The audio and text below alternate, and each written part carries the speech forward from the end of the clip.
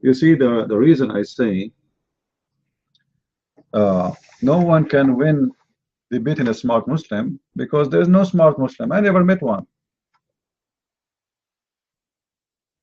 Even those who people they think they are a big shot, they are the most dumb, stupid Muslims ever. What happened, when those Muslims they debate Christians, uh, always they choose their cherries. They choose people who do not know what Islam is about, and they debate them, which means they will be Muslims are trained to attack Christianity, but Christians, generally speaking, they have no idea what Islam is about. So a Muslim, he come to debate you, he choose who you are first. They will not debate someone he knows Islam very well. And the purpose of that is they can throw rocks at you, and you spend your time just defending yourself, but they will not debate someone who knows Islam, because that will be a very harmful person for Islam.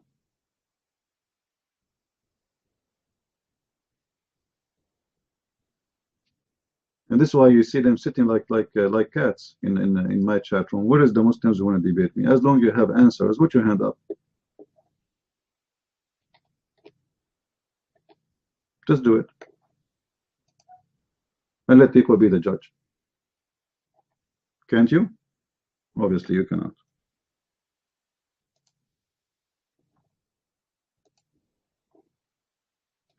And if a Muslim want to debate someone, he have to choose the topic, and the topic have to do about how to be about the Bible, not about Islam, because they want to hide behind the Bible topic. They don't want to talk about Islam. Let us debate about Trinity. Each time I want to debate a Muslim, he want to debate me about Trinity, as if there's nothing in Christianity except just a Trinity. Let us debate about Jesus. Let us debate, etc. But they don't want to debate about Islam. I never heard of a Muslim, he says, I want to debate you about Islam. They don't.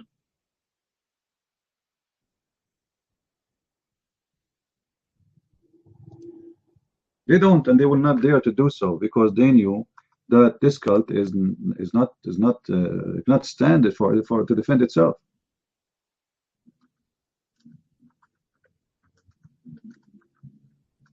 You know, in the time of what his name, before we continue, just to remind everybody, this coming Sunday, this Sunday, all right. Today is Saturday, is Friday 28th in USA. This coming Sunday is going to be after 2 days from now. We will have another debate with Mr. Shia Hamza, which he supposedly claimed to be a Muslim sheikh for the Shia in Germany. All right. We have a debate with him last Sunday, and looked like he is trying to fix it, hoping maybe he can fix what happened in the last debate. So I hope this time he ate better, he had more beef, and he is more healthy. And maybe Allah will come with him and he will support him. All right. Yeah. So let us hope that he will be better. Actually, I like to debate someone, a Muslim. He eat better and he is more healthy, and he is smarter, because that will make the debate more exciting. But as I said, I never found a smart Muslim he can really fit for any debate. It's going to be in English and German for because we have a translator. This is how it is. What we can do. It's not up to me. This guy supposedly he claimed that he don't speak English, but the fact he do. And that will give him actually more time in the debate to look for answers, or to, because by the time the translator, he explained to me what etc. And then when I answer him, the translator, he would take the mic to translate for him, supposedly, and to the German people. But all this time is a waste of time. But I have no choice. For him, he speaks English, so he knows exactly what I said, and he can work. This is what they do. They search in the internet trying to find answers. But even though he have a lot more time than me, because he speaks English and German, still The debate was very horrible for him and for his religion. And looked like Allah did not want to help him at that day. So maybe someday he will help him. You never know. Sometime Allah he take vacation. You know, as an example, Allah he saved Jesus according to the Quran, and Allah take a vacation for 600 years. And then after 600 years, he sent us somebody to tell us, oh, it was not Jesus. It was not Jesus. What a kid. 600 years. He saved Jesus. He made someone look like Jesus. And the Christians, they believe, he made the Christian and the Jews believe that this was Jesus. And then Allah disappeared for 600 years. And then after 600 years, maybe like we was taking a nap. You know? And then after 600 years, he woke up. Suddenly, Allah, he woke up. So you never know. Maybe Allah will wake up next Sunday, you know? Maybe. So this coming Sunday, we will have again a debate with Mr. Shia Hamza. He is trying to fix what happened in the previous debate, where he and his religion got busted badly. And let us hope that more Muslims will watch and they will enjoy it. Do we have any Muslim here right now? Do we have any Muslim? He like to say something? We have only one Muslim here who posts in text. His name is Umran.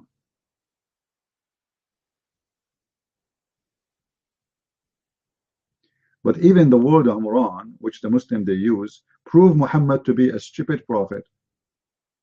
Because Muhammad, he thinks that Umran is the father of Mary. And he is the same father of Aaron and Moses. And he is the father of Mary, the sister of Aaron.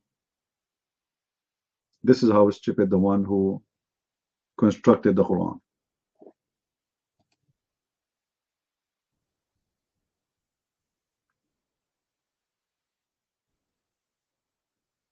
Do we have any brave Muslim when I come to the mic?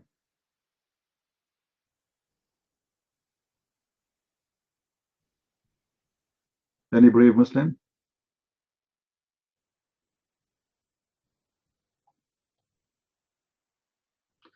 You know, Amran, just to show you how stupid your Quran is.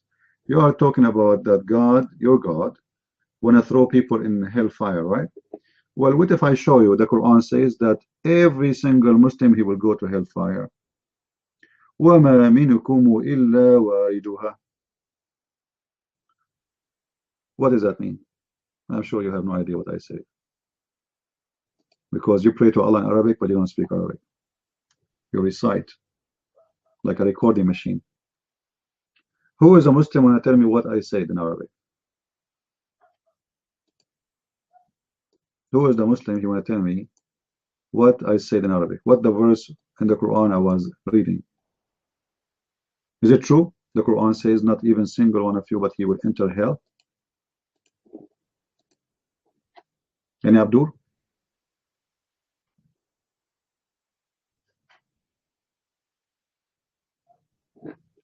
Any Abdul? Imagine we have a book, it's called the Quran, confirm that every single individual Muslim, he will enter hellfire. In the world, anyone he claimed to be believer in Allah, when I believe in this heaven. How exactly the system work? I mean, how we can make Allah happy?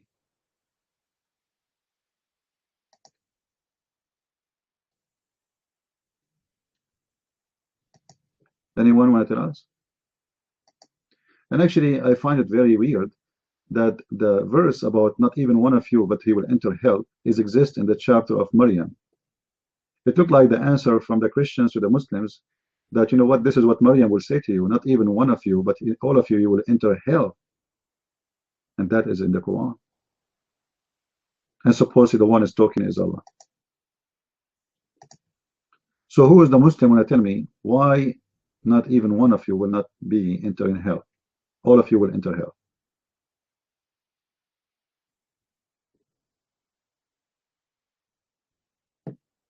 This is the interpretation of Al-Jalalain, just to show you I'm not making things up. For chapter 19, verse number 71. What your scholars says. There is not one of you but shall come to it, which means hell, that is but shall enter hell. Do you see it? Not my words. I'm not the one who's talking. I'm not even the one who is giving you the interpretation. Here we go. This is your official government website of the Kingdom of Jordan, and this is Al-Jalalain. All of you Muslims will enter hell. Have fun.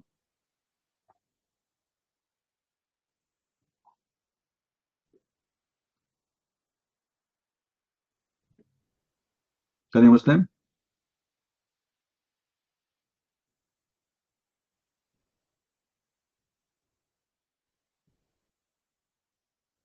Any Abdul?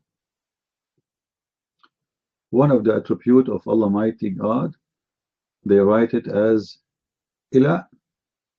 What does that mean? Put the word in Arabic, Imran. Let us laugh together. You know, Imran, I challenge you to find me the eel in any names of Allah. There's nowhere exists in the names of Allah, and you Muslims are a bunch of liars. And no, Allah does not mean God, because Allah first Allah is two words. You see, let me show you what al mean. Al today in the language, Arabic language today, mean that. However, in the old Semitic language, al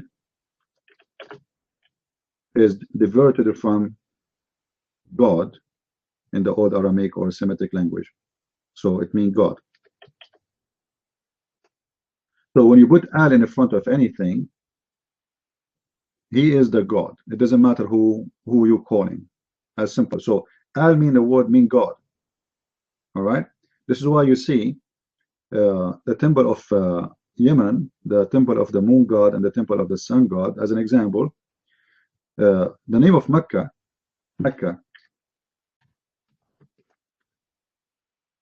it is not really Mecca. It is Al-Mecca, in Arabic Makkah. Al-Makkah, this is the god of Makkah. Who is the god of the Makkah? This is the moon god. So Al is the god, word one god. Makkah is the god of Makkah, is the god himself, who is the moon god. Then we find the same with Allah. Al is God, La is the god, who Al describing. So Al, which means the God, La. This is what Allah means. But Muhammad, because he's a thief, he stole from the Hebrew and from the old Aramaic people words they don't fit for his religion. As an example, when Muhammad is saying Gibrail, I will type it the way the Muslim they type it. Jibril.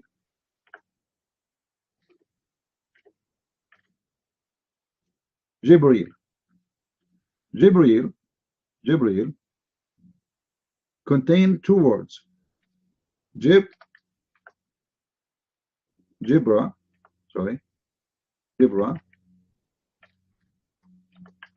and then the word eel. Oops, it's Jibra, sorry. Or you can say Jibra. In Arabic, actually, it's more close to use this. So Jibra, eel. Now, where we can find eel in the whole Islamic religion? We cannot.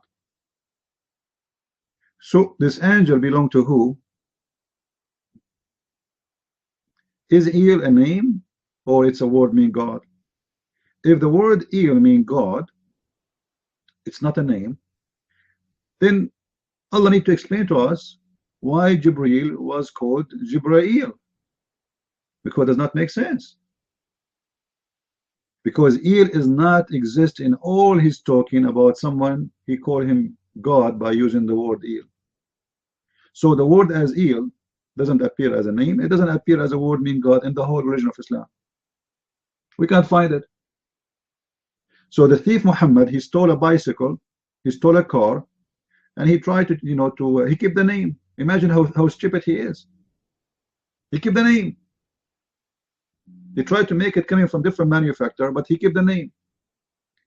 So he stole the names Jibreel, Mikael, Israel, Israfil. Supposedly those are coming from the legion of the Jews too. There's some angels names coming from the legion of the Jews. And then we have Ishmael, and then we have Israel.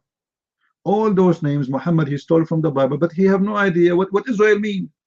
If we ask a Muslim right now, what Israel mean? Does Islam teach us what Israel mean? Is Israel really a name of a person? Who is Israel? The Quran keeps saying the children of Israel, the children of Israel, but they don't tell us who is Israel. Any Muslim can tell me why the Quran don't tell us who is Israel? Any Abdul? Who is Israel?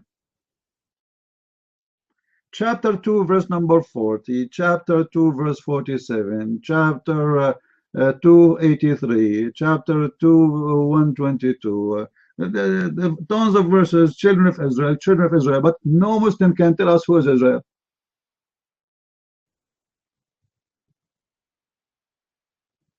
Quran is saying technology will progress. Well, if you can show me that the technology progress in the Quran, I will jump from the 30th floor. Can you show it to me so we can laugh together? How are you, Mr. Tender? The mic is yours. Speak English, please. Go ahead.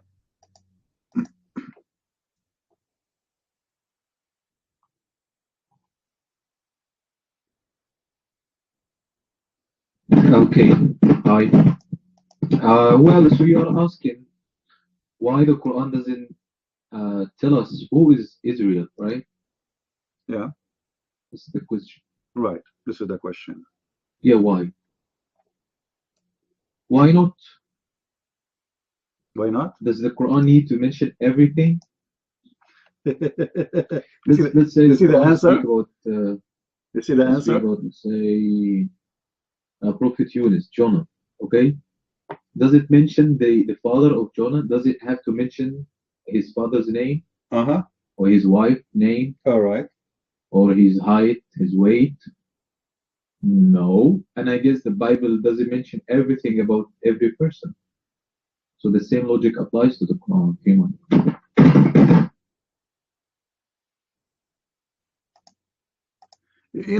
Tender, the funny, you Muslims have your own logic when you want, and you don't have this logic when you want. As an example, I saw Muslims debating about the Bible. They say, well, you Christians, you have a book, it's called written by John. John who? Son of who? Luke who? Mark who? You see, this is your logic. So when we ask you with the same logic, you don't have an answer. We know all the names, and we know they are sons of who? Who told you we don't? The Quran gives us details about people who they are the sons of the sons of the sons. Suddenly, you don't want to tell me who's Israel, because listen, the same family in the Quran give a lot of details about them. Abraham and Isaac. But who is Israel? Does the Quran mention the children of the children of Abraham? Yes. Okay. What is Israel? Who is Israel? If I am reading right now a verse in the Quran saying, "Oh, children of Israel," shouldn't I ask myself, who are they, the children of Israel? Shouldn't I? Where they coming from? You cannot disconnect the information and just deliver it this way. You have to tell us, who are those people? Who is Israel? If there is a person, his name is Israel, or Muhammad, he stole the information from the Bible, and because he stole it, he do not know the details.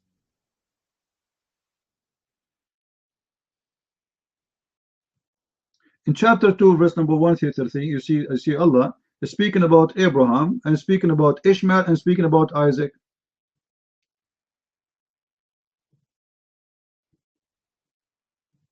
In chapter 2, verse number 136, Allah speak about Abraham, Ishmael, Isaac, and Jacob, and the tribe.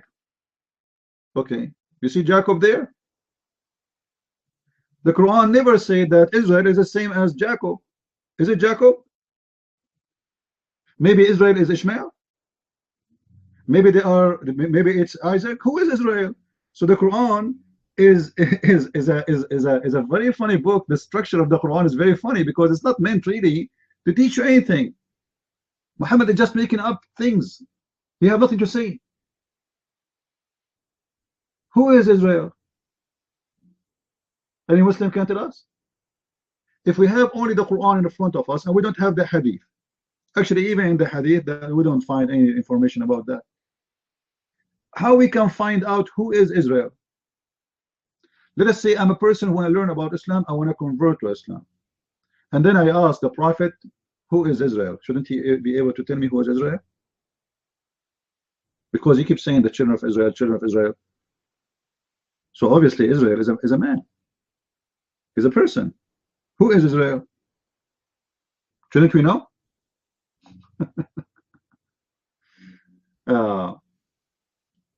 Muslims have no answer. And look what he said to us. Why not? Well, what do you mean why not? The Quran have time to give us tons of verses about the ant who listened to Abraham, and Abraham, he smiled in her face, and she told the ants to go and hide. I mean, who care about the ant story, man? What we learn from the ant? Allah have a lot of time to tell us about the ant and Abraham and Solomon, but you don't have time even to tell us about what happened to Jesus. The holy crucifixion of Jesus is written in 16 words. And what if the story says? Allah, he made someone look like him. That's it. Okay, well, give us details how this happened.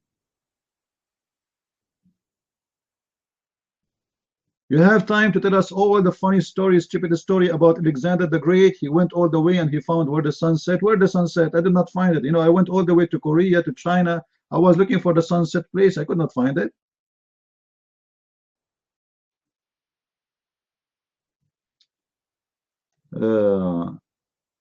Soprano, your mic.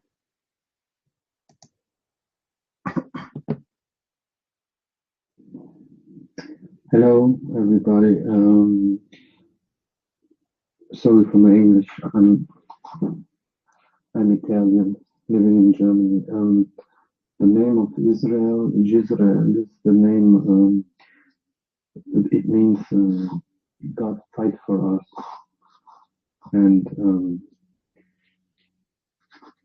in Arabic it made no sense because the ending El is the name of God, and you don't find this in Arabic, so it's not make sense for Muslims to take the name of El. I'm out.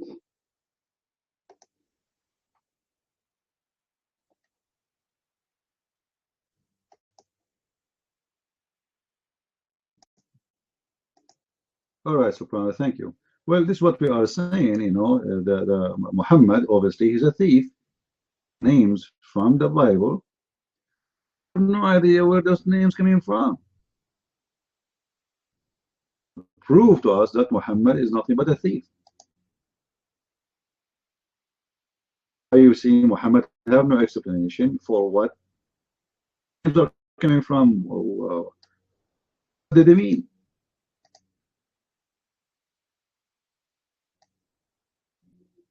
You know, when someone he steal something from different language, and he is not a person who speaks the language, he know how to use it, but he don't know what really what behind this name. Like, you know, a long time ago when I was a kid, I used to I forgot, there was a song I used to recite. I like it, but I have no idea even one word what the English song is saying. I like the song, you know, I'm repeating the words they are saying, but I don't know what they are saying. So if you ask me at that time what those guys are saying, I don't know, but I can say it to you. And this is exactly what happened to Muhammad. He's a thief. He stole words and names from the Bible, from the Old Testament, and even from the New Testament, but he have no idea where those names coming from and what they are. He kept them as they are, like Ishmael. What Ishmael mean? Any Muslim can't. Abraham. Abraham. What Abraham mean? They don't know. They don't know. Because they are the thief. You see, if somebody, he stole, let us say, a design of a car, all right, claim that he is the engineer who made this car. About the manual, we don't know. The manual, okay, I have a question about the manual. I'll read the manual. Okay, I have, you know, all manual. In the case of Islam, it's more stupid because he did not even steal the manual, he just stole the name.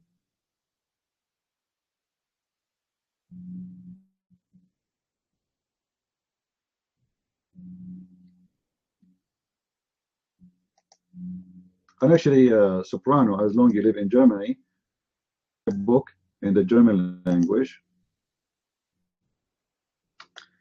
and share it with your friends in case you don't have it. Do we have any Muslim here?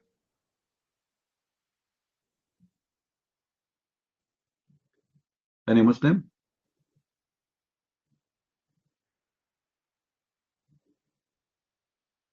People are using bad words. My friend, anyone who uses a bad word, just click at his name and put him in ignore. Remember something. The Messiah, he said, you shall know them from their fruits. Everybody give his fruits. This is why Muhammad, he have a filthy mouth.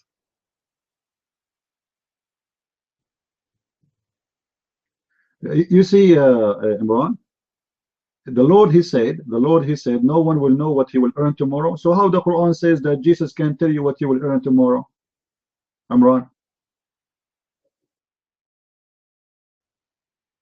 are you there? If the Quran, you are posting for me a verse, saying the Quran said no one knows what he will earn tomorrow. What if I show you from the Quran that Jesus, he knows what you will earn tomorrow? You, not only him. What you will do?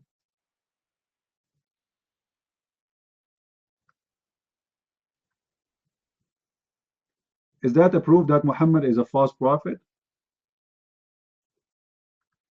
and his book is full of contradictions?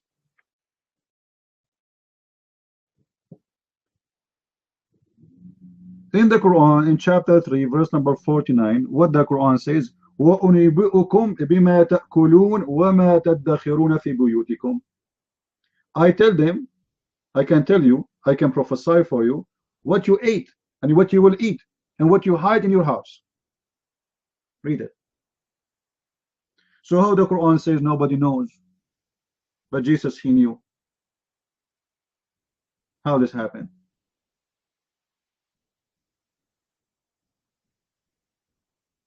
Search, Amran, search in the internet, because you are a Muslim who don't study Islam. You are a search person, copy paste. These Muslims, Abduls, they open a website and they copy paste from the website, but they have no idea what the website even saying. Actually, once a Muslim, stupid Muslim, he was copying for me and pasting from an atheist website which is attacking Islam. All what he saw, it says the miracle of the Quran. So he was copying, pasting, but the whole site is attacking Quran.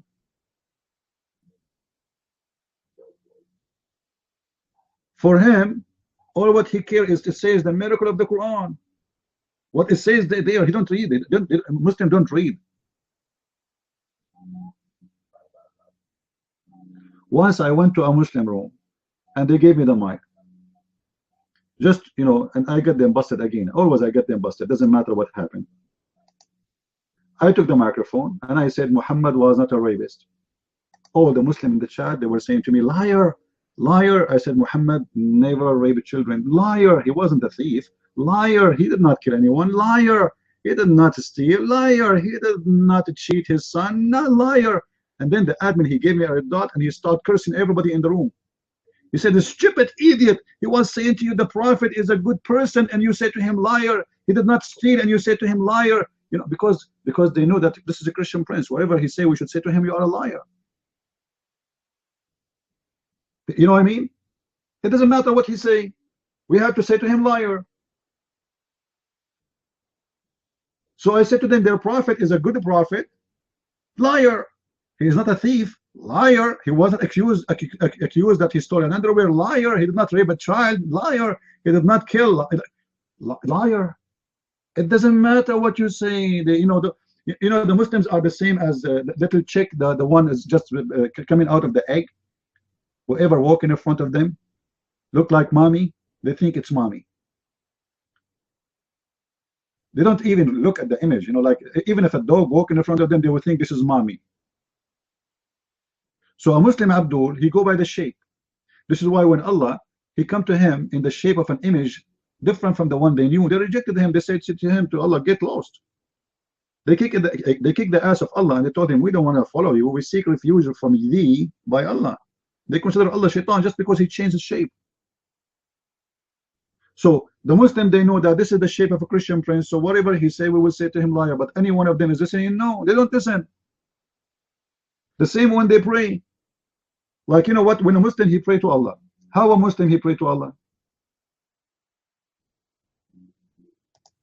Is he really praying to Allah? No. They are repeating the prayer of Allah, which means Allah is the one who prayed, and they are repeating the prayer of Allah, which is very stupid. Bismillahirrahmanirrahim. A'udhu billahi minash shaitanir rajim. Hold on. Who is the one who said that chapter? Allah. So why you are saying it again? What the point of calling this, guys? That's for the sake of our argument, just to show you how stupid this religion is. Let us say I am a Christian prince and I say to you something, and then you call me 5 times a day and you say to me exactly what I say. Imagine I say shish kebab is better than falafel and falafel is not better than shish kebab, and then you call me 5 times a day and you say shish kebab, and the Christian prince, he answer and you say to him shish kebab is better than falafel and falafel is no better than shish kebab, Allahu Akbar, and you hang up on me. Like, what? I am the one who said that. What are you trying to say to me? How you can consider this as a prayer if this is not something you said? You see, when they asked Jesus in the Bible how we pray, he said, say like this, our Father art of heaven. But it's not because we need to repeat the prayer. No, we can pray in any way we want. But Jesus, he is showing us what is the core of a prayer.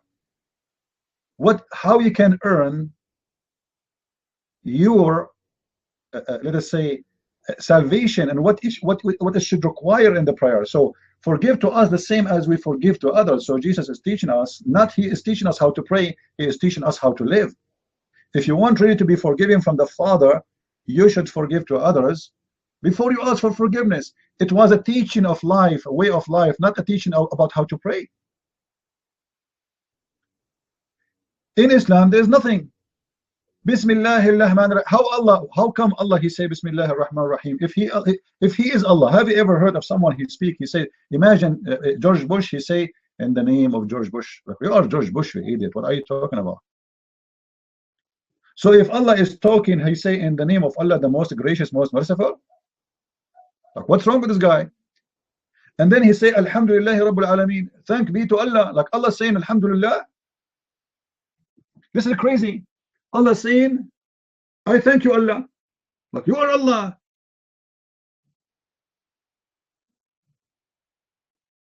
Allah, wake up.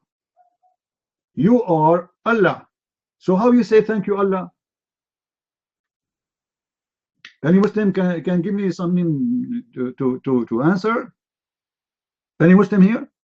If Allah is the one is talking, how Allah he say Alhamdulillah? Any Abdul? it's obvious that this was the author of the Quran. The author of the Quran is saying, Alhamdulillah, thank you Allah.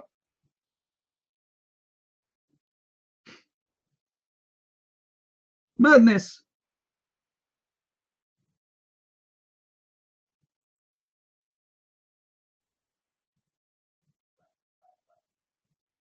Any Muslim here?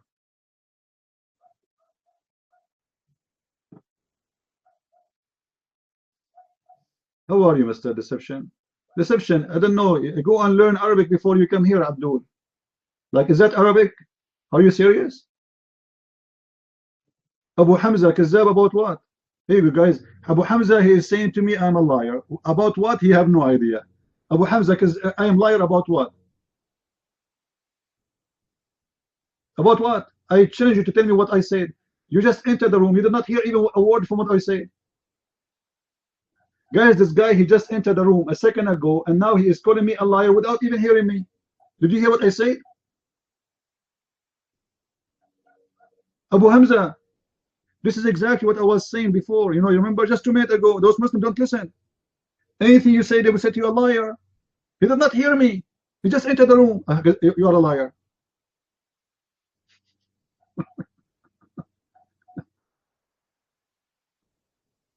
Stupid religion.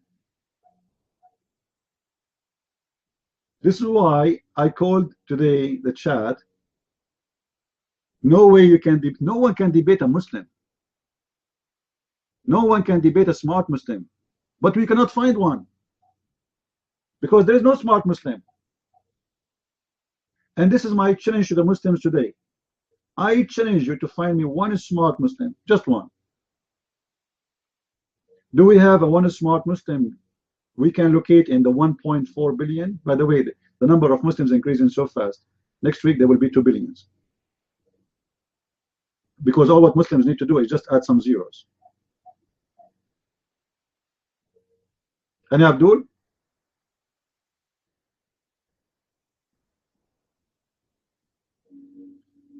I hope I'm not insulting you, Muslim, by saying a smart Muslim. Because you know, Muslim get offended by anything. Anything can offend a Muslim. You know? Imagine there's a Muslim complain because there's a toilet paper in the bathroom. I mean, where we will have the toilet paper? He complained, this is not halal. Like what? Go and bring 3 rocks with you and clean your anus like the same as the Prophet he did.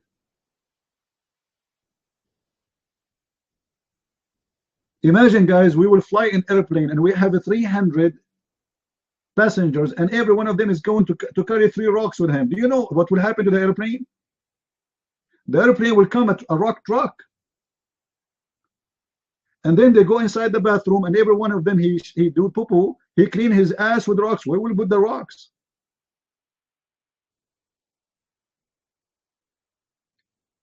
Don't you see that Islam is very practical too? Not only scientific. It's very practical.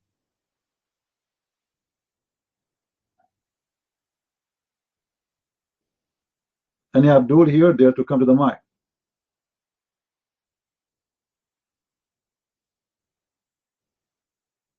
Any Abdul? No Abdul.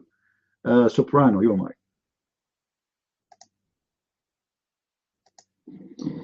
Hi, Christian, my brother. I got a question. What do you think about that a Jewish preacher? I don't know the name right now, but he told that maybe it was possible that Muhammad forced a rabbi and a Christian preacher to write the Quran. What do you think about?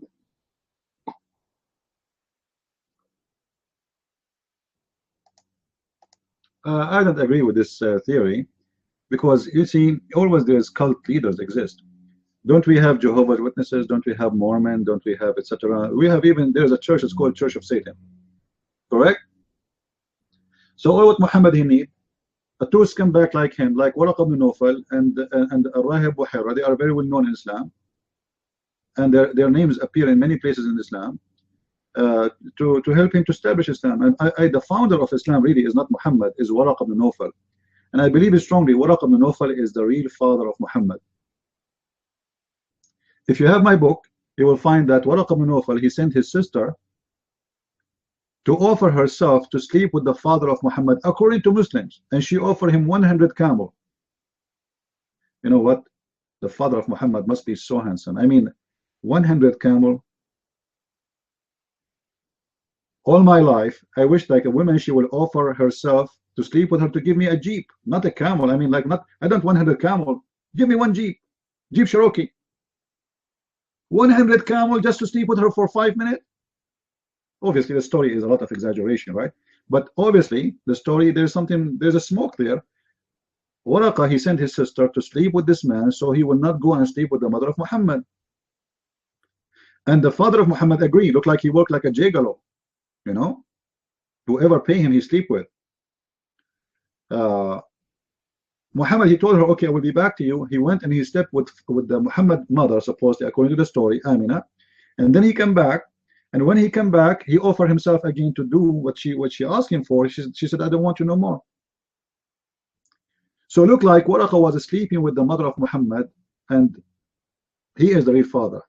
And we have a proof for that. All of you, if you go and read my book, you will find too that Muhammad was born 4 years after his father's death.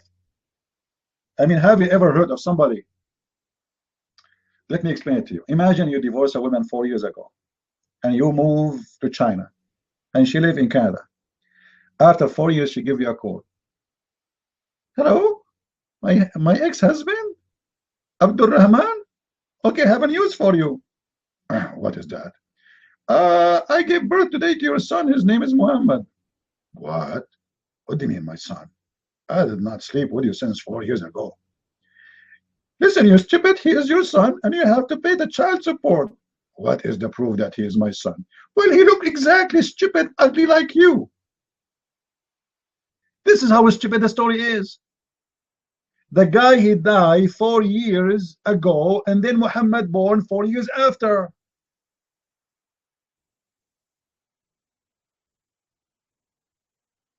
So who is the father of Muhammad? This is why if you go right now and search in YouTube, you will find 1,000, 10,000 videos of YouTube, Muslim cleric, saying, yes, a Muslim woman, she can be, or women generally, can be pregnant even up to 10 years. Just to cover the story of Muhammad, because how Muhammad is born 4 years after his death, after his father's death. In the explanation of the Muslims in their books, and I changed the Muslim to say it's not true. You will see there's guys who their wife, they give birth to a baby. He is 4 years old and he have teeth. Imagine your wife, she give birth to a baby. He is a man. He have a beard. Like he come out from his mother, and right away he have a beard and saying Allahu Akbar Takbir.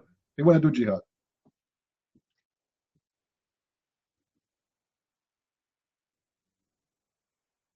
Don't type his name, guys. This guy is just trying to make you type that name, Tazaba. Be smart. Call him deception of Islam. Do we have any brave Abdul here?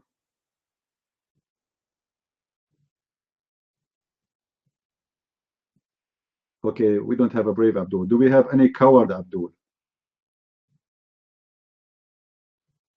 So we don't have a brave Abdul. We don't have a coward Abdul. Okay, do we have any brave Muslimah?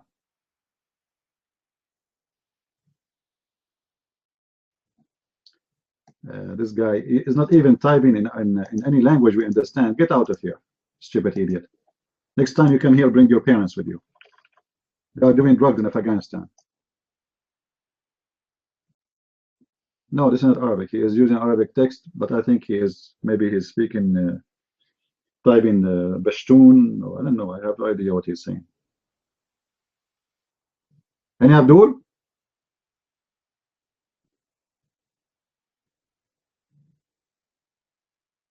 Any Abdul? Who wanna get versions?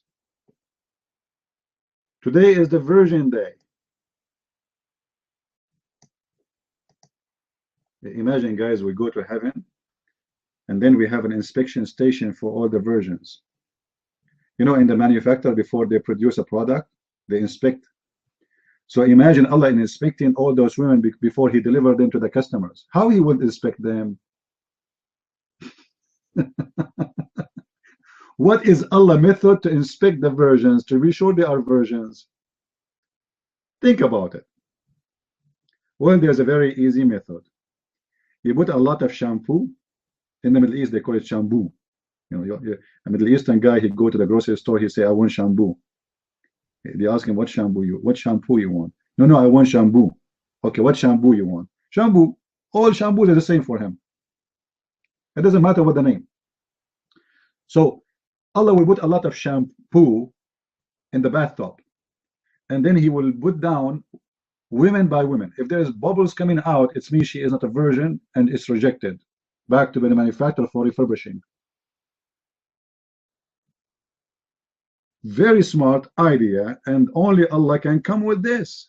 Virgins. And the Muslims, they stay with the virgins, and then yet they became virgin again. Isn't it amazing? You sleep with the women, now after 10 minutes she is a virgin again. How this can happen? Are we sleeping with the lizard? We cut his tail will grow up again?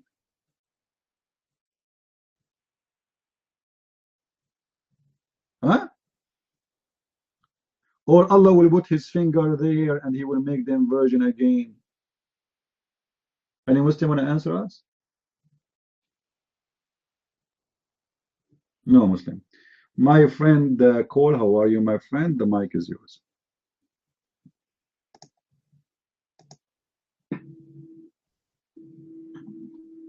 Who was Allah and what is Islam?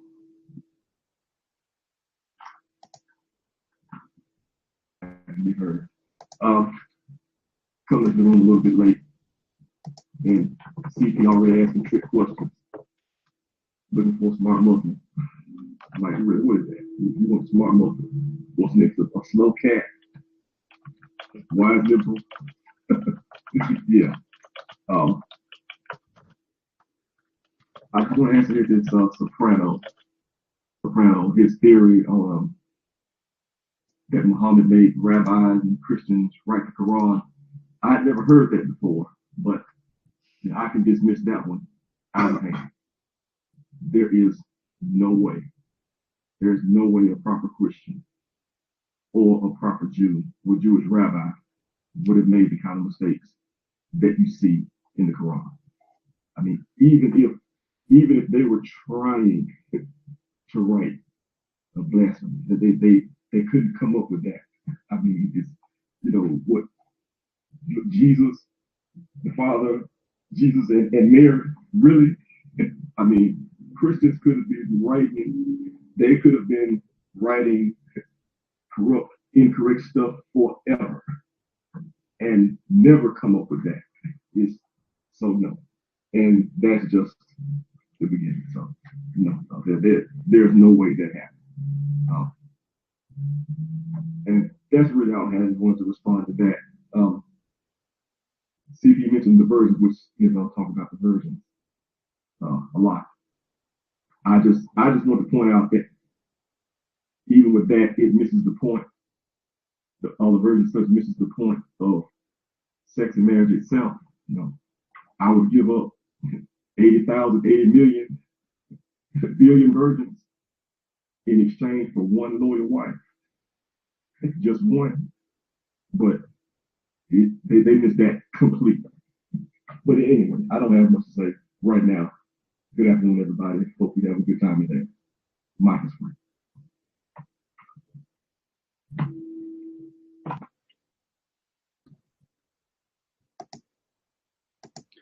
Well, you have a point there. If this book is written by someone, they are a rabbi or a Christian monk, they will know their books. But you see what Muhammad he did. If you remember the hadith call where Waraq ibn Nawfal, he passed away. You remember what Muhammad tried to do? He tried to commit suicide. And that is additional proof that the real father of Muhammad is Waraqah. He grew up with him. He is the one who was teaching him. He is the one who made him a prophet, or claimed to be a prophet. But Waraqah was, if you read the hadith, it says that Waraqah was translating the Bible to Arabic. So this guy is doing a study. I don't believe he was translating the book as a book. He was translating, let us say, he was making his own book. He's reading from the Torah and from the book of the Christians, and he is making his own book. So when Muhammad suffered from his death, the hadith says, and I literally quote what the hadith says, the inspiration of Allah paused. You remember? If anyone have the hadith, please post it. The inspiration of Allah did what? Paused. Like, hold on, what happened here? Why Allah stopped sending inspiration? And then you will notice Muhammad, he was trying to commit suicide because there is no more Quran. So it's very clear that Muhammad at that time, he was depending on the Quran of Waraqah. So when Waraqah he died, Muhammad is in trouble. So Muhammad, he have to get his own source of what he called Quran. So he start making shish kebab. This is why you see the Quran, it's not in the same standard of the language. Like there's some verses in the Quran, they have a strong language. There's some verses, they are really horrible. Because the writer is not one person. I will give you an example. I will make fun of myself. Imagine Christian Prince, he write a page, and then you insert his page in the book of Shakespeare. And then you are reading, and then you stop in this page and like, what happened here? What happened to Shakespeare? You know what I mean? You will notice immediately that this cannot be the same person who wrote the page before it.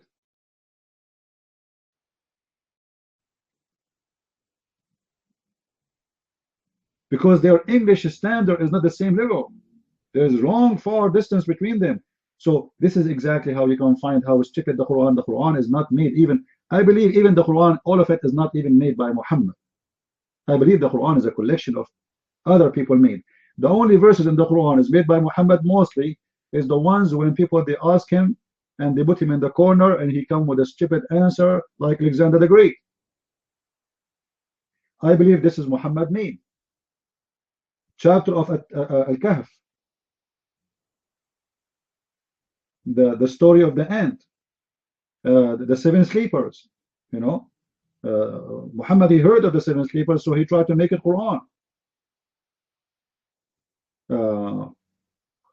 You know, the story of Al-Khadr, or the chapters of you know, Al-Ahzab, actually, you know, have a lot of stories of Muhammad, like Muhammad and his wives. The wives of Muhammad are fighting with Muhammad. Muhammad is, you know, is a threat in them because they have two parties against him. And then Umar al-Khattab, he said to him a sentence, and Muhammad, he take it as it is and he put it as a Quran. That is the made of Muhammad. So what Muhammad was doing, there's a certain point when he was receiving other people writing, and then there's a point where he was doing everything by his own. And this is why the Quran is full of mistakes and full of stupid stories, which is, you know, I believe it's amazing. As an example, when Muhammad, he said kahayas. Kahayas. You ask any Muslim what kahayas mean. What does that mean? This is in the chapter of Maryam, verse number 1. They will say to you, only Allah knows. That doesn't make sense. Doesn't make sense. Allah, he put for us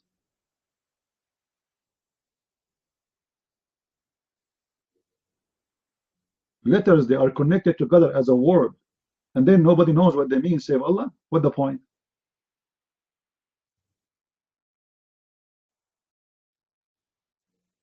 But because Muhammad was copying it from the book of Waraqah ibn Nawfal, and Waraqah was unable to translate Kahayas, he put it in his book as it is. Remember, it says what? He was translating, right? He put Kahayas there. Kahayas is a summary of the Aramaic language where it says that Jesus is my God. Muhammad, he put it in the Quran. He don't know that this is the summary of the chapter. Jesus is my God. And amazingly, it is #1 verse in the chapter of Maryam, which make more sense. You cannot go to chapter 19, Cole. Chapter 19, verse #1, and see how the Muslims write it in English. There's no really because you know there's many letters there, they are not exist in English, like the letter A and Sa. All right.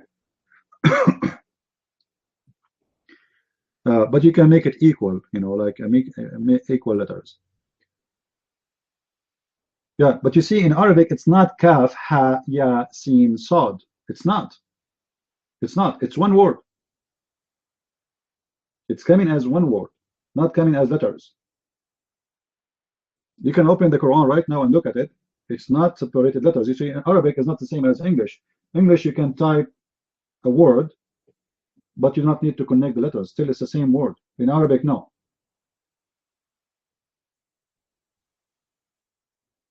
You know what I mean? In Arabic, you don't have a word unless you connect the word. If it's not connected, this is the letters. So the Muslim, they say to you, only Allah knows what those letters mean. Those are not letters. It's a word. However, the word contains letters. That's true. But regardless if it is letters or a word, why no one knows what they mean? And then you will find 1 billion Muslim explanation for this verse, because nobody knows. Everybody is giving you his own imagination. This is a proof that Muhammad is a thief and he is stealing from someone else, but he have no idea what it's mean. The same as when we started today, we were talking about the name of Jacob, like the Quran speak about Israel. Who is Israel?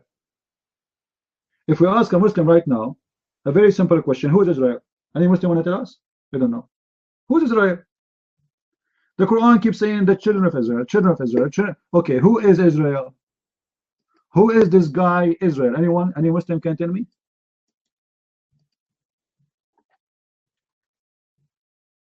No, I'm not asking you to give me the answer from the Bible. No, I'm saying from a Christian, from Islam. Who is Israel? You get my point? So the Quran doesn't make sense. Because if you want to tell me about Israel, you want to tell me the children of Israel, obviously the Quran teaching that Israel is a different person, because the Quran mentioned the word Jacob. But where is Israel? Chapter 2, verse number 132. We find Jacob there. In chapter 2, verse 136, we found Jacob there. Chapter 2, 140, we found Jacob there.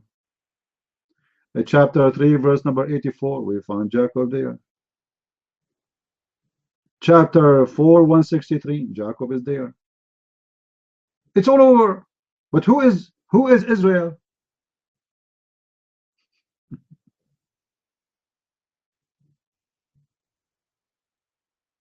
Any Muslim can tell us? When the Quran keeps saying the children of Israel, how we will know who is Israel?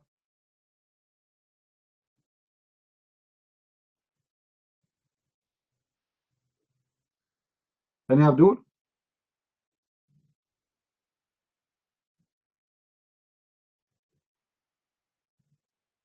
Nowhere.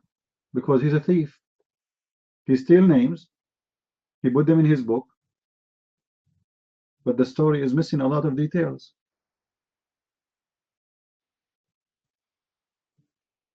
Yeah, this is exactly, you have to go and look in the Bible to find who's Israel. You know?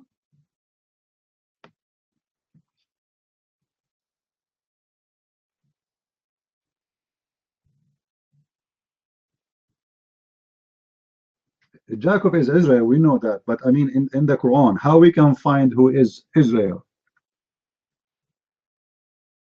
If I am a Muslim, I don't accept the Bible.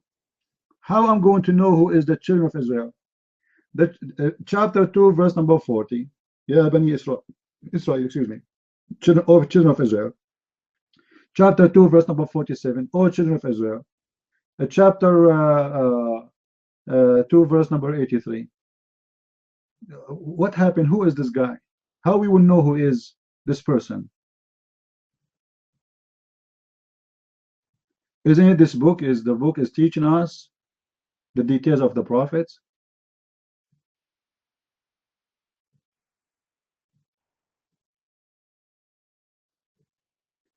If you go chapter 3, verse number 93, look what it says. Eat all the food which is allowed to Israel, except what Israel he forbid to himself. Okay, Israel is a person. Israel is a person. Who is that person?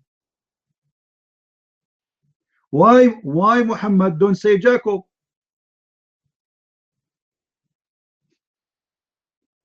By accepting the name Israel, Muhammad he accept the story of Jacob in the Bible. Is that correct, guys?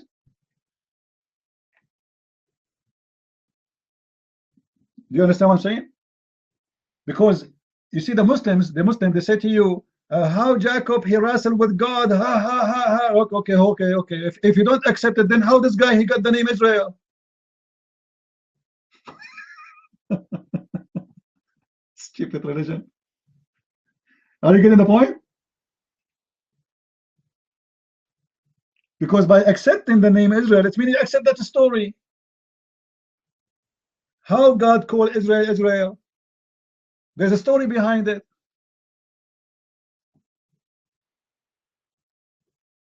This is why always I say there's people who read and they have a brain, and there's people who read they are just watching a movie. I mean, it's not they are not even thinking. They don't want to even use their brain. They are lazy.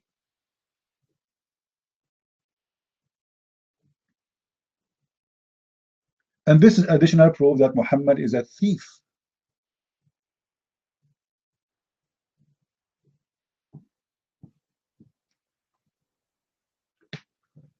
Any Abdul? Do we have any Abdul? Who is a smart Muslim? I heard there's Muslim they want to put me in my place. I wonder where's that? I heard that there's some Muslims they want to debate me and put me in my place. Is that a project of Allah? Again, just to remind you, by the way, guys, this Sunday, we have a debate again with Mr. the Sheikh Shia Hamza, the Shia Sheikh from Germany. He's Lebanese, but he lives in Germany, supposedly he speaks German. So this guy, he want to revenge for his honor. So he want to debate again. And actually, I told Amir, I told him, this Shia, he will ask you for a second debate and you will see. He said, why? He said, because those who do gambling, they lose and they get beaten, so they play again, so maybe they can get back what they lost. And you will see. And this is exactly what happened. So he's asking to debate me again this coming Sunday. So everybody, take a note. This coming Sunday, we will have shish kebab, falafel, hummus, and versions. Not olive version, real versions. Because the Shia, they bring a lot of versions for the muta with them. So we will be Sunday, 1 p.m. New York time. Measure that your time. I don't know what time will be for you. It's going to be 7 p.m. in Germany. So Mr. Shia will be with us, and we will have a nice debate, and may Allah help him. You know? Do you remember, guys, the hadith I mentioned to Shia, but he never answered it? Anyone remember the hadith, the funny one? Which one? About the shoes. Imagine, guys, imagine those Shia believe that they are a big master, the master of Islam told them that if you wear a black shoe, that will make you have a weak vision, and your penis will be like zzz, zzz, like you pump air on it, and then zzz, okay, and you will inherit worry, like you will be worried. All of this from the black shoe. And the naive me, Christian Prince, was wearing black shoe for the last 10 years. And you ask me why I'm not married? Now we know. You get the point? Now you know the secret. How I can do, I mean, come on. Ali, he said the reason is so clear and proven scientifically correct. It got to be the shoe. Cole, be honest with us. What shoe you? What color you? And guys, do you know what he advised them to wear? Anyone knows what color should wear? Anyone remember? Yellow. If you wear a yellow shoe, you will be fine. Imagine you are wearing yellow shoe and you go to work. It will be shiny like a star. Go ahead, Cole. You're mine.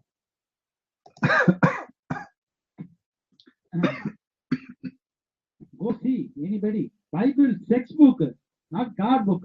Go see. Father and daughter, sex to father. Go see on the genius version. Right?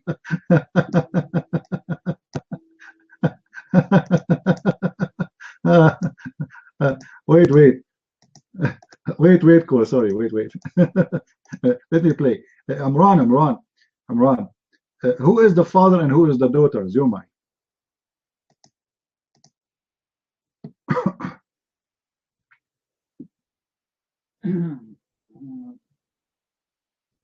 What else? You do not know, don't you? You idiot. Copy paste, huh? Do you know who is the one you are talking about, your Mike?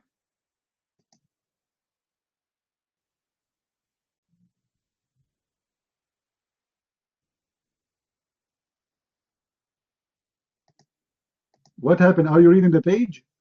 Who is the one who has sex with his daughters? Your Mike.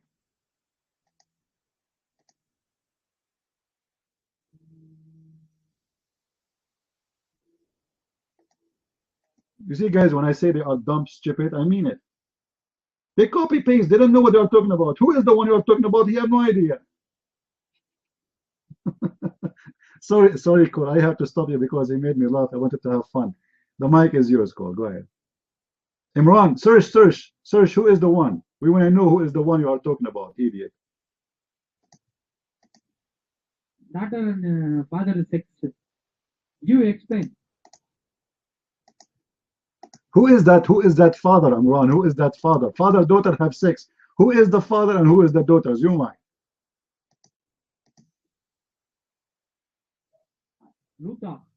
Luta. Okay, let me ask you, Imran. Is it okay to have sex with your sister? Is it okay to have sex with your sister, your mind?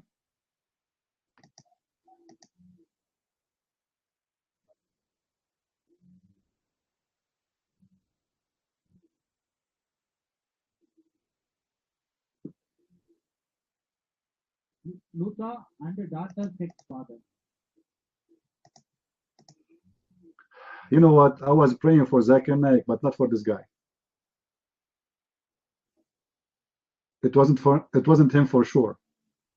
All right, just sit down. Go ahead, Cole. The mic is yours. You see the story the Muslim they keep talking about the Lut and his daughters. The stupidity of the Muslims is amazing. The story of Lut, first of all, it's not a story the Bible says that Lut was a great guy for doing that, or his daughter, they were doing great work of God. This is a true, honest report of what the daughter did with their father. And the purpose was not to have sex. The purpose is to get pregnant because there's no men around. Those two daughters, read the verses. It's so clear. There's no men around. And they said to themselves, our father is growing old and he will die soon.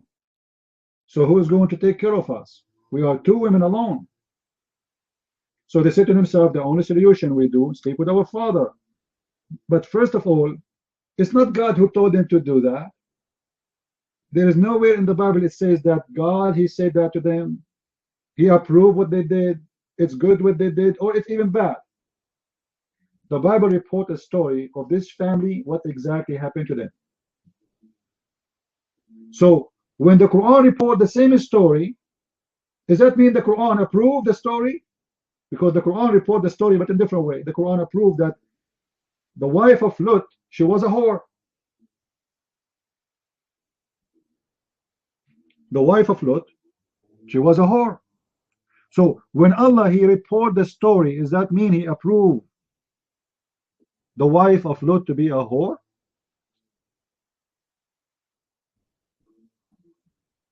The Muslim, they will say, well, it's just reporting the story.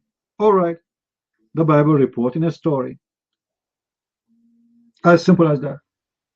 What those girls did with their father. If you say this is an incest, well, all of us, we are sons of incest. Because the children of Adam, they have sex with who? Alright, guys? The children of Adam, they have sex with who? If you believe in the story of Adam, they have sex with who? With their sisters. So if you are against incest, it's mean you should kill yourself, because all of us, we are the children of incest.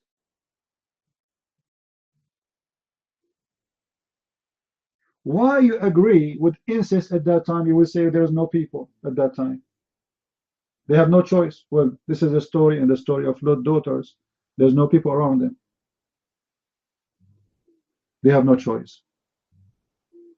You agree with it, you don't agree with it, this is not the scenario. This is what they did because they have no choice. Is the idea, guys, clear? Is the idea clear? So it's not because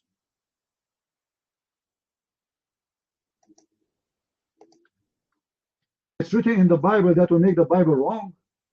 The Bible reports stories.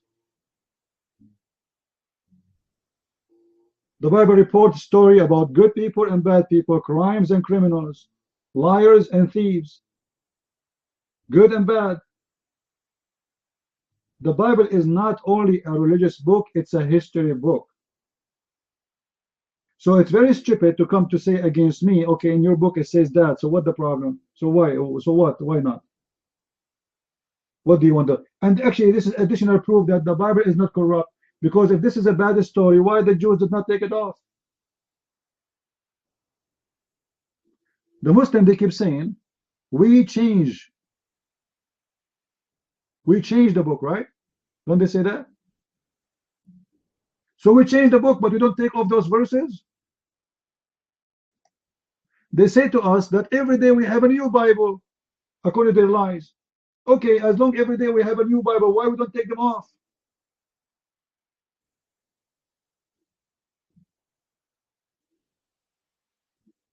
And this is a clear proof that you Muslims are a liar when they speak about, they say to you, you have 1 billion version of the Bible. This is a translation, you idiot.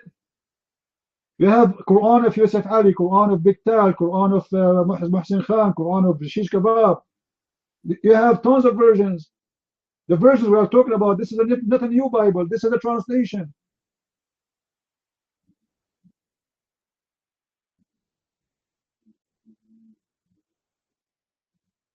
Very stupid.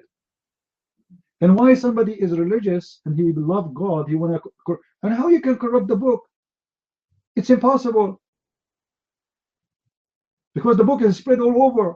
You see, Christians, they are located around the earth from the beginning of Christianity. They went all the way to Rome. They went all the way to the heart of Africa, Ethiopia. Even they went to India. There's an Indian church, a very ancient Indian Syrian church in India. At that time, there's no internet. So if I make an editing for a book in Ethiopia, how I can make the book edited in Rome? Well, they have different kings, different kingdoms, different culture, different language, different. And how you can make the Christians agree to corrupt the book? That would be madness. And how we cannot find the one original copy you are talking about? And how Muhammad, he knew that the book is corrupt if you don't have the original one? And if Muhammad have original one, as we remember in the hadith, Muhammad, he took an oath on the Torah. Who remember the hadith? Who remember it? Muhammad, he took an oath on the Torah. Okay, if the book is corrupt, why Muhammad take an oath on it? In the hadith, he say, I believe in thee, which means the Torah, and the one who sent thee.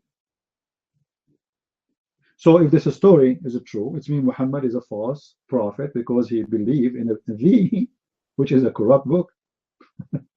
You know, once in a Muslim room here in the social issue, before they die, before I killed their rooms, all of it, I asked a guy, his name is Muslim Night. This guy, by the way, he made a prayer to Allah to cause me a heart attack, to kill me. Less than 48 hours after he had heart attack himself.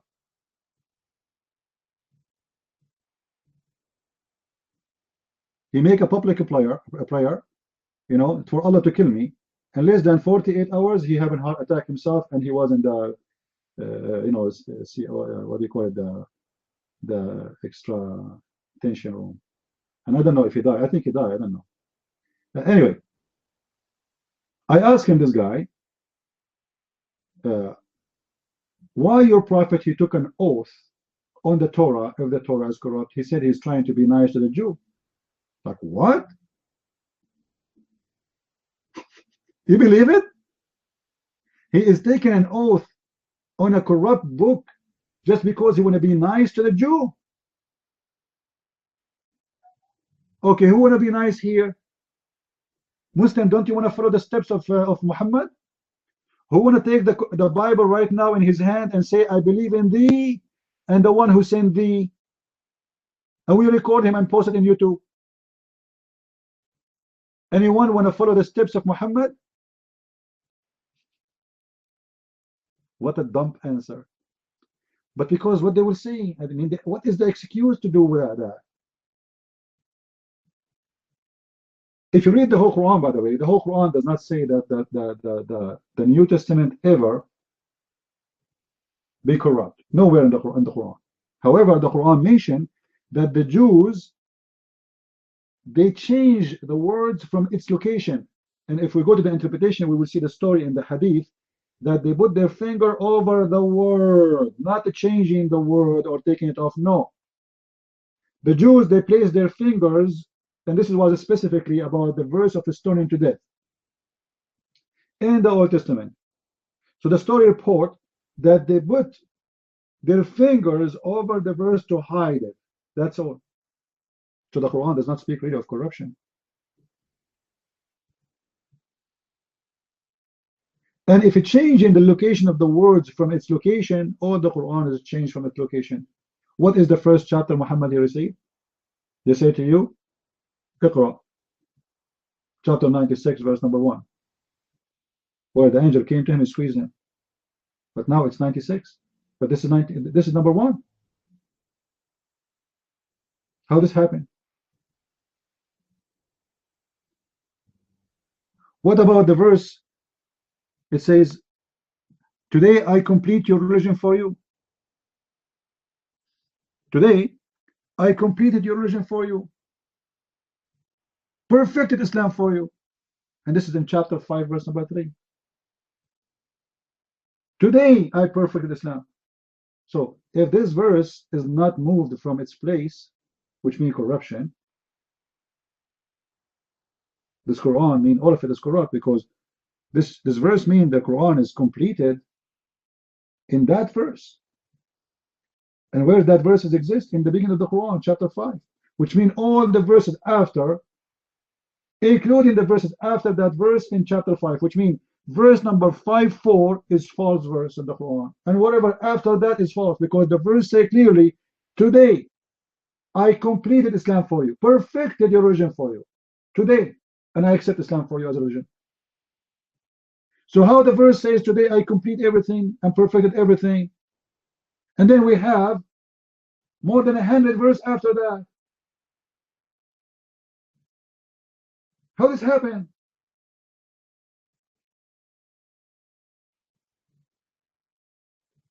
The 109 chapters after that, they are false based on this verse. But what happened, the Abdul, they created a book. This is not the Quran of Muhammad. There's no way Muhammad, he will say that verse here. It doesn't matter how stupid he is.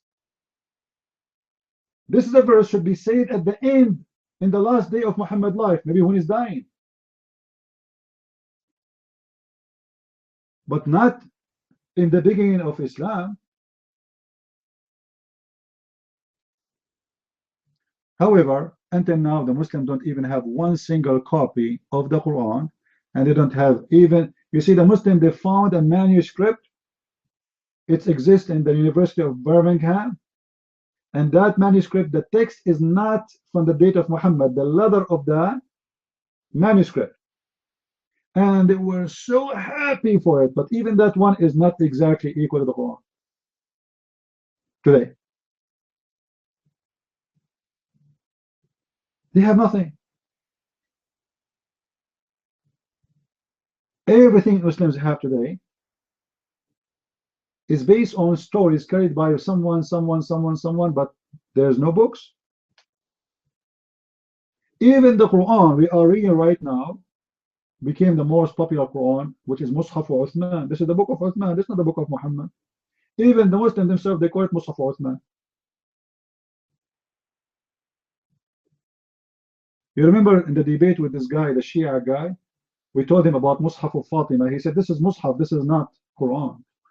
Well, all your Quran is called Mus'haf here. You're smart. Abdul?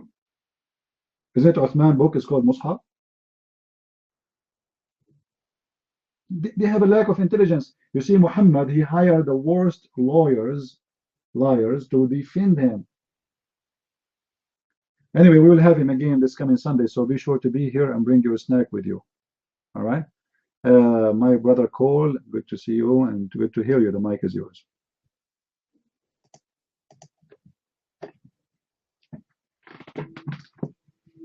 Okay, is my mic clear and on time this time?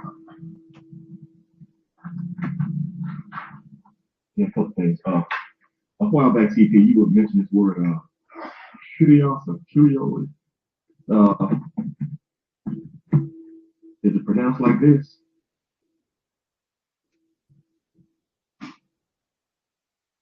When you were talking about chapter 19, verse 1, it's like K-Ha, something like that in the Quran. And in the explanation they give, only Allah knows. But you actually pronounced it. You said it was together, written as a word, but it had no meaning. I just wonder because that's the Greek word. That's actually the Greek word for Lord. And it sounds like it's pronounced like that. And I just wonder if that was the same thing. I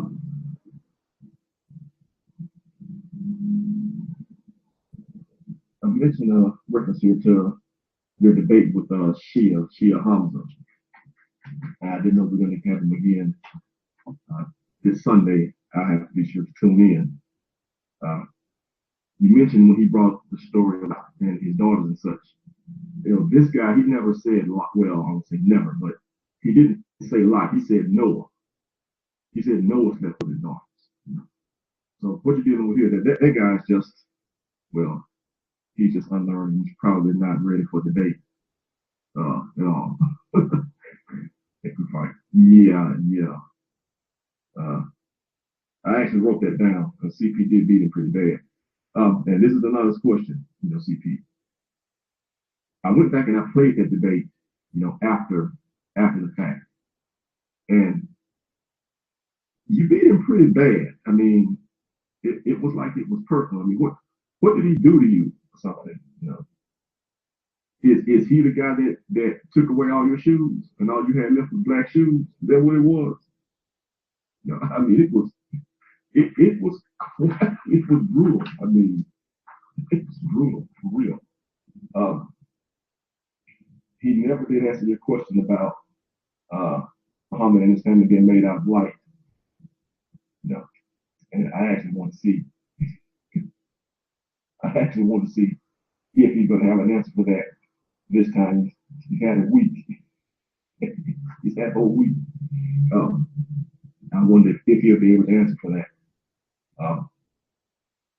And the last thing I do want to point out, I do want to find what you're saying about the Quran and look like it was written by Waraka. Because when you look at the stories, we say Muslims are, that the Quran is a copy paste, but it's more like a cut and paste. It's kind of chopped up. And the point you made, like about Israel, if they don't accept the story of Jacob wrestling with God, then how did they get Israel? And who is he? How do you explain that? The answer is, as I put in the text, that if you want to know, you have to look at the Bible to get the answer. And the Quran, if it is supposedly God's final revelation to mankind, it should not need that. It should be able to stand alone, and you should be able to get the answers that you need from it, and it alone. If you can't get that from it, then that's another piece of evidence that what you're dealing with there is not the revelation. It is not the final revelation of God. That's really the only conclusion that you can draw. And if one wants to find God, you should search the other scriptures to see what they say and to come up with their true meaning. And he can find God like that. But to rely only on Muhammad and the Quran, it's going to leave you short every time. So that's all I got right now. You can have the mic back.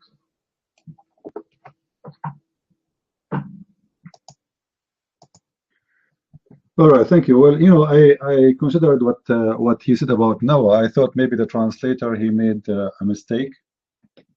You see, this is what happened because I'm not hearing him directly.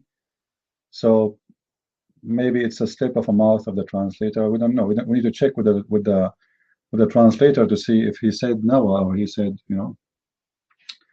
Anyway, it's okay.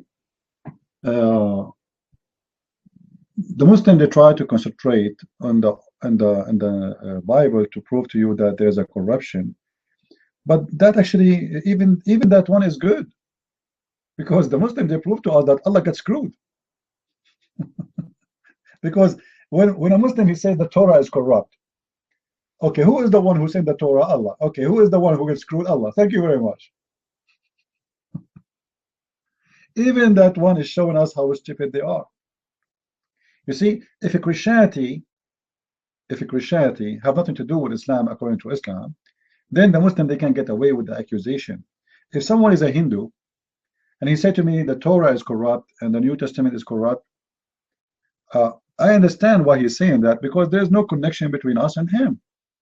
Their religion is independent.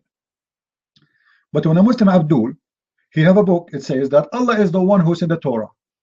And then this stupid Abdul want to prove to me that Allah book is corrupt. Okay, what's my problem? You know what I mean?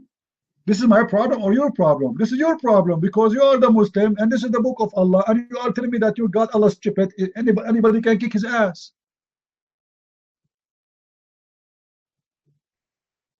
So they are the one who should defend the book, not me. But because they are stupid, they are stupid.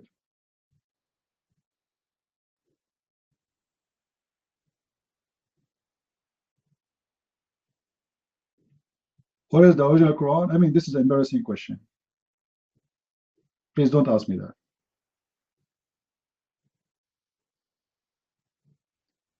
Do we have any Abdul here?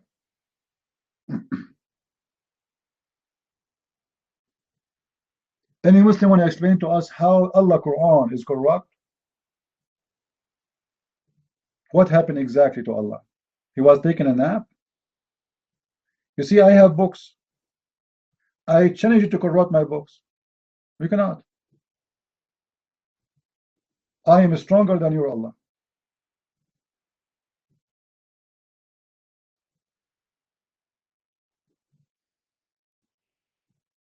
However, by the way, if Allah wants, I can show him how you can make a, you can send a book, a copy of your book to the Library of the Congress to reserve your copyright of the book. I mean, come on, just do it.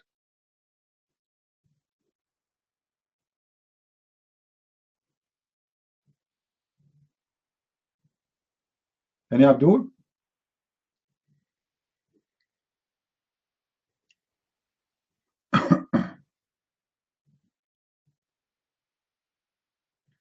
Yeah, but those anti-Jews, they are Muslim Sunni, right? And supposedly they are smarter. But you know, trust me, both of them, they are dumb stupid. Like, you know, the Sunni, they make fun of the Shia, and supposedly the Shia are stupid. So they make fun of the story of Futros and those stories, you know, the angels, the fictions of Shia. But don't the Sunni have the same garbage? How a Sunni can explain to us Muhammad, he went and he found 124,000 prophets waiting for him in Jerusalem overnight after he came from heaven. And each prophet, he have a donkey with him, flying donkey. Who, the Shia are the stupid ones? A prophet, he received a message from his God to come to him, and it was delivered to him by a donkey, a mule, who the distance between his feet is like here in the horizon. I mean, why I need that limousine? Look how big the limousine is. And nobody saw this big limousine in the whole city of Mecca, not even his wife.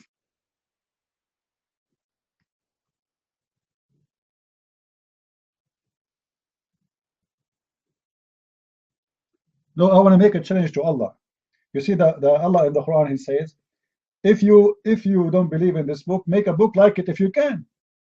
Human and genie. Well, okay, I challenge Muslim to make a book like mine if they can. I mean, this is the most stupid challenge ever, because if we make a book like his book, he will say you are copying me.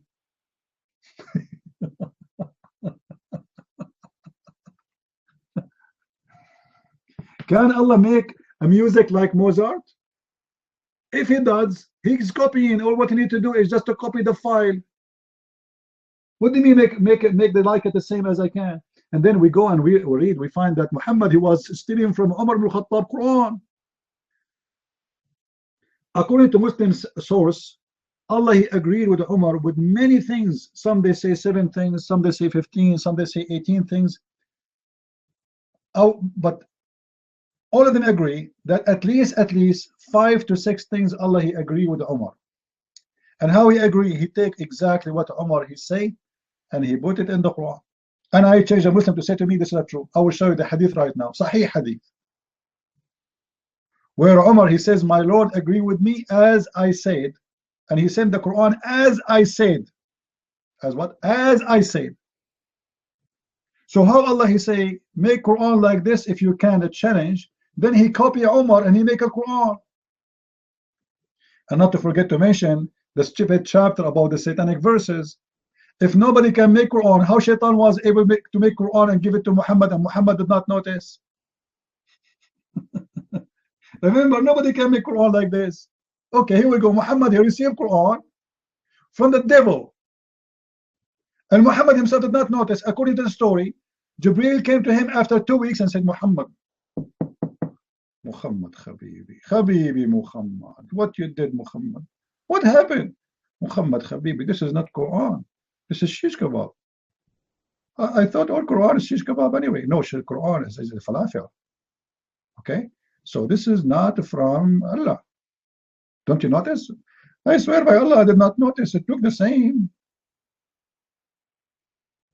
So if nobody can make Quran like the Quran, how Muhammad, he took the satanic verses and he recited them and he followed them and he did not even notice?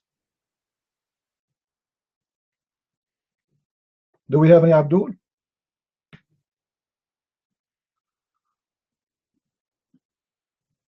Any smart Abdul here? And you know, we have to admit that the Quran is a very unique book.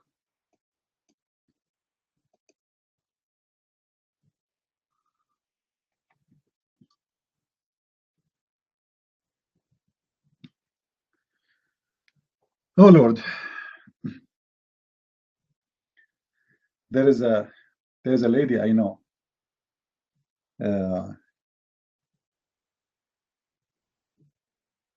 She was proud about her son.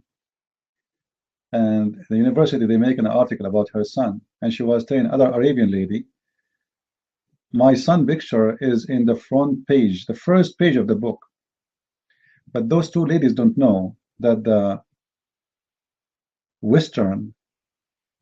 first page in the book is not in the right side of the book. So Muslims sometimes they have the same way, you know, they don't know much, and they think in the same way. They think their prophet is the first because his name is mentioned in the first page of the book. This is why the Muslim, they made an article about Muhammad was the first 100 influence people in the world. What? He is the first.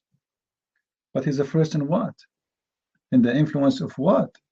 Of warmonger, conquering. Actually, it's not even him.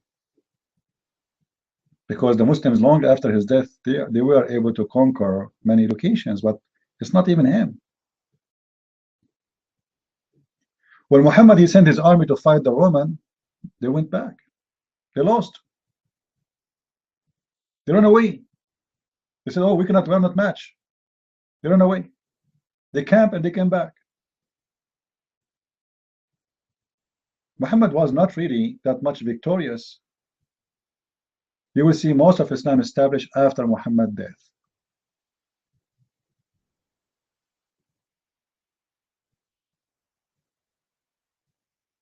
Any Abdul?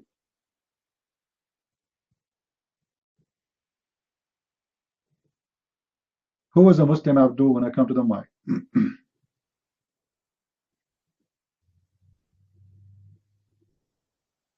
Who was a Muslim Abdul? He have the intelligence to come to the mic.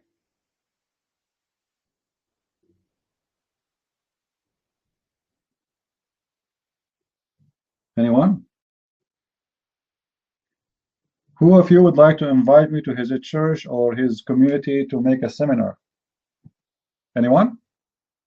Just take a note. I do it for free.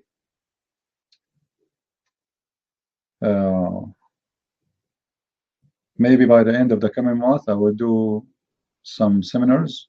I will not tell you where. But if you'd like to invite me to your church, let me know.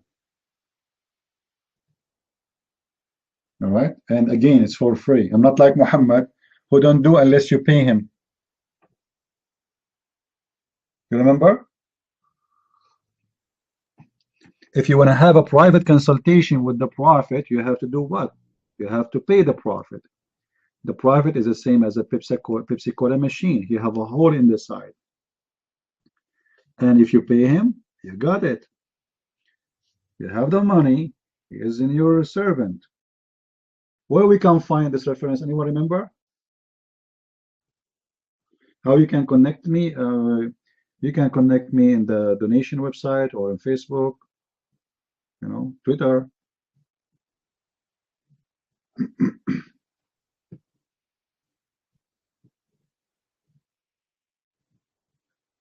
Anyone remember where Muhammad in the Quran, he said, if you want to have a private consultation with the Prophet, you have to pay him first? Who remember? Which chapter, which verse? Let us see if you guys are. Yeah, Eddie, I'm sure Eddie, he know, because Eddie is a person who always, he follow and he is serious about studying and learning.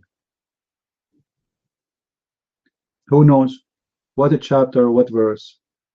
Where Muhammad said, he make a verse in the Quran saying, imagine, this is scammer. If you want to have a private consultation from the Prophet, you better bring something in your hand to pay him.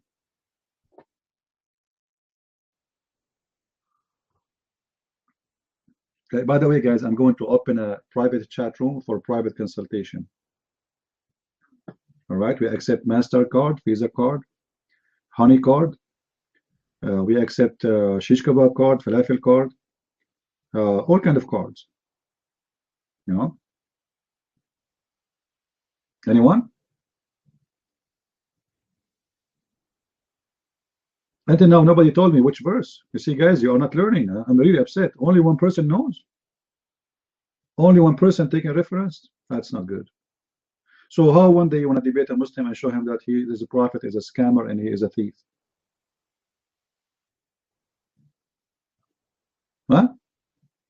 How are you going to do that? Chapter 58, verse 12, correct. Pause the verse, please. If you want to have a private consultation with the prophet, you have to bring something in your hand and give it to the prophet. Chickens, goats, meh, quack, quack, duck, bring anything. You remember the story where Muhammad, he kicked a blind man in the chapter of Abasa? Anyone remember the story? Muhammad, he kicked the blind man from his house. For what reason?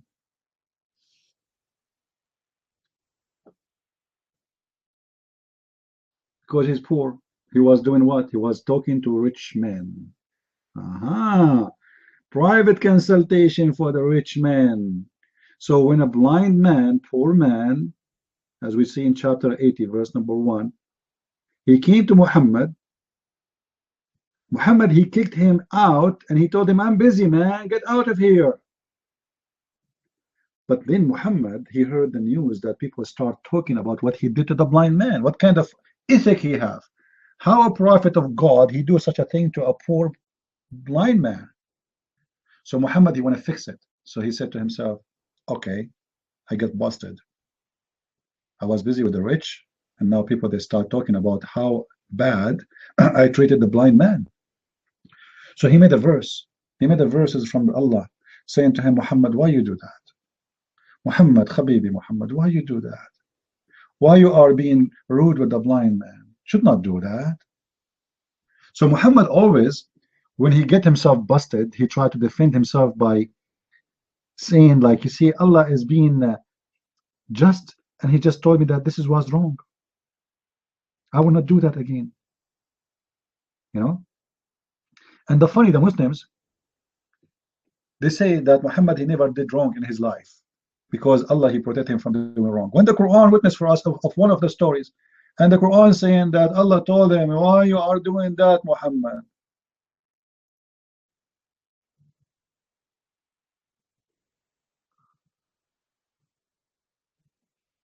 Any Abdul?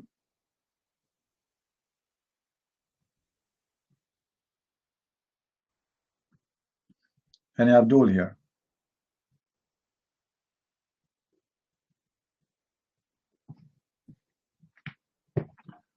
No Abdul? We are short of Abduls these days. I'm not sure if any one of you can give me an explanation. What exactly happened here? What do you think of what? Bath. The bath. You mean the resurrection day? Is that what you're talking about?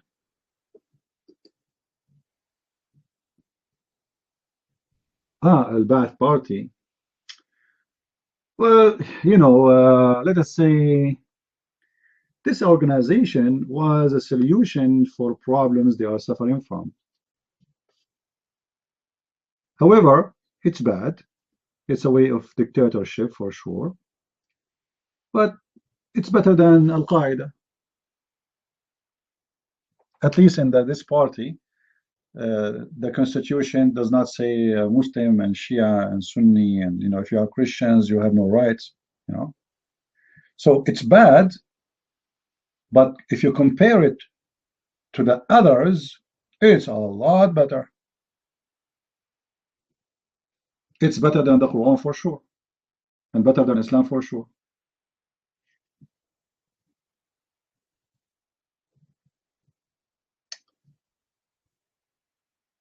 But you know, all the Middle East countries, they're run by dictatorship, and this is why, you know, the Western, they are facing a lot of hypocrisy. Like now, they are going to fight the Assad because he's a dictator, but nobody want to fight the dictator's family of Saudi or the Prince of Qatar who put his father in jail. The West is under the influence of money. You see, in the West, presidents and leaders, they worship one God. That is money, business. And the Sunni, they are the one who they are the rich. This is why they are siding with the Sunni against the Shia. As simple as that. You see, Israel just last week they attacked Syria. Okay, why you attack Syria now? The Syrian army is fighting ISIS. Oh, because the Syrian are a threat. That's garbage. The Syrian, they cannot even, they don't have ability to fight even Al Qaeda now. Why you want to fight them right now? You know, it's an excuse.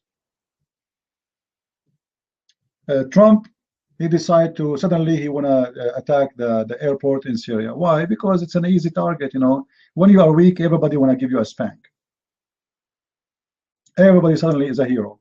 But North Korea is waiting for them, and they don't even dare to fart at North Korea.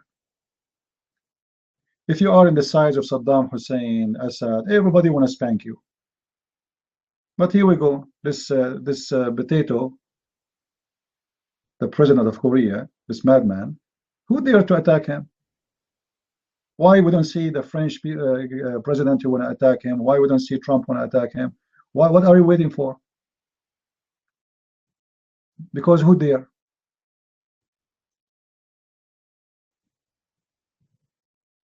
No, it's not about winning against ISIS. First, it can be like, you know, it's for the benefit of Israel if the war continue for long.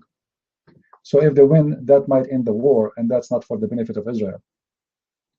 However, you know, we have to make it clear that the president of Syria is very stupid idiot officially. He is the one who really established ISIS. You see, many people do not notice what this guy he did. This is stupid idiot. He is not smart like his father. When the American they went to Iraq, he was the first who ordered all the cleric in Syria, the Sunni cleric, to call for jihad. And even they have buses in the street saying jihad to Iraq, join. And all of this is under the watch of the Syrian government and with their sponsor, because they want to fight the American occupation of Iraq. But this stupid president, he never thought that those people, they will go and they will come back trained, motivated, and they will spread all over his nation. And this is exactly what happened. He sent them there to train them by his permission. He is a donkey.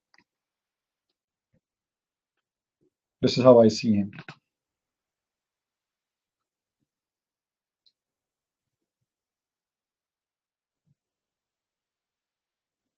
Yeah, you know, in America we vote for the best loser. We don't vote for the best winner, which means I voted for Trump because he's a lot better than Hillary, but not because Trump is going to be a hero. I believe Trump, he will be just another American president, and nothing much will be different. But he is the best between all the other donkeys. All of them, they are donkeys, and they want to hit you. Some of them, they want to hit you in the stomach. Some of them, they want to hit you in your mouth. Somebody want to hit you in between your legs. We will see where Trump he will hit us. We will see. Until now, I did not see one smart Western leader, ever. Never. If you can name one for me, let me know. I cannot. Who is the one who sponsored ISIS in Bosnia and Al Qaeda? USA. We took the side of the Muslim ISIS. The Muslim ISIS exists long time ago, guys. ISIS is not something new. ISIS exists since Muhammad time. This is not something new. We side always with the criminals, but people don't see it. We killed more than 10,000 Christians just for the sake of Saudi Arabia, and we side with the Muslim, and we establish an Islamic state in the heart of Europe. It's called Al-Bosnia. When Al-Bosnia is the heart of the Serbian, the first king of the Serbian is from Al-Bosnia. This is their land.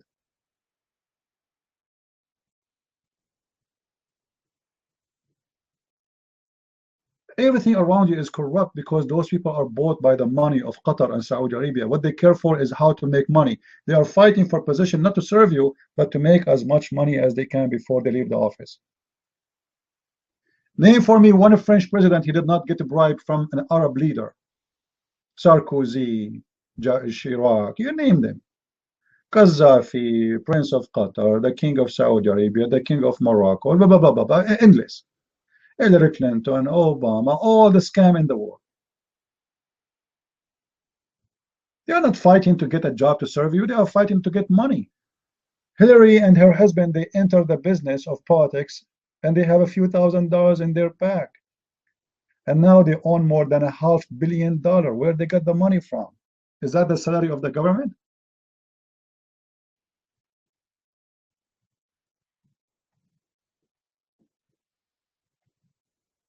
All right.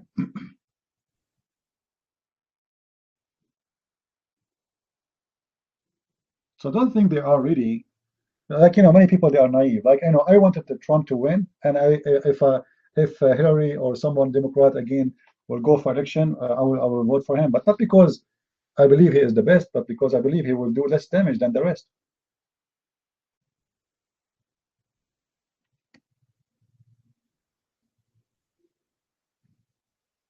And look how corrupt the system is. They have a lot of proofs that Hillary, she got a lot of money donations from the Middle East. Nobody want to ask why those Muslims are donating to Hillary. Shouldn't we know? Like, you see, donation, it's lawful. Anyone, like I have a donation website, people, they can donate for me. But when somebody, he sponsored terrorists and he donate for me, how that can work? We have an agreement in USA, even in the Congress, that Saudi Arabia is behind 9/11. So how we accept donation from Saudi Arabia? The vice president of Obama, Joe Biden, me, because this guy, when he talk, he bite. He said clearly that Qatar, Emirat, Bahrain, Saudi Arabia is the one who funded ISIS and Al Qaeda in Syria. So how we accept donation from them? How come we say if somebody he have any connection with the enemies, we put them in jail forever or even execute them, but we can receive official donations from the enemies? How come we made the enemy, Saudi Arabia, our best friend? How we made Saudi Arabia is a member in the Human Rights Council of the United Nations? That's madness. Saudi Arabia is a member in the Human Rights Council in the United Nations. This is not United Nations no more. This is United Donkeys. They buy the position, my friend, money. They buy it. The same as they bought the FIFA, the same, they buy anything. All, even your football team in Europe is owned by the Arab. Don't you know?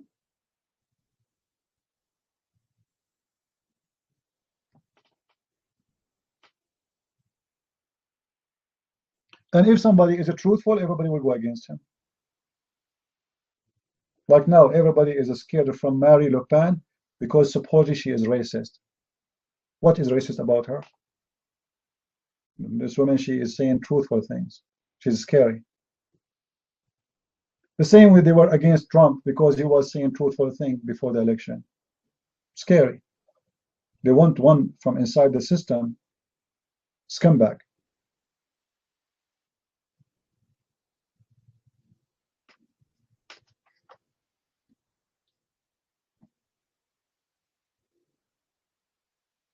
Do we have any Abdul?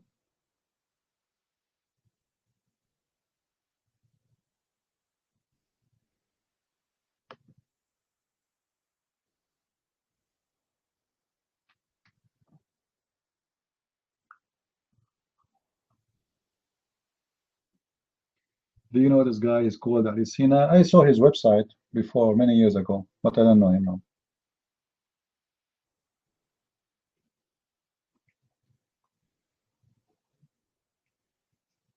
Yeah, even the Muslim, they try to make a law in the United Nations to criminalize anyone he attack Islam. You believe it? And many in USA, they were supporting this. So imagine if they were successful to make USA agree with this. That's mean a person like me speak against Islam, he will be in jail after 5 minutes. And you forget about your freedom of speech forever.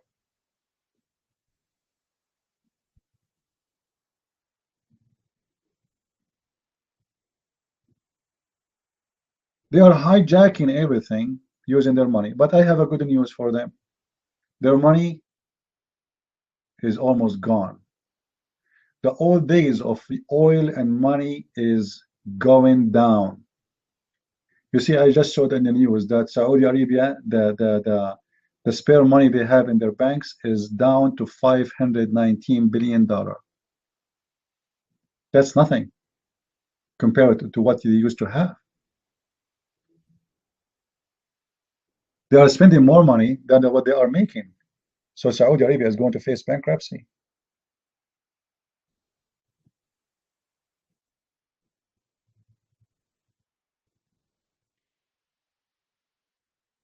The oil industry is not going to be the heaven for those Muslims no more.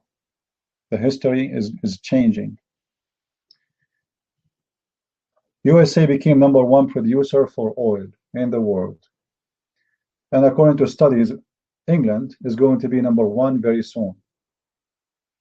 If the English people agree to do the same way the American they do it, they will be #1 producer for oil in the world. They will beat everybody because they have in their land a lot of that.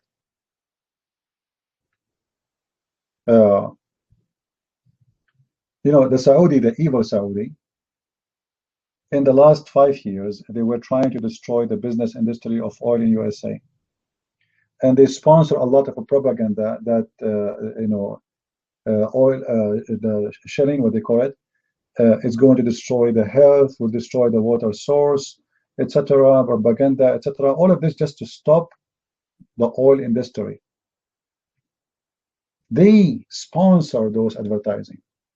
And there's a lot of those liberals, they are so crazy about those things. Right away, just tell them, oh, water or resource, park, etc., they go crazy and they sponsor it. So the Saudi, they were hoping that they will stop the oil industry in USA. They were not successful.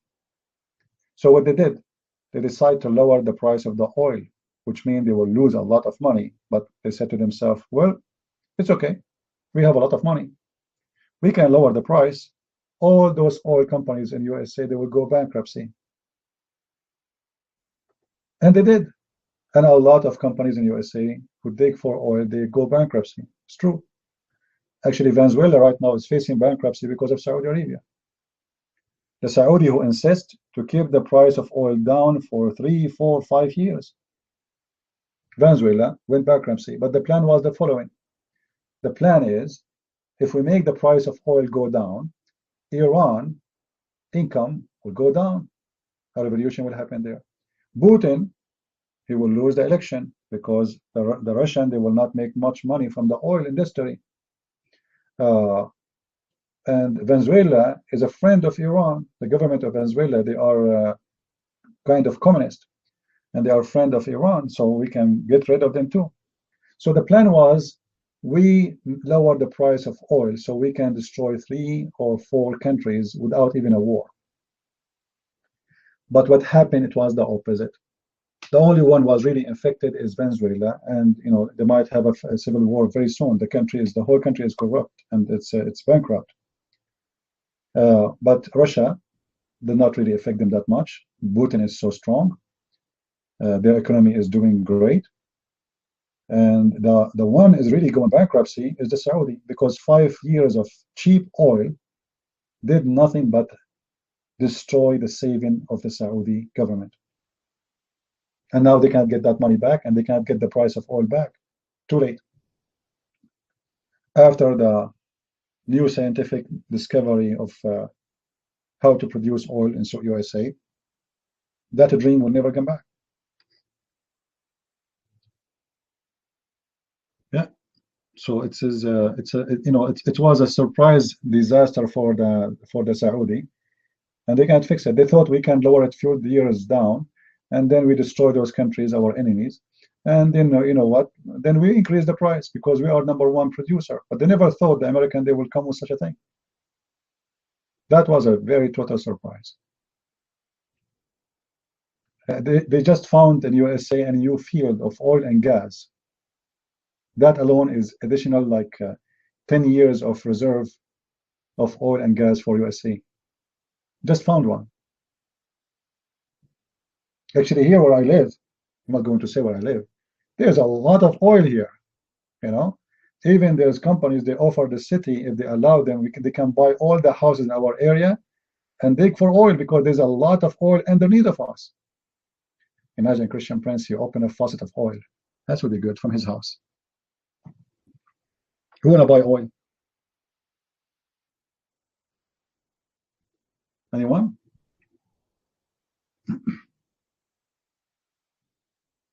No, USA is the biggest oil in the industry already. Already, did it beat Saudi Arabia from a long time ago?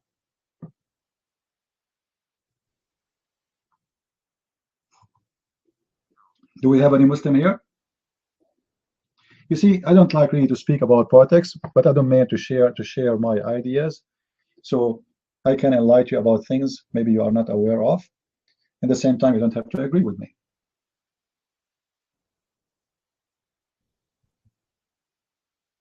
Dr. Chris just talking anti-US crap. Who is Dr. Chris? To your facts for it. Okay. Anyway, politics is politics. And you know, if somebody speak against a president, doesn't mean he is anti-US, right? That's not right. If I am against Obama, that means I am against USA. That's not right, right?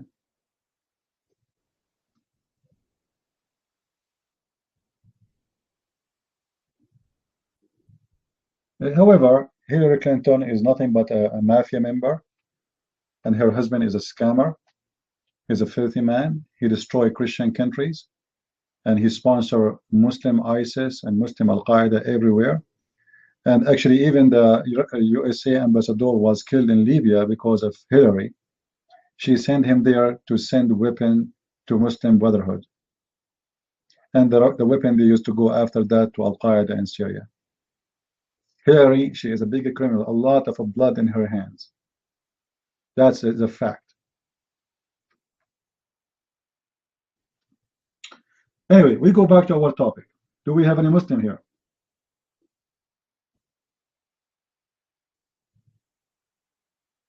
All right. Well, you see, the Shabir Ali will debate Mr. Dr. Chris, but he will not debate me for a very simple reason. Because, you know, he knew that Chris is going to answer him from the Bible, maybe, etc. He have a few ideas about Islam, but there's no surprises. That's why they want to debate David Wood or Chris, or, you know. But do he dare to debate me? No. Actually, in his debate, I think somebody asked him, right? I think it was his debate. Somebody asked him, he told him, this is $1 million question, when you are going to debate Christian Prince. So Shabir Ali, as a smart Muslim who will not do it, he said, well, Christian Prince, maybe he is a higher league, and, you know, so, you know, he's just trying to squeeze through the question he don't want to answer, and he will never debate me.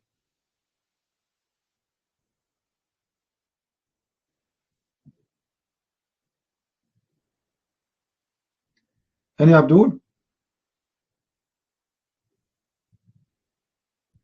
You see, a Christian who have a degree in the Bible is not dangerous for Muslims, because what you will do, you want to answer me from the Bible, not a big deal. You want to refute me from the Bible, it's okay.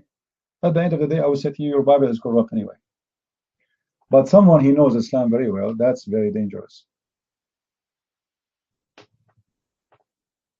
And actually, the Muslims, they run away from debating me because I don't answer from the Bible. I answer them from their books. And this is what the Christian, they need to learn. That when you debate Muslims, it's not the same as you debate a Hindu or a Buddha. You are debating, or an atheist, you are debating someone. He will not even listen to your answers. You are giving him from the Bible. So why are you wasting your time? Hate him from his book. Earn the knowledge. Learn.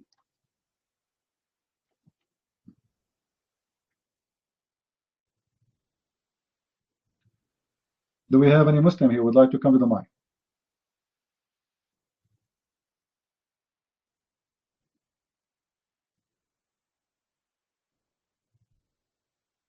And you know, sadly, there's many Christians who they are even Christian ministers. They teach very false teaching about Islam, thinking they are being fair. Like, as an example, like James White. You know, James White, he made many statements which is absolutely false. But I believe he's doing that because based on his ignorance, not because he's trying to be false. Like he said, Islam is not ISIS. Whoever says ISIS is Islam is telling a lie. Now, is that true? This is absolutely false. Islam is ISIS, and actually ISIS is a lot nicer than Islam. But what he's trying to say, he's trying to be the same as the liberals. Not every Muslim is ISIS, but this is not our topic. We're talking about Islam, my friend, not about Muslims. Is Islam ISIS? Yes, because did Muhammad teach something ISIS don't follow? Name one. Did Muhammad do what ISIS did and even more? Name one thing ISIS did Muhammad did not teach or does. Just one. So when somebody says to us, and he claimed to be Christian, Islam is not ISIS, he is misleading the Christians, and that is a shame. So we as a Christian, we should stand up against anyone who says false teaching, even though he don't mean it, because some they are naive. You know, their mouth speak without knowledge.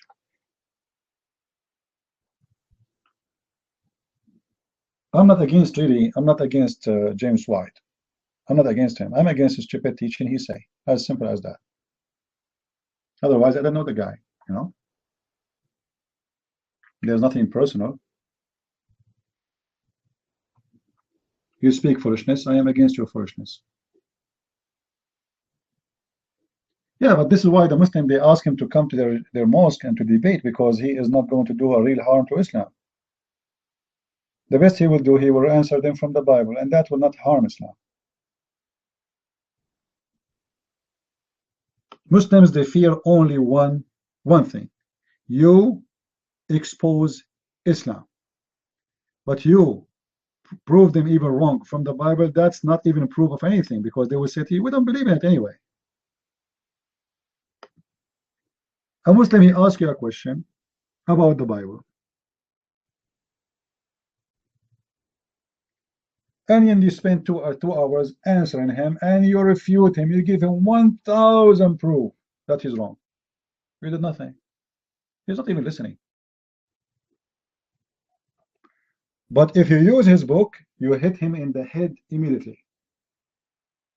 Do you remember our debate with this guy Shia? You remember? Everything he said to me, I showed it to him in his book. So what he was doing, he was in trouble.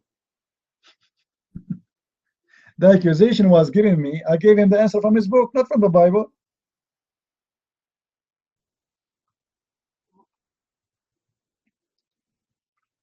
You give it from the Bible, you are wasting your time. Christians before me, they answered the Muslims. For 2,000 years, we are refuting them. Still the same question, they will come to you. And they have even more stupid questions, like, as an example, the Muslim, they speak against Paul. Okay, how come in the time of Muhammad never mentioned Paul? Don't you know about Paul? Paul was never a problem for the Muslims until the dad come. Before that, nobody speak against Paul. They are copy-paste. They are not people of knowledge. And then when we show them that Paul is written in the Quran, they shut up. So here we go. They are debating you for the last 30 years about Paul. Paul is the founder of Christianity. Paul. Then, but you find them Paul in the Quran, they will shut up in a second. Why the Muslims don't make fun of Christians believe that Mary, she was virgin when she gave birth to Jesus? Anyone knows why? Why they don't make fun of you in that topic? What is the reason? Because it's in the Quran. That's all. Not because it's convincing. It's not even logical. You know, why a woman, she will give birth, and how? What the point? According to Islam, there's no point of this, but still they accept it because it's mentioned in the Quran. As simple as that. So learn, my friend. You want to shut them up, show them from their books. Don't waste your time and show them from your book. They are not listening.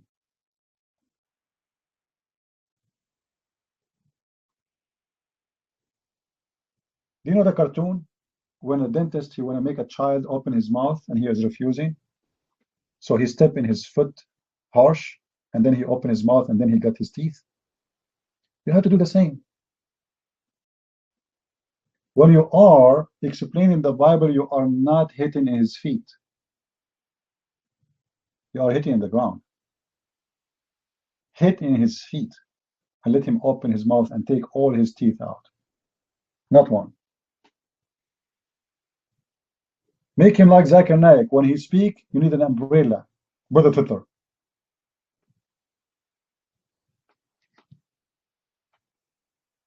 Do we have any Brother Twitter here? Brother Twitter is the Christian prince. He always makes a photo within a good Islam. First of all, the Christian prince, you have no idea what he's talking about. And I have a proof and reference of everything I say. Other example, Christian prince, he said that the prophet was telling a lie regarding the moon splitting. It's proven if you go to the website of NASA, go to the website of NASA, www.nasa.com. It said that there's a crack in the moon and it's going from the east to the north. And this crack is proven to be the crack happened since the time of the Prophet Muhammad. Thank you very much. And that's it. Zakir Naik is talking, the stupid Abdu, they are listening, and everybody's happy. But anyone knows what Zakir Naik is talking about? I mean, who cares? Just defend Islam. Just say anything. Those people, they don't care really what you are saying. Just say anything stupid, and as long as you are defending Islam, you are good. Zakir Naik, he broadcasts his program in 12 satellite. Do you know how much money that means? You know, before, a long time ago, I tried to have like a TV station, etc. But you know, sadly, nobody sponsor us. So we contacted the satellite to see how much. They said the lowest fees a month is 18,000 at least. At least. That's not include anything except just the fees. So if you have 12 satellite, who is paying for this? A guy from India or Bangladesh? No way. See the difference between the Muslims and others. The Muslims, they sponsor blindly, and they help their their religion. They donate. If you go to CARE, I was making a video about CARE. CARE right now, they are asking the Muslim to donate $1.5 million. I assure you, they will have the money in less than a week. They sponsor their cult with every means they can. If I ask people about helping me, you will see people, they will start leaving the room. This is the fact. Talk about donation, you will see how people, they start leaving. The number of people listening will shrink. This is why I don't talk about it no more.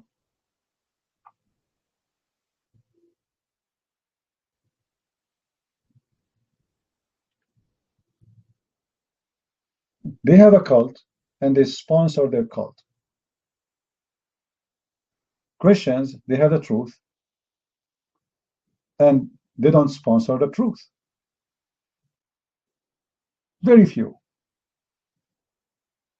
I keep asking people, invite me to your church. How many invite me? 2, 3, 4, 5, 6. We are talking about 3 billion Christians. How many churches we have here in this room? How many members around the world? Nobody cares. If I was a Muslim, trust me, they will invite me everywhere. The same as they do with any of those you see in their TV and etc. because they sponsor each other.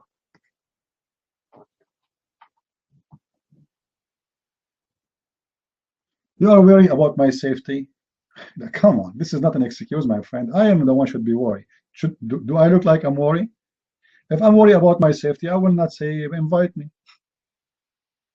Right? Don't worry about it. Do I look like I'm worried? I went to the most dangerous places and I did seminars. Do you know the guy? His name is Abu Sayyaf. Anyone knows Abu Sayyaf in Philippines? I went to Mindanao. This is the territory of Abu Sayyaf. They told me this, they kidnap even foreigners who did nothing, like just because you did different, they kidnap you and they ask for ransom. Still I went.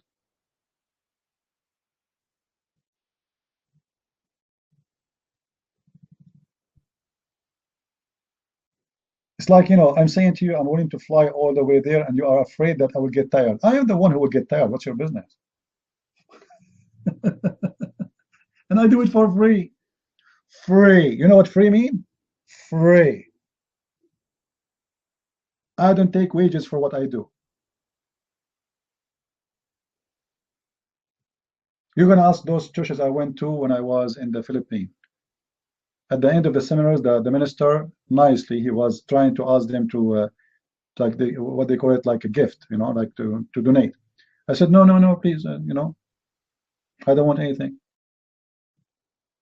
I don't want anything from anyone. I'm not going to do business. This is not my intention.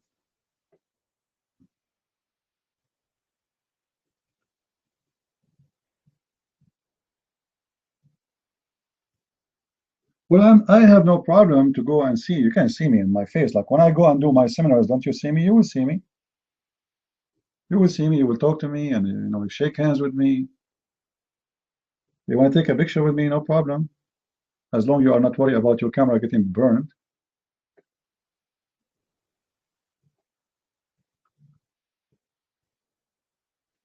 Well, they want to invite me to Europe, but look like their decision is taking some time. There's a brother, he want to invite me to England too. They said in the summer, so I don't know when the summer, maybe in July, maybe in 2 months from now, we will see.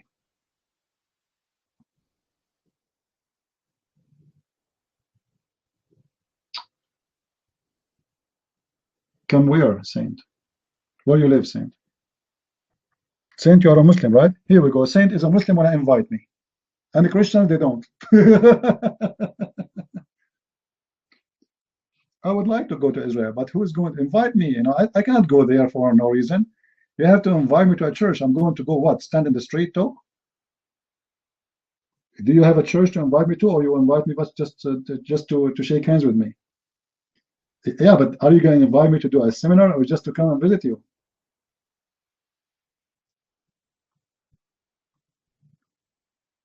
I don't want to go there just for a private visit.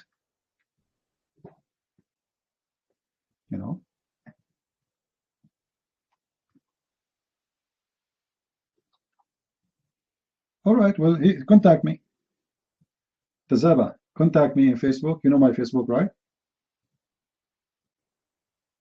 Contact me. You can go to the donation website and you can contact me there. We have, you can send me email there, or you can click at Facebook sign or Twitter and send me a message. I will go. I would love actually to go to Israel. Just be sure they will not kick me out because I'm an Arab. In the airport, they might say, "Uh-oh, who is this guy coming here?" I do not need a visa to Israel because I'm an American citizen, right? But they have the right still to kick you back. They can send you back in the same airplane. It's their country.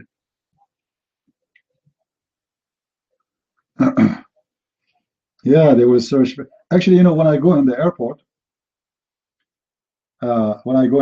always if I am late, right away I grab my phone and I'm not talking to no one. I say, Alhamdulillah, brother, shlonak, akhbarak. I start speaking Arabic. Right away, the security, they start looking at me. And then the one of them, he come and he put a circle around my ticket for a special inspection. I say, sir, can you go there, please? I said, sure, okay.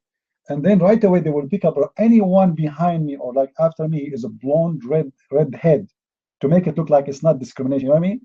So they pick me up, and right away, a blonde person, women or man, doesn't matter, they pick him up and they send him to special inspection too. But special inspection is very fast. It's just nothing, it's just like, you alone, they ask you to take off your shoes, sit down, etc., onto your top pockets. They look at what you have from your pocket, your wallet. But it's easy. Instead of waiting for 2 hours, and not only this, I always notice when I go in an airplane, like before 9/11, I have to ask for a window, like I have to fight for it. But since 9/11, I always have window. It doesn't matter where you go. Why? Because this guy is a Middle Eastern, so they put him next to the window so he cannot move easy. Oh, look who we have here. We have Zazu. How are you, Zazu? Did you grow up, Zazu? You're mine. Let us see how filthy your tongue today. Are you going to use the F word? And as usual, you're mine, Zazu.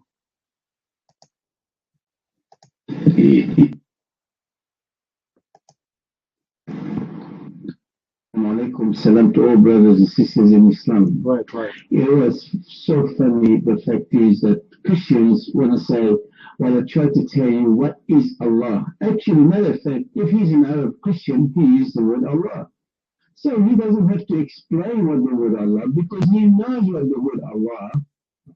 And Allah is the Almighty, is the All-Power, is the All-Seer, and the original.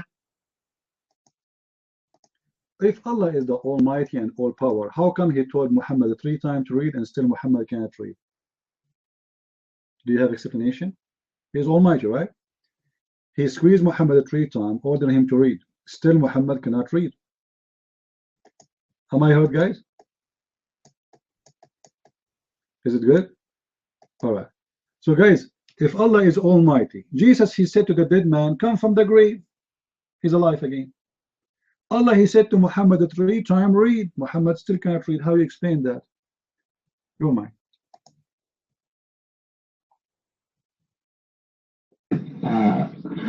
But you remember when Jesus said to the person, he prayed to God Almighty, so he did it by God's permission.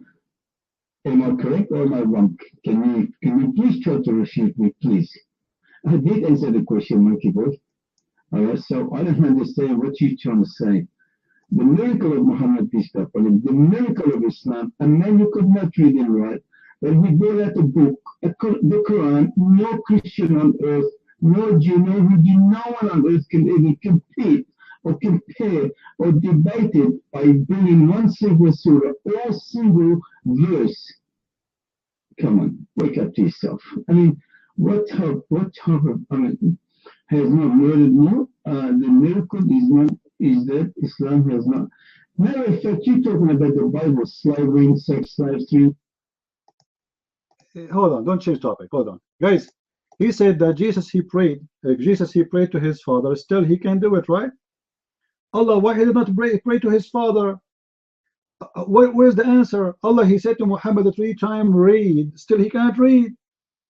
So you say Jesus, he prayed to his father, and this is why he was able to do it. Jesus, he said it clearly, everything I have is from my father. Is that correct, guys? Everything I have is from my father. The man himself can do nothing of himself. We don't worship the man, we worship the word of God. So when Jesus, he said what he said, he is showing us that all the power he has is the power of Almighty God, not the power of a man. No man can raise a man from death. Now, your God was a man when he ordered Muhammad to read, or he was God?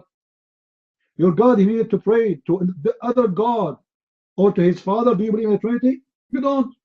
So why Allah was not able to accomplish what he said? The Muslim, they say, if Allah wants something to happen, he say be is going to be.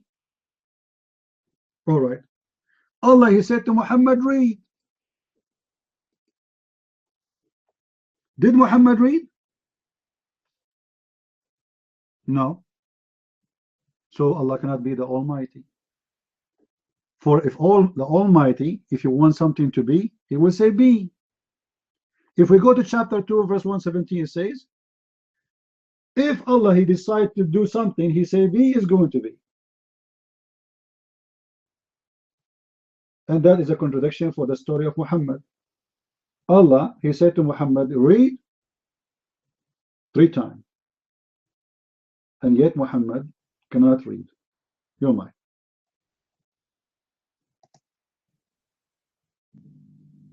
Salam the members of the room. Regarding the question, I should say that Quran clearly answer your question. Look at this verse of Quran. He said that you never recite anything. At the end of the verse said that for them impune would have been a spectacle. It means that if Prophet Muhammad wanted to recite something or read something, perhaps some people like you make doubt in the prophecy of Prophet Muhammad that he copied the Quran from the other people. So if Prophet Muhammad did not write anything or read something, it doesn't mean that he was an uneducated man. Rather, Allah said that to abstain other people from making doubt in your prophecy, you should not write something. No, he never copied. You cannot compare any part of Quran. Hold on, Mr. Ward. I will give you the mic back. Look like you did not get our question. I'm not asking you why if Muhammad know how to read or not. I'm not asking you why he did not read. I'm asking you, Allah, he said to him, first time he sent his angels to him, this is the word of Allah. The angel is just delivering the word of Allah. He said to him, read. If Allah is God, and he told an ant to read, the ant will read. If Allah is God, and he said to a camel read, trust me, the camel will read, because God, he can do anything. Correct, guys? So why Allah, if he is almighty, he told Muhammad 3 times to read, still Muhammad cannot read? This is the question. You're my word. Go ahead.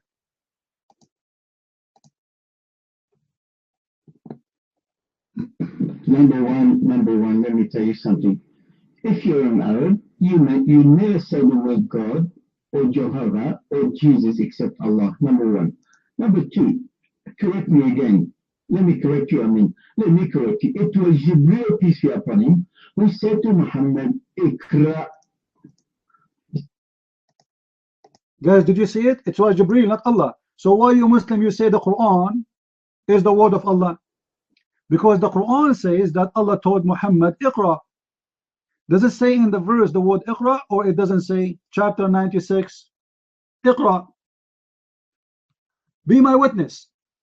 The one is speaking in the Quran, according to Mr. Zazu, is not Allah. This is Jibreel.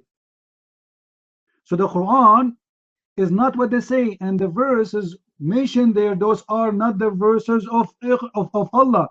Those are the verses of Jibreel, and Allah had nothing to do with it. It is Jibreel who's talking. So the Quran is not the word of Allah as the Muslims they claim.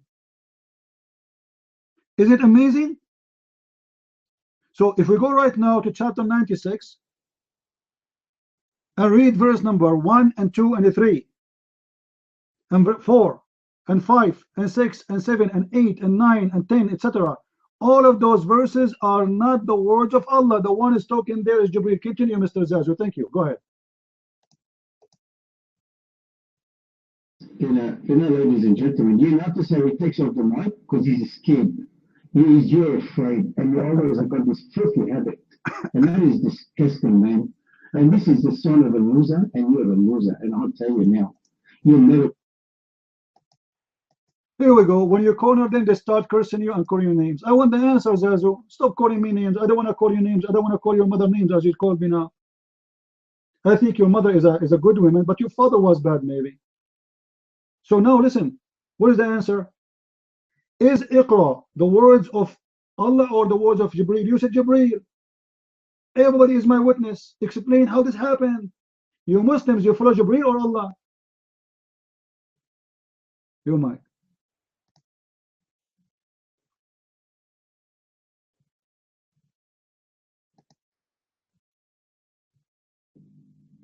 I think your question is good for simple-minded people. Your question is remind me the question that God is able to create in stone that he himself could not hold it up. This question is like that. What do you mean that Prophet Muhammad did not reply to the order of God? He did it so that he talked with Gabriel. It was the word of God that revealed. Mr. Ward, please let Zazu answer, because he is the one who said that Jibreel is the one is talking. This is not the Quran. This is not Allah. And I don't care really if, what do you mean you reply? A child can't reply. A little kid, he can reply. The order was not to reply, my friend. The order was to read. And your brother, Mr. Zazu, he said, this is Jibreel. This is not Allah. So you Muslims have Quran from Jibreel, not from Allah. Because this is written in the Quran. The first verse in chapter 96 says Iqra. Verse number 3, it says Iqra. According to Mr. Zazu, all those verses is coming from Jibreel and Allah have nothing to do with them. It's not Allah who is giving the order. Your mic, Zazu. Just so this you don't me, I've explained to you that Allah subhanahu wa ta'ala commanded Jibreel to speak to Prophet Muhammad to tell him, read, Iqra. Okay? And you know that very, very wrong. So all I know where. A second ago you said it was Jibreel. Now you are trying to fix it. Guys, be my witness. So this is the command of Allah. When Allah, he command Jibreel to command Muhammad, this is the command of Allah. So how come the command was not able to accomplish? If Allah is the Almighty, he command a dog to speak in English, he will speak in English. This is God. So how your God is God? He command Muhammad through Jibreel. You are trying to correct yourself, right? Because you got busted. Okay. So Allah command Jibreel. Allah command Jibreel. That's false. Because the verse says, Iqra bismi rabbika alladhi khalaq. Speaking to who? To Muhammad, not to Jibreel. Jibreel is just a person who do delivery. This was not a statement to Jibreel. This was a statement to Muhammad, and Jibreel is just a pizza guy. You knock at the door, he says pizza. The pizza in this scenario is Allah's words.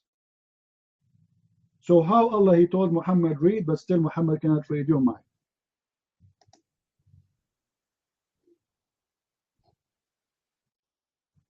This is the brain of a loser. You keep on doubting me. You don't let me finish because you're a coward and a loser. Very simple, man. You've really proved yourself many, many times for many, many years. All right. This is very, very clear. Answer. Very clear. What is the very answer? Clear from the beginning. Allah subhanahu wa ta'ala commanded Jibreel to go to Muhammad, peace be upon him, and say to him, read, Iqra. He said, I cannot read. I cannot read. اقرأ باسم ربك الذي خلق خلق الإنسان من علق اقرأ. La. Are you going to sing for me? What is the answer? So guys, he just confirmed it. Allah told him read. What? Read. Muhammad, he said to him, Ma ana biqari. Okay, what happened? What is the command? Did Muhammad read? No. So how Allah can be Almighty God when he ordered Muhammad to read and still Muhammad cannot read? We go back to zero. So Allah, he said to him, Iqra bismi rabbika alladhi. He's going to sing for us. Party time. The question is very simple. If Allah is the Almighty God, if he say be, is going to be. This is what the Quran says in chapter 2, verse 117. If you want something to be, he said be. That's it. And now he said be. He said to Muhammad, read. Jesus, he said to the blind man, see, he saw. He told the man who cannot walk, walk, he walked. God in Genesis, he said, let be light. There was light. Allah, he said to Muhammad, read. Still, he cannot read. Which one is easier? To create the light or to make Muhammad read? Look like Muhammad was so dumb to the point there's no way he will be able to read, even if your God himself is ordering him to do it. Why Allah could not make Muhammad read? This is the question. Did Zazu leave? Oh, he left. Okay, it's time to fly. Let's give the mic to Mr. Ward. Maybe Ward, he have an answer for this. Your mic, Ward. Why Allah was not able to accomplish a miracle by making Muhammad read when he cannot read? Your mic. The question is like the same in Jesus Christ when he complained on cross and said, Eli, Eli, lama sabachthani. Oh God, where you left me. If God is You see, my friend, this is very, very naive of Muslim to say. Jesus was quoting the Old Testament. Do you know who is the first one who said that statement? Obviously, you have no idea, do you? You might. So God was able to save Jesus or not? It does. So hold on. You are saying if God, he saved Jesus, that will make him God? Are you saying that? If he was able to save Jesus, what that will make him God? You might.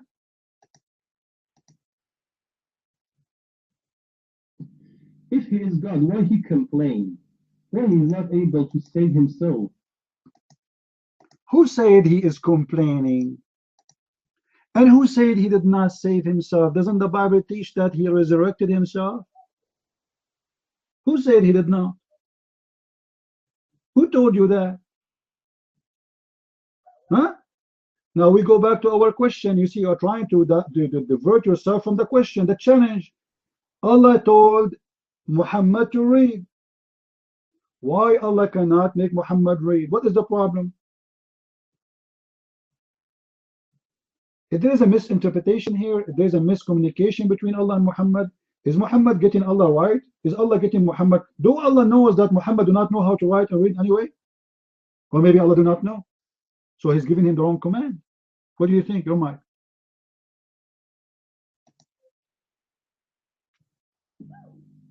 The question is that like all prophets, when they complain was Ward, we don't hear you. If you have more application, close them, please. Maybe your internet is slow. Listen, where Jesus was complaining. Jesus, he said, nobody can take myself from me. I lay myself down. Is that correct, guys? He's not complaining. Jesus, he knew before they came to arrest him, 3 days before, he knew that they are going to come. He mentioned that. He can run away if he's a coward. Complaining is your interpretation as a Abdul. Don't give me interpretation for my belief, my friend. You see, I don't give interpretation for the Quran. I go and show you the Muslim scholars' interpretation. So don't give me your own interpretation, and still we are waiting for the answer. Allah told Muhammad read. Why Muhammad still cannot read? He left? He's gone? Maybe he will be back. All right, do you hear me, Mr. Ward? Ward, do you hear me? Put your hand up, please, so I can see you.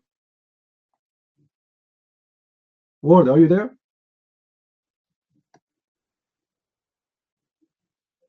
Common Word. Do you hear me?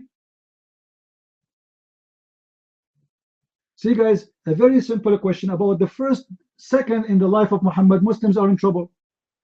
We're not even talking about the details of after. It just, this is the first day Muhammad, he received a order from his God. Today Muhammad became a prophet. How? Allah told him read. And that naive Abdul, he told us this is Jibreel, not Allah. But when he got busted, he said to himself, oh, I said Jibreel. He said, oh, Allah, he gave Jibreel the command. And you know, the funniest is 3 times. I mean, after 3 times, what happened? Do Muhammad, like, why Allah is even saying it 3 times? What the point if Muhammad still will not be able to read anyway? And why he's squeezing him? What is really funny, the squeezing. I mean, if he, after the squeezing, did Muhammad read? No. Do he understand? No. So what the squeezing for?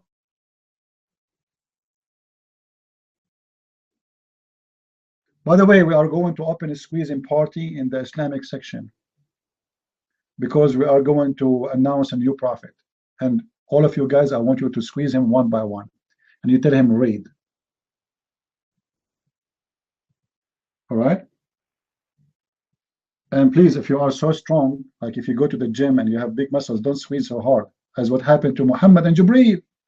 Because according to the hadith, Muhammad was squeezed harshly to the point he can't even breathe.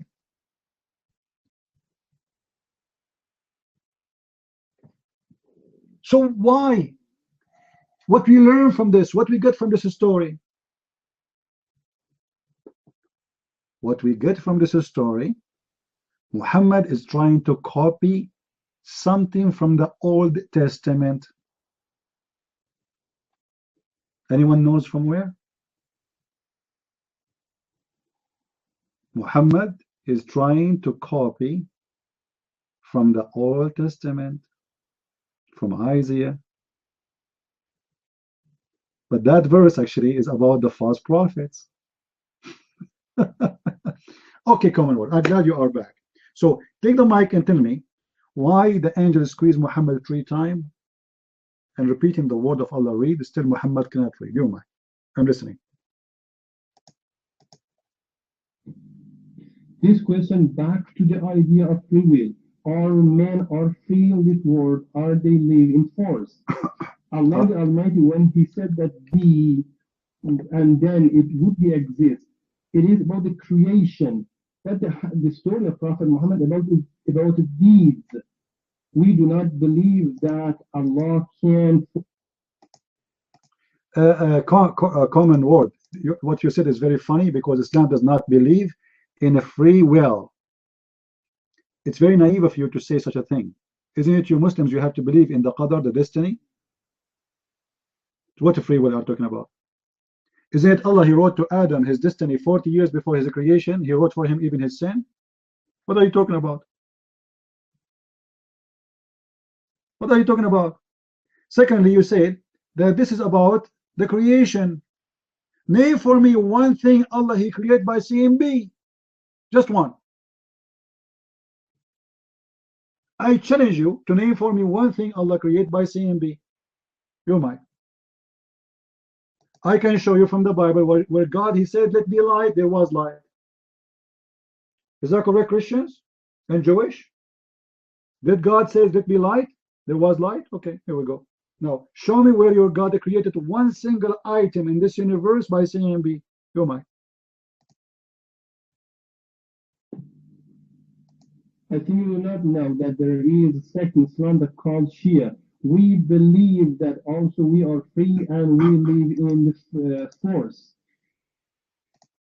That's false, my friend. That's false. Because you as a Shia, by the way, are you wearing a black shoe or yellow shoe? Mr. Ward, are you wearing a yellow shoe or a black shoe? Because Ali, he said, if you are wearing a black shoe, that will make your vision weak and your private part, and you will have a lot of worry. So what do you mean you are Shia? Since when the Shia, they believe in the free world? What are you talking about? This is in the Quran, my friend. This is in the Quran. Do you know the Quran? Does the Quran say that Allah, He writes for you your destiny? Yes or no, Mr. Shia?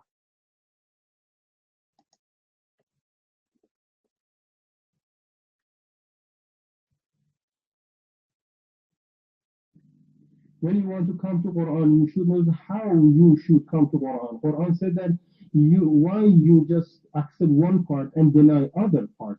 Yes, there is exist, but the other verse of Quran said that people are not free, but their misdeeds can affect upon their life. This is the verse of Quran. Please, if you want to come to Quran, you should have all verses in completely. You should not just focus on some part and forget other parts. Okay, my friend, let us have a deal. Show me one verse in the Quran says that you have a free will. Show me one verse in the Quran. It says you have a free will. You might.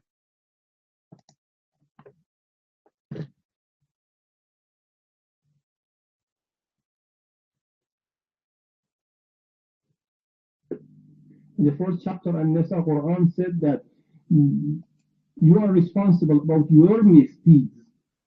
Let me send the verse for you. You can continue your talk and then I come back.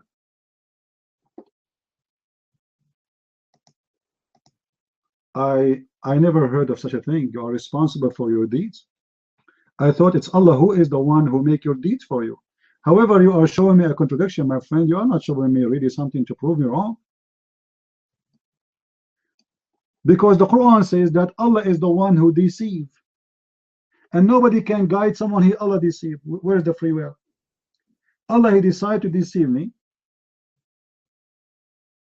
And nobody can guide me. Why? Because Allah deceived me. If we go to chapter 4, verse number 88. Chapter 4, verse number 88. Allah is saying, are you going to guide those who Allah mislead? Where is the free will? Where is the free will? Even to guide me, you don't have a free will to do it. Because Allah misguide me. You have no right to guide me. Which means both sides have no free will. The believer and the disbelievers. Allah will misguide the disbeliever, and Allah forbid the believers from guiding the disbeliever. Oh my.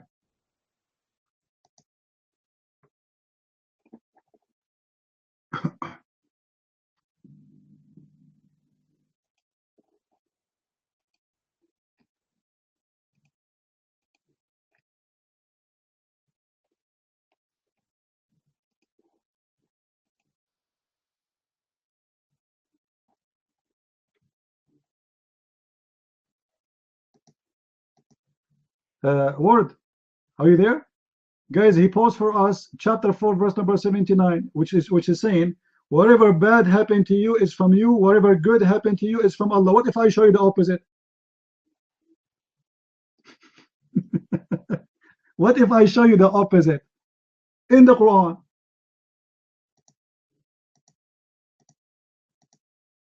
Current, are you there? Common Word, are you there? What if I show you the opposite of the verse you gave me? The verse you gave me says whatever happened to you is from the good is from Allah and the bad from yourself. What if I show you the Quran says the bad and the good is from Allah? No, my. Yes, in previous its verse. Exactly, yes, you are right. As I said that if you want to come to Quran, you should come through Quran through this true way. What is my friend, but this is a contradiction. What do you mean through this way? Either you say bad and good is coming from Allah, or you say that good only coming from Allah and bad coming from you. But you are saying now there's a verse saying that bad and good coming from Allah only. That is a contradiction, my friend. This is not a solution for the problem. Imagine if I say to you, I am the only one who make bread in the city, and then I say in different verse, there's me and the other one. To me, the first statement is a lie.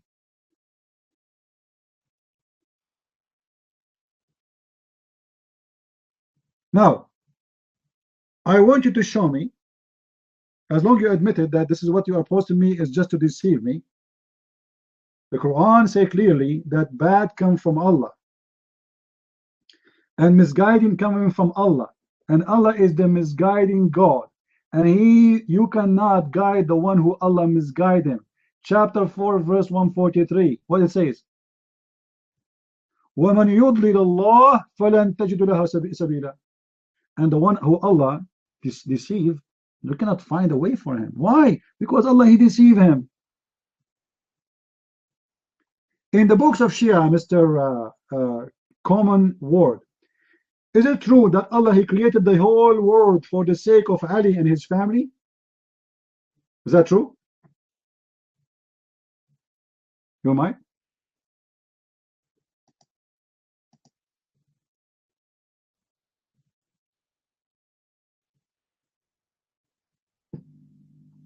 If you want to give me 1 minute and then you want to talk a lecture, deliver a lecture, I cannot talk in such a way. You just cut and cut and cut, but when you want to speak, you give a lecture. What is the admission of this? How you want to administrator?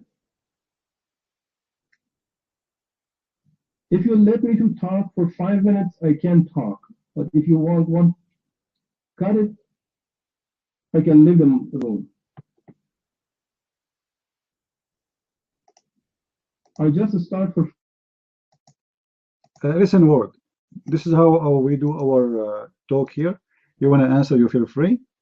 I stop you just to make things clear. You don't want to answer, you feel free. You can leave. You want to run, you can run. However, I have reference in front of me from the Shia's books saying that your Shia believe in destiny, which means you are lying to me about your belief as a Shia. You're mine.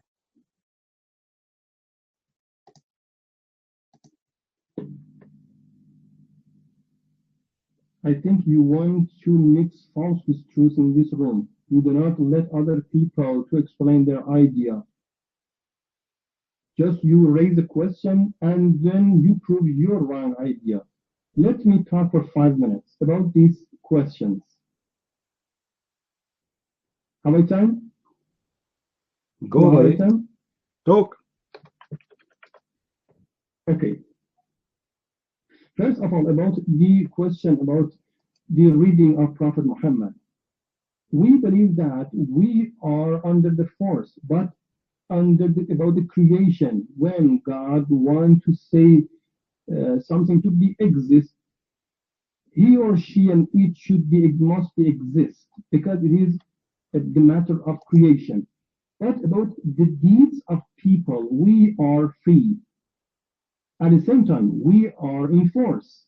We are in state between force and free will.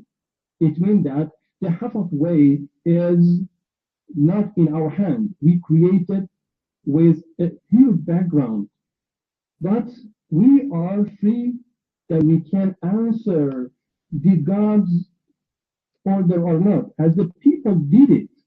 During the time, thousands of people did not answer the word of God because they are free, like us. They are free. This is first about, so if Prophet Muhammad did not answer, it doesn't mean that we do not believe that God is powerful. Rather, God is powerful, but he was free. He was free, so he didn't answer it. This is first about your question. Then when you want to come to Quran, you should understand Quran through the word, then the passages, then the paragraph, then the whole text, then the verse, then vice versa. Quran said that why you just focus on some part and the other part. Yes, there are two verses. In some verse reject free will, in the other verse prove it. But how can you understand it? You should, Arabic literature, you should be familiar with 800,000 of hadith of Shia school of thought. Then you can come to this. Prophet Muhammad says that I leave you, but I leave two precious things for you, the Quran and my Ahlul Bayt, the treasure of Shia. When you do not have this treasure, yes, you made mistake. Quran have two sides. It can guide, also can bring loose for some people. Quran itself says, I can bring guidance for some people. At the same time, I can bring loose for other people. There are more than 72 sects in Islam. Why? Some people consider God as a human that has body eyes. We have seen in this sect, the other people like Wahhabis reject intercession. At the same time, Quran prove intercession. They reject invoking God, the saints. At the same time, Quran prove it. When Prophet Joseph sent his clothes for his father and he healed his father's eyes. Quran have these two verses. But unfortunately, some people like you, like Wahhabis, focus on some part and deny other part. And the other things, this is not contradiction. This is the best way of talking. This is the best way of talking that you should be expert to come to Quran. So the understanding of Quran has its own way. We should not mix false with truth. First, we should know that Quran has its own of understanding. Mike is free, then I come back to answer the question. So, you mentioned something about the Shia school of thought. I think you do not know that the Shia school of thought, they believe that we are free, at the same time we are on the compulsion, we are on the force, because as I said, we created by some force in creation. At the same time that we are free, we cannot answer God's will, as so many people did it, like Prophet Muhammad. He did not answer it for 3 times, because it showed that Islam believes in free will, in deeds. But in creation, we are on force. Might is free. Thank you so much. All right. All right, Commonwealth. You see, I'm going to show you that you have no idea what you are talking about. And I know about your Shia sect more than you do. You just said that your prophet said, I left behind for you the Quran and the people of Ahlul Bayt. Guys, did he say that? Which means the family, my family. So Islam is based on the Quran and in 4 or 5 people who they are the family of Muhammad. And that is a proof that Islam is a false religion. Because are they alive, those people who they can guide you until now? Is Ali a prophet? Is Fatima a prophet? Is Al-Hassan is a prophet? Is Al-Hussein is a prophet? Is Al-Imam Al-Askari is a prophet? Is Al-Mahdi, the one you are waiting for, is a prophet? What are you talking about? And where are they? They are dead. So how they can be your guide when he is talking about people who died not long after him? How they can guide you? Are they eternal? Are they moral or immoral? So you Shia, you worship an individuals, you make them gods. This is why you Shia believe that those people are made from light.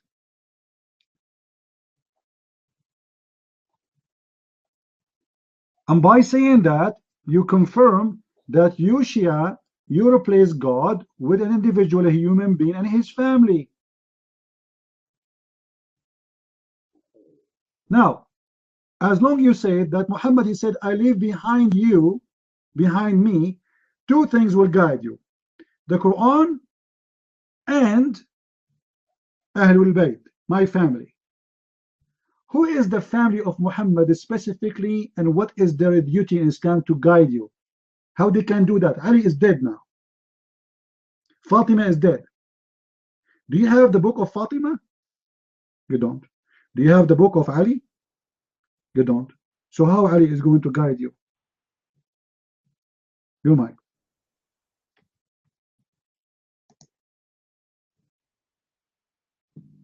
Thank you, friend. We have the words of our Imams. There are many books in Shia that compile the noble word of Imam. That we have also the science that we call the science of men. We have 60 kind of hadith. It means that we never come to every hadith that we find it in any books, as the Sunni school of thought do it. We do not trust in Bukhari. Shia do not believe in Bukhari. So there are so many wrong hadiths in Bukhari. We have our own hadith. Prophet Muhammad do not say that I left Quran and hadith. He said that my Ahlul Bayt, that one of them exists now. The 12 Imam of Shia, that is the Caliph of God, exists now in the earth. Because the vicegerency of Adam started with Adam, the vicegerency of God started with Adam, and it ended to the 12 of Imam of Shia. These exist. This is first thing.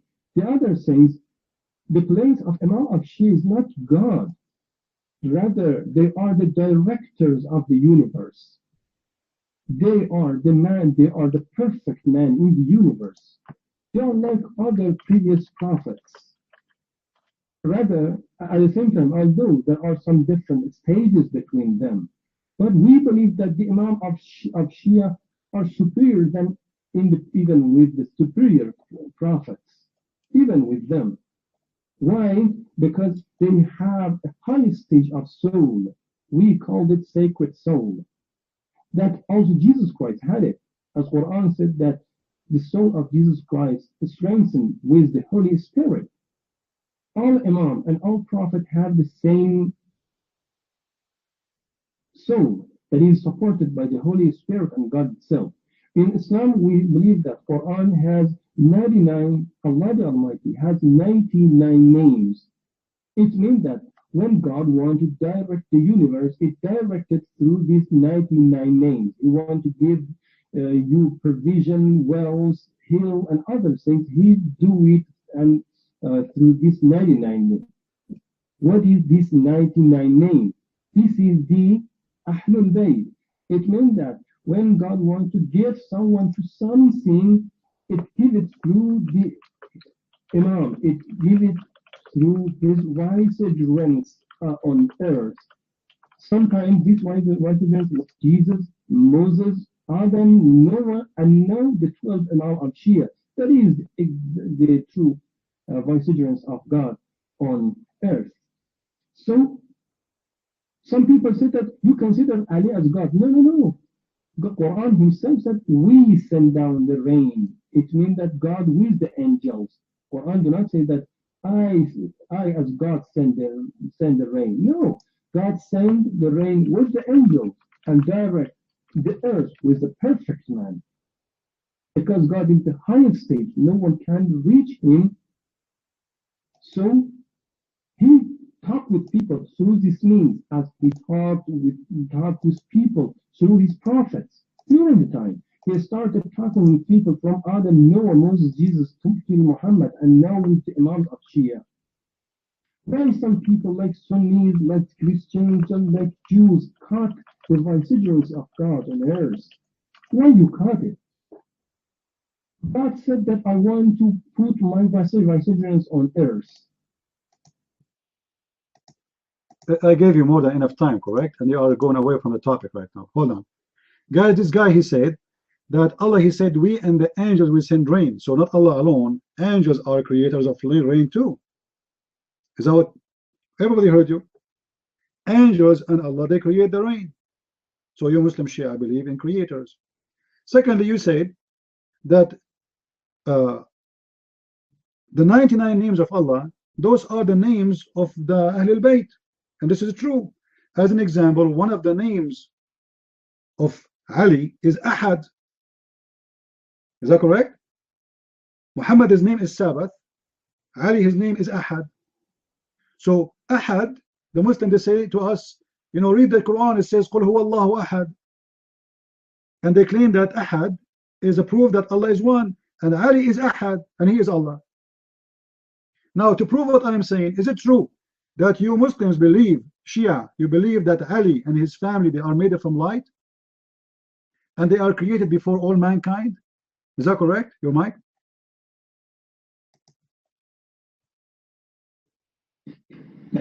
I'll tell you something, and the Christian and the Shia. Sit down, kid. I'm not talking to you now. Wait for your turn. Word. The mic is yours.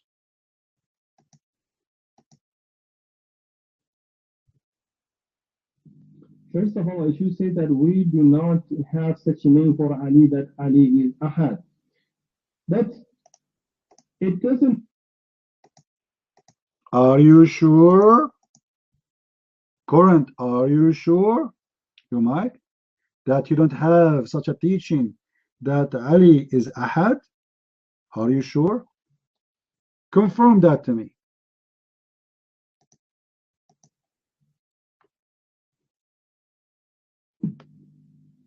The name, brother, here is not important. I said that God through this means direct the universe. When you also want to mix the truth with false. If Jesus is the Son of God. Don't change the topic. Is it true that one of the names of Ali is Ahad? You said no. I said, are you sure? I want you to confirm that this is not true. You're mine.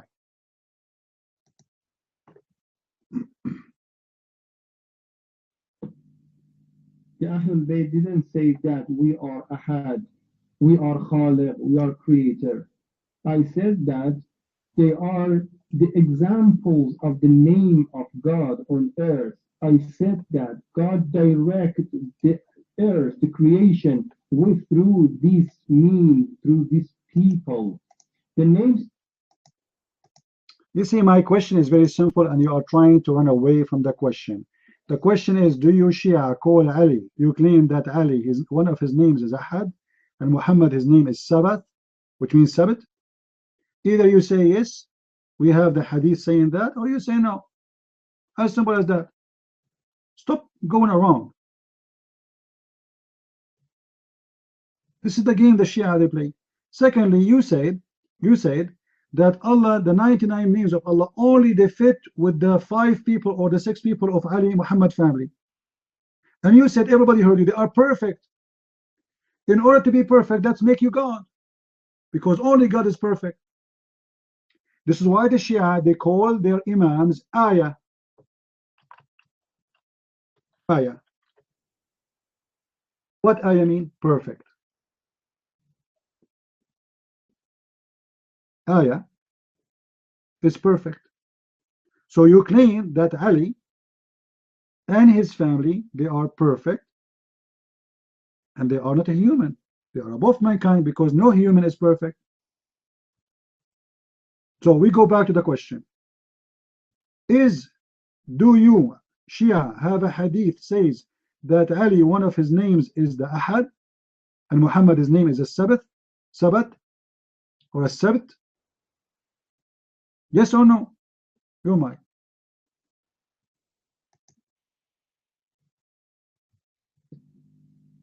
No, we do not have such a hadith in the Shia school of thought. But about the ayah that you mentioned, we also consider the camel as the ayah of God. Well, let me get you busted.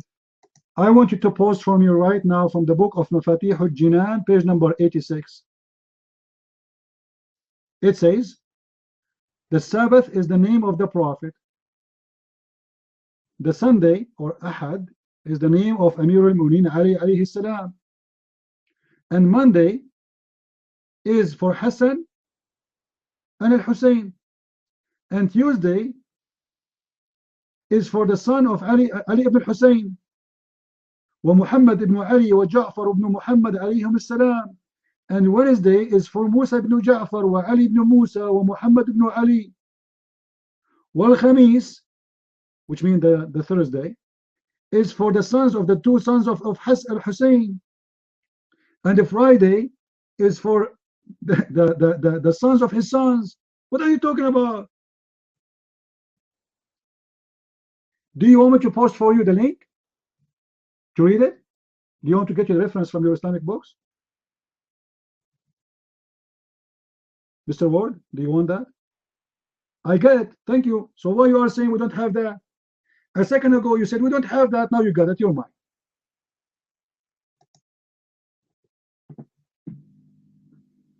Dear friends,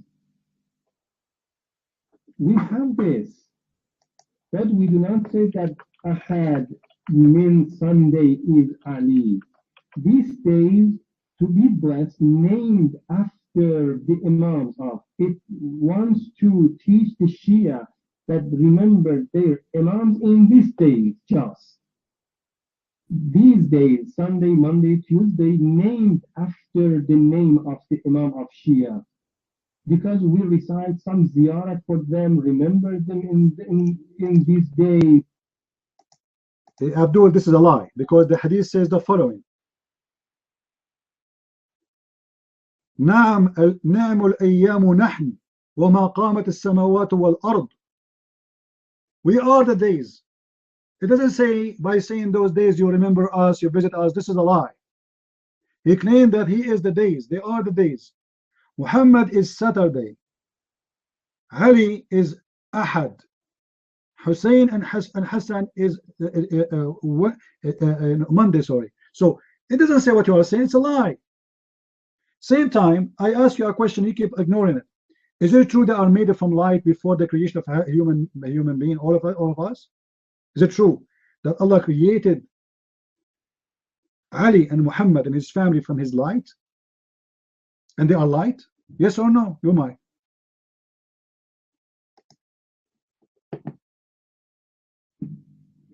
Yes, exactly. Exactly. In the Islamic philosophy, it says that Allah the Almighty, when created the universe, He created the first reason. What is this first reason? It has different names. One of them is light. The reason. We believe that when God created the universe, created the first reason, then through this reason, through this light, bring his grace, send his grace to the people. This first reason or first light was Muhammad, that we called Muhammadan reality. Haqiqatul Muhammadiyya. We believe that the first man who created the universe was Prophet Muhammad. As I said, he was a perfect man. He was the first reason, first light, and also these five holy lights, then they created from the light and soul of Prophet Muhammad, and God through them bestow his grace to people. Guys, did you hear it? Did you hear it? The first one was created, it was the light of Muhammad. I'm not the one who said that. This is Mr. Ward. He is the one give us definition for his belief as a Shia.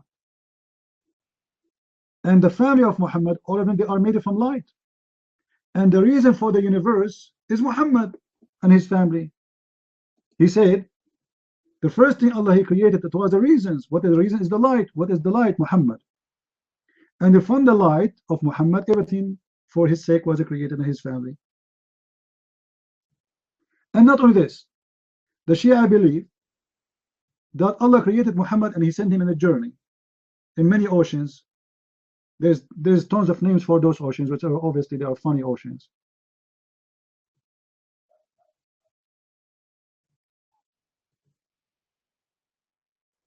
And I will quote from the book of the Shia. Allah He created the light of Muhammad, and He created for him 20 seas from light, and every seas have knowledge no one knows but Allah. And then Allah He said to the light of Muhammad, go in the sea of dignity and walk. So he went. And then go in the sea of patience, and he went. And then he go in the sea of worshiping, and he went. And he go in the sea of humble, and he went. And he go in the sea of acceptance, and he went. And then go in the sea of being lawful, and he went. And then go in the sea of knowledge and wisdom, and he went.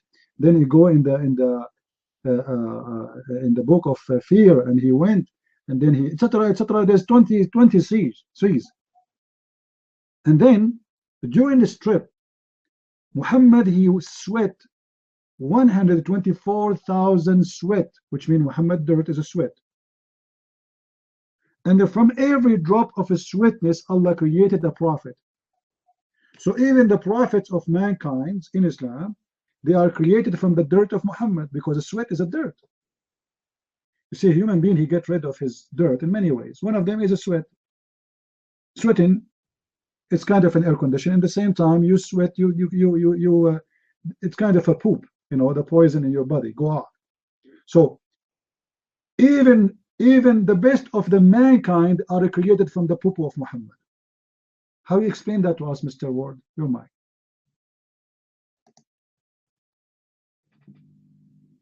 Prophet Muhammad created from a pure soul that is the soul of God. وَنَفَخْتُ فِيهِ مِنْ رُوحِي. Prophet Muhammad's soul is directly. Hold on. Where in the Quran it says that Allah He brought in Muhammad from His spirit? Where it says that? I never heard this before.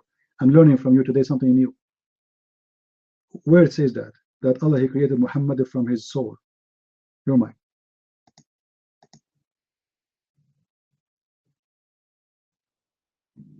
Quran said that I created Adam with my soul. وَنَفَخْتُ فِيهِ مِنْ رُوحِي. I just heard you a minute ago. You are saying that Muhammad was the first to create, not Adam. Correct, guys? You said Muhammad was the first creation of Allah, and it was a light. And the light do not need a soul. Is Muhammad a light? You said he's a light. When I asked you, is Muhammad and his family, they are the light? You said yes, absolutely. And now you are talking about a soul. So Adam was the first soul. Muhammad was the first light. And the verse you are quoting for me is about creating Adam, not creating Muhammad. You mind?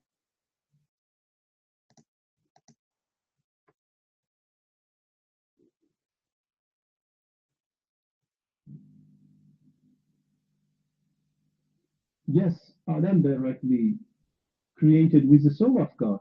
But look at it said that Adam received certain words from his Lord after his sin. For his repentance, Allah Almighty gives him some certain words. Then Adam swear by God with this word. Then God repented Adam. It means that some words was existed before Adam that they were more honorable than Adam. Since words bring peace and mercy for Adam. Common, you are really messed up now. Hold on. The verse you are talking about, according to the Shia, when Adam he received words from his God and he repent. According to Shia story, Adam he said to Allah, "Forgive me please for the sake of Muhammad and Ali and Fatima and Hassan and Hussein." That's it. So what are you talking about? And because Allah could not resist that, like there's no way he can forgive him, to forgive him after he said the name of Muhammad and Hassan and Hussein and Ali. He said, okay, I forgive you. That's all. So what do you mean the word was exist? We said from the beginning that you agreed that Ali and his family, they are the lights created before any creation. And actually the story of the Shia says, when Allah was creating Adam, according to that verse, Adam looked up and he saw light. So he told Allah, who is this? He said, this is Muhammad and Ali and Hassan and Hussein and Fatima. Right? This is why Adam later he asked Allah, and Allah he told him, these are my favorite. I created the whole world for them. If not Muhammad and Ali and Fatima, you are not exist. So according to your religion as a Shia, we are toys created just for the sake of Ali and his family. The hadith says exactly, if not you, the world will not be created. Do you want to show the hadith? And this is what you Shia believe in, you might.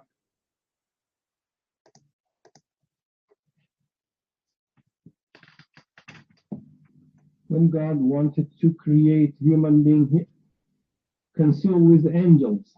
Then you say that Quran mentions that we know that man is corrupted. He shed blood on the earth. Do not create, we immaculate you. God the Almighty said that I know the thing that you do not know it. What God knew that the angel didn't know that. God knew that although there are some corrupted and murdered people on earth, but there are some perfect men like Prophet Muhammad and his family that they are infallible, that they are the perfect men on earth. So there are the vicegerents of God. And this vicegerents, as I said, started with Prophet Adam, continued to Muhammad, then to the Imams of Shia. Why you caught the vicegerency of God on earth after Jesus? What is the reason of the establishment of this universe?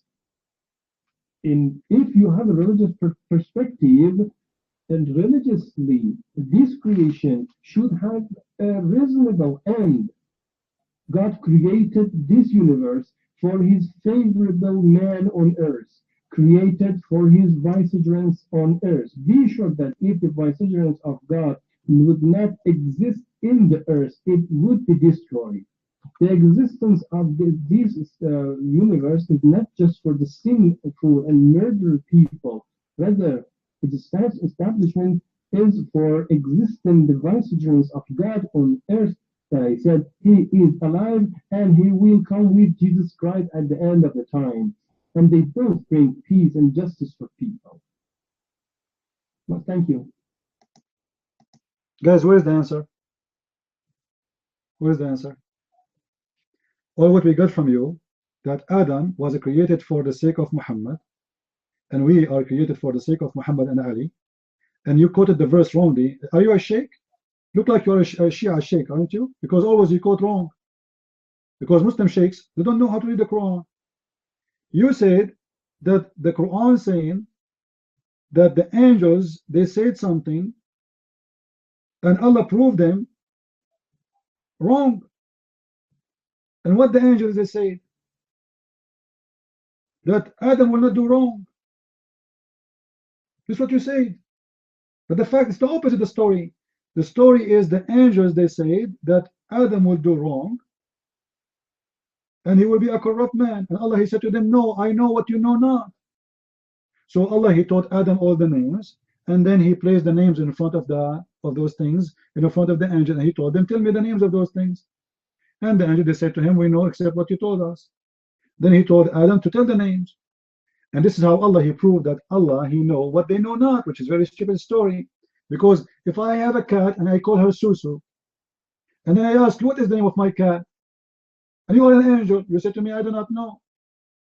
And now I say to you, I know the name of my cat, her name is Susu. That is a proof I'm God? How you can prove that you are God by knowing the names? You gave the names, you are the one who named the things. This is the first stupid side of the story. Secondly, the angels, they said Adam will do wrong. Did Adam do wrong? Yes. And the proof, he was kicked out of heaven. So the angels in the story in the Quran, they were right and Allah is wrong. Because Allah, he wanted to prove to them they are wrong about Adam is going to do mischievement. And the third mistake in the story, Adam, he received words from his God and Allah, he forgave him. But yet, a minute after, he kicked him out from heaven. I mean, this is crazy. If you forgive him, why he kick him out from heaven? Your mic, Mr. Ward.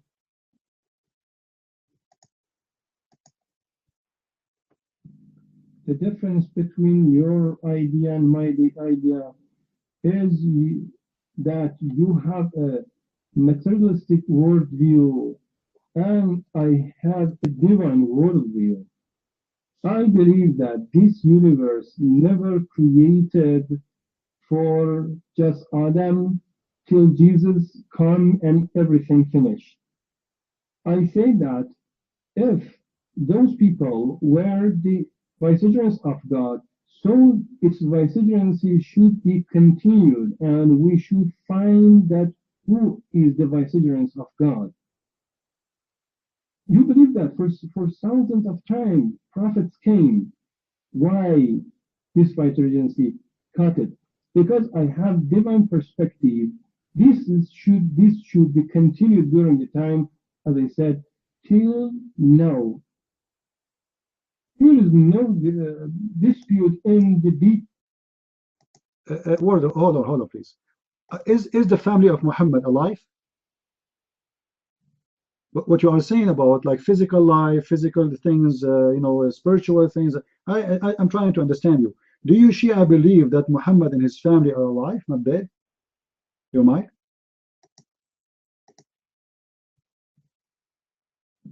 Yes, we believe that they are alive. For 1 billion and 1.5 billion Muslims every day in their prayers say that Assalamu alayka ayyuhal nabi, peace be upon you, salutation to you, O Prophet. If Muhammad died, why this 1.5 million people say they salam to Prophet? You would say salam to a live person. So Muhammad is alive. And his son Mahdi is alive now.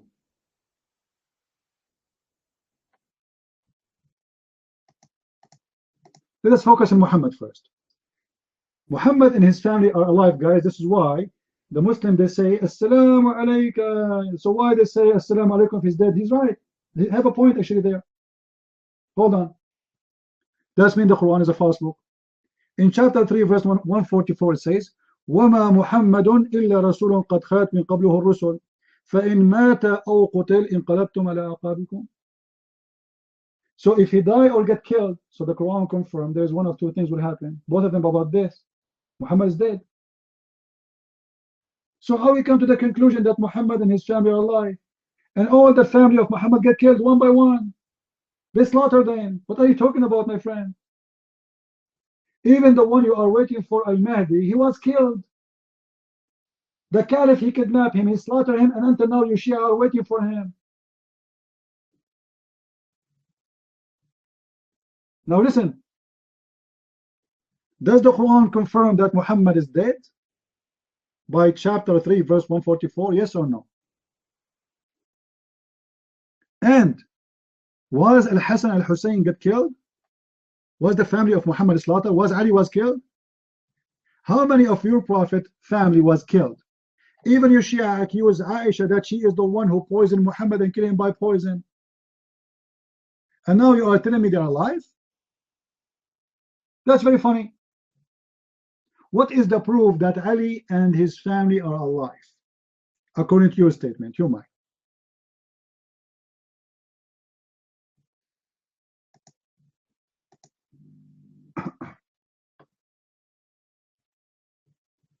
This is the verse of Quran and said that do not count those who were slain and martyred in Allah's way as dead. Rather, they are living, but you are not aware. We Shia believe. Hold on. That means all Muslims are alive. All Muslims who die in the war, they are alive. And there's nothing special about Muhammad and his family. Correct, guys? I thought this is something special about Muhammad and his family. And if this is true, this means all the stories in the Quran is false. Because isn't the Quran says that there is a judgment day and that is the day of reward and punishment? According to your story, you are alive right away. So there is no judgment day. And there is no resurrection day. So the day of Ba'ath in the Quran is a fabrication. Is that correct? How you are going to resurrect the one is resurrected already? You are very confused, Mr. Ward. I want you to listen carefully.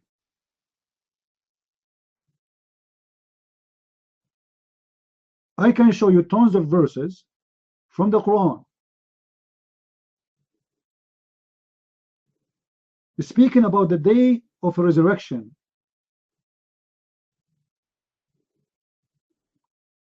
And speaking specifically about even the believers that Allah is going to resurrect them. So how you are saying to me that those are alive? The verse there is speaking that those who die for the sake of Allah, they are alive, which is a promise after heaven. After they go to heaven, they will be alive. But not now. And the proof is, right now you have the grave of Ali. And you have the grave of Hussein. And you have the grave of Hassan. So if they are alive, why you visit their grave? Why you Shia visit the grave of somebody is not there? You mind? In tons of the verse of Quran said that do whatever, O Muslim, you want to do, but be sure that God, Prophet, and infallibles see you. Look at this. Quran said that. So how shall it be you when we bring from every nation a witness, and we bring you as a witness to them? This verse said that every nation has witness. Jesus Christ is a witness over his nation. But Prophet Muhammad, this verse said that it's a witness over all nations. It means that Prophet Muhammad. Hold on, don't you think it's very stupid to say that every prophet will witness against his nation, but already we have Muhammad who is a witness against all nations? So what's the benefit of Jesus if we have a witness for everybody? Listen carefully. You said the prophets, they witness against their nation, right? But Muhammad is a witness for everybody. So what the need of Jesus? We have Muhammad who witness for everybody.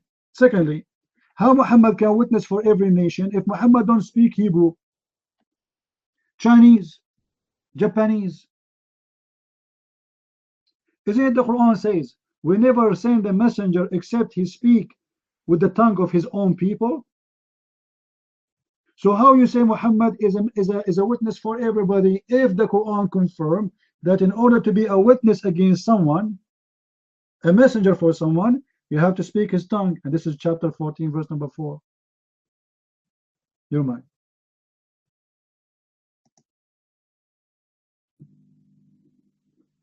Prophet Muhammad also know every languages as he talked with the jinns.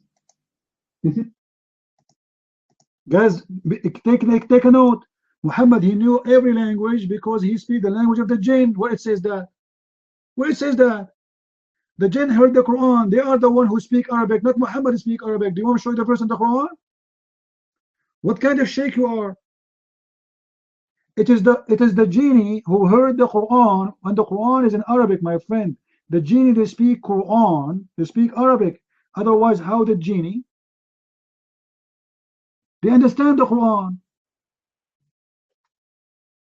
They heard the Quran, they like it, even they convert to Islam.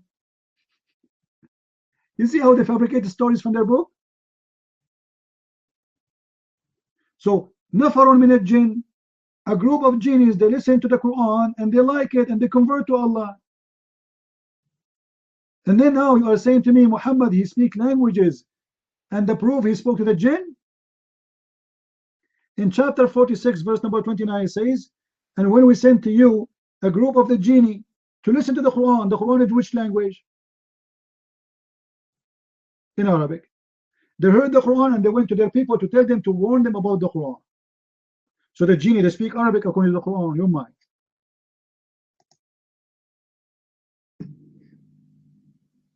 Prophet also know the language of the animals and birds, as Solomon talked with the birds. Also, Prophet Muhammad did it. Hold on. If you show me Solomon speaking to the birds in the Quran, I will close my room.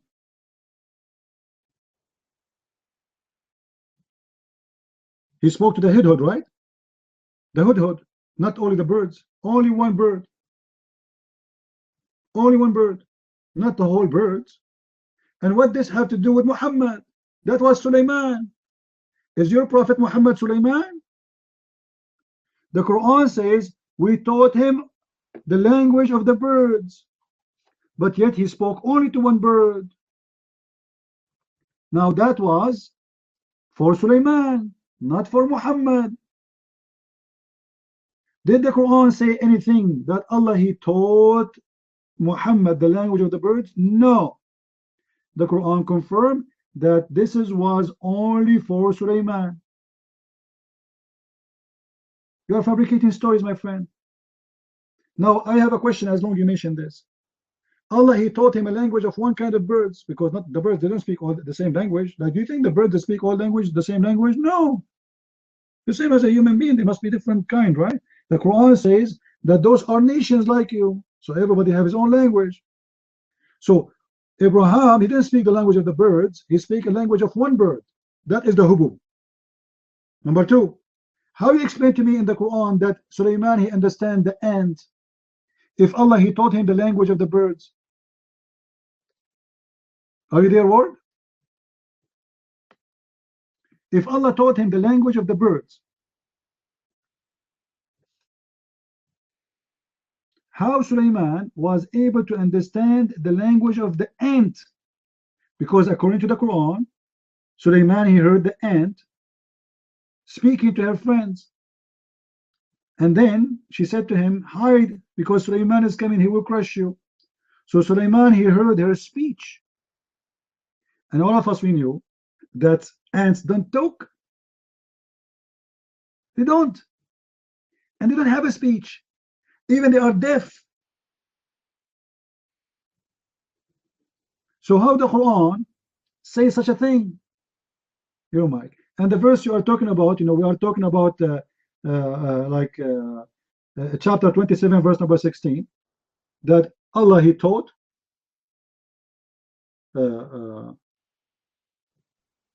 The language of the birds. Your mic.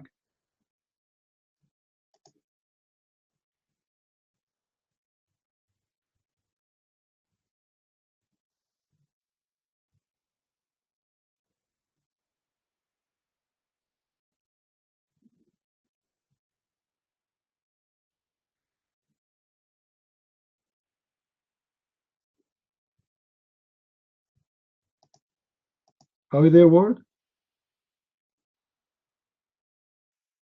Are you searching Google? I can help you. If you want a verse, tell me. Just tell me the verse, I will tell you which one. Sheikh Common.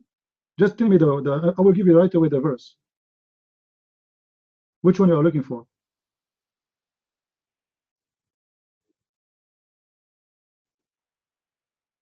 You see, guys, how they fool themselves? Muhammad, he speak all languages. Muhammad don't even speak Arabic. This is why the Quran is messed up. Muhammad, guys, he do not know how to write, how to read, but he speak all languages. Where do you get this from? The proof that Suleiman, he spoke to the bird. Like what? I have people who speak German. Does that mean I speak German too? What kind of logic this logic is?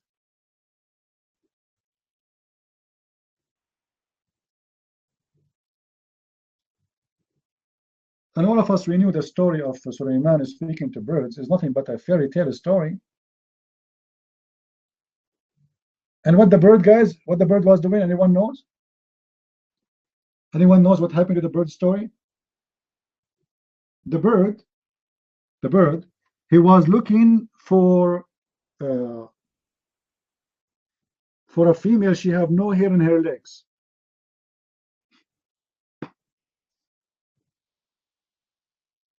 And Allah told Suleiman to go and check in the birds, and he found him missing. This can be found chapter 27, verse number 20, 21. And then he told the birds, his kind, where is the hubhub? If he didn't show up on time and give me a good excuse, I'm going to make him shish kebab.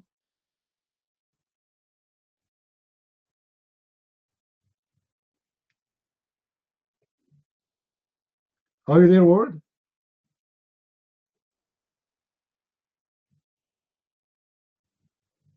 No, I'm saying the reference. I do not need to post them, guys. You post it. Like, it doesn't cost you too much time. I'm giving you the verse. I'm giving you the number. Just post it. I just said chapter 27, verse number 20.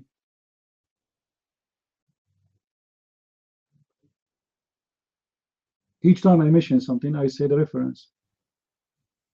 Is it hard to go in Google and type chapter 27, verse 20? I have to do everything. Are you there, Mr. Ward?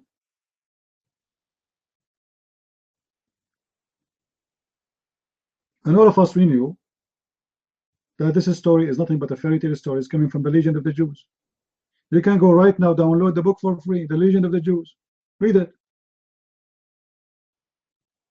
This book is translated to English. And this book contains a lot of funny stories, which has nothing to do with reality. Muhammad, he took it, he put it in the Quran, because he thought this is what the Jews believe in for real, and this is really what happened. Yeah, The Legend of the Jews. Google search for it right now. It's for free. You can download the book for free. Because this is a book translated a long time ago, so the copyright is expired. So you will find the story of the ant. You will find the story of the bird. You will find the story of the flying carpet. All those funny stories, Muhammad is copying from there.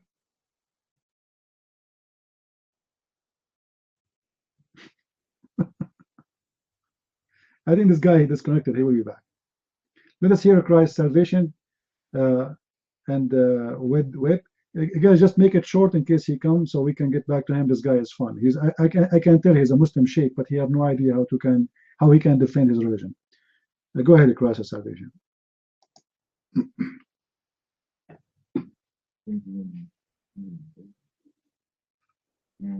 I heard? Suddenly I cannot see my name. Talk with the microphone. 1 second, please. Okay, now I can see my microphone. Okay, I asked a question this guy, MH for life, and I asked him a question: whom did God love before creation? The question is not that simple because it's very deep. I'll give him only one, let's say, very tiny thing. If you are alone and you love, you can love only yourself. So you are selfish. Okay? That's how you cannot have a God, selfish God, as you have. Yeah, a self-love God, self-loving God, will not love all humanity. Will not do anything. Because if I would be God, and I would be self-loving God, I wouldn't care having anything as creation. Okay? That's how you have to live it. But since I cannot be as God is right now,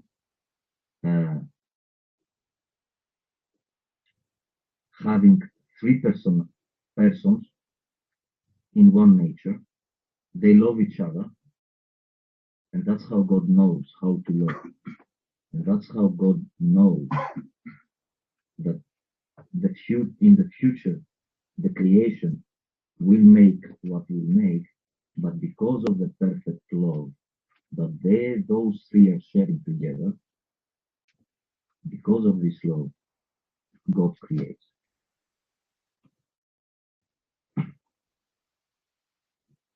The God of Islam, well, Allah didn't even make stop Muhammad to eat the mutton or the goat, whatever. He didn't even stop him. He didn't say, "Hey, wait, Muhammad, what are you doing? It's poison. Wait. Why not? Why not?" So you're saying, God, you're God. You don't know God. You don't know who God is. You don't know who God is, and you cannot realize. I ignored because I'm saying the truth. He ignored me. Okay. Where did 5 your microphone?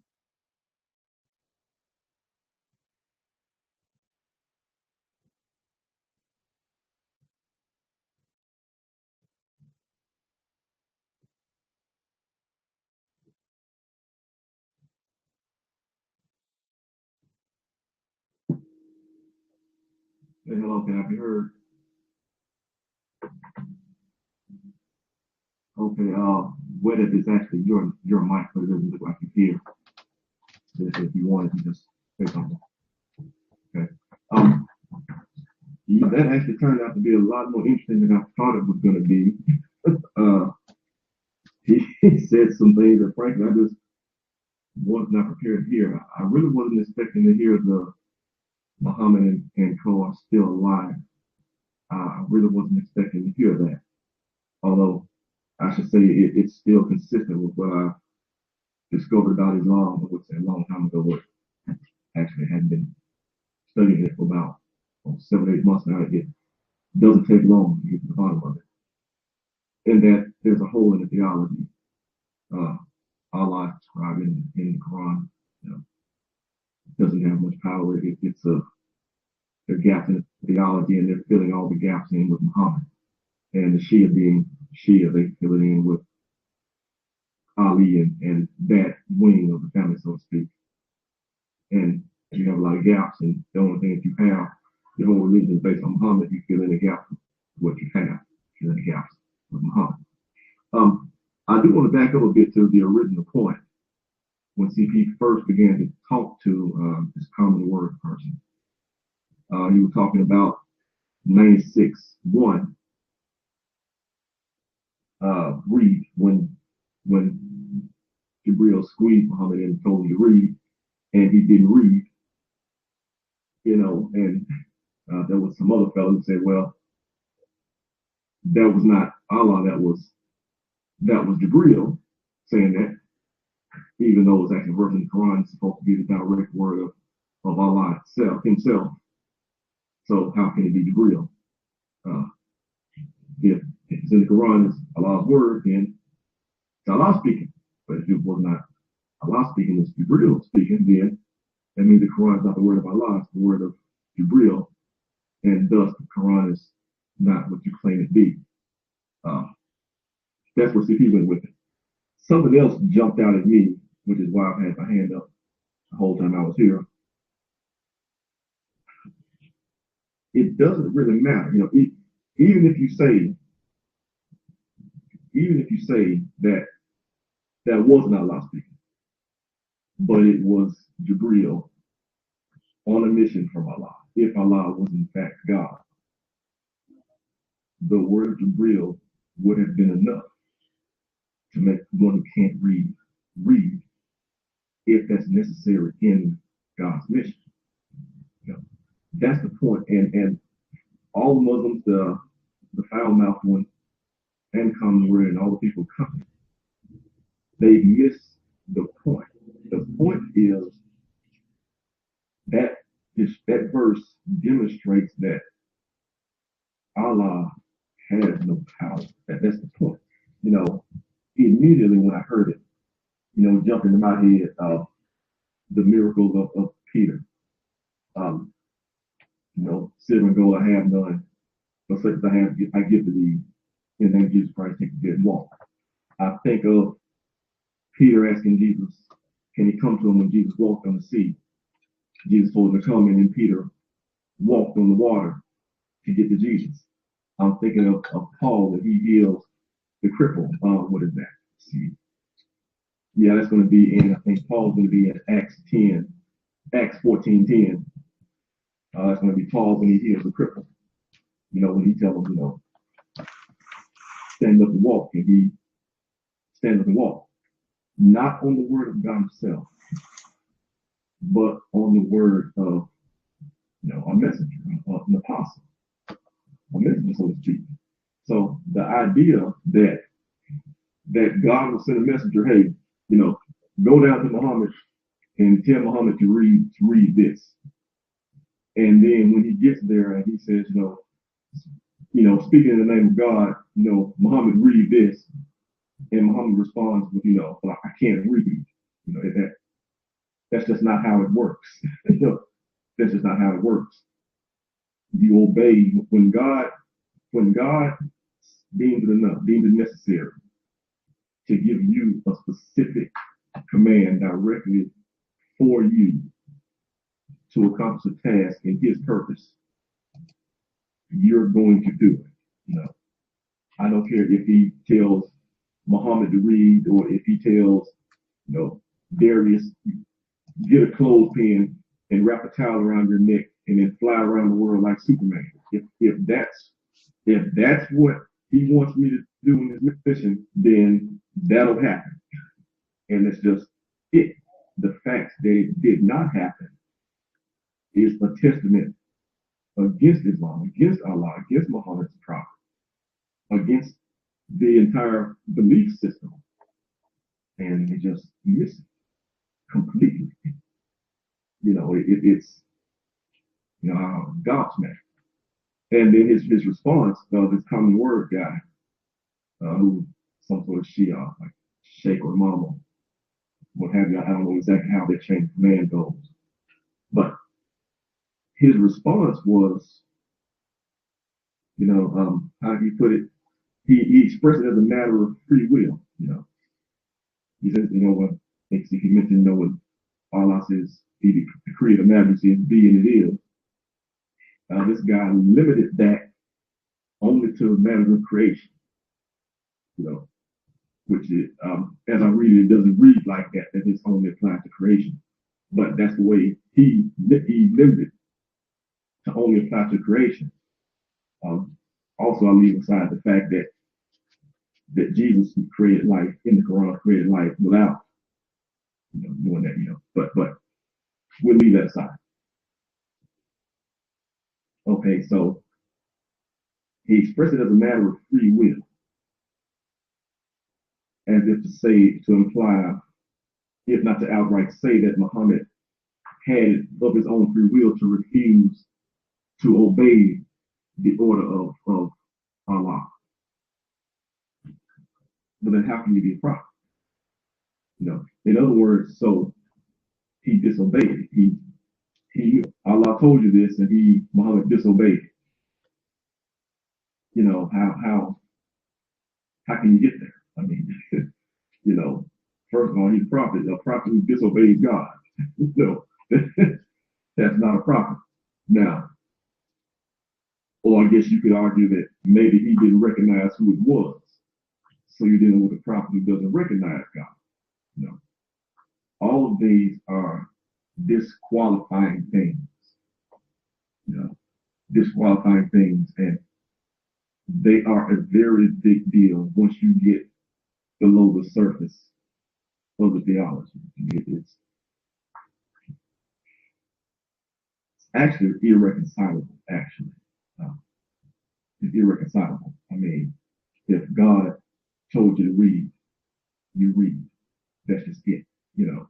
And in a situation like this, you can't just say that it's just matter of fact speech, off the cuff, matter of fact speech, and it wasn't any part of any great plan of God. This is supposedly the delivery of the Quran to Muhammad. I mean, it is the pivotal moment in Islamic theology. It's frankly the only thing that matters in Islam, you know, and to have this sort of failure there,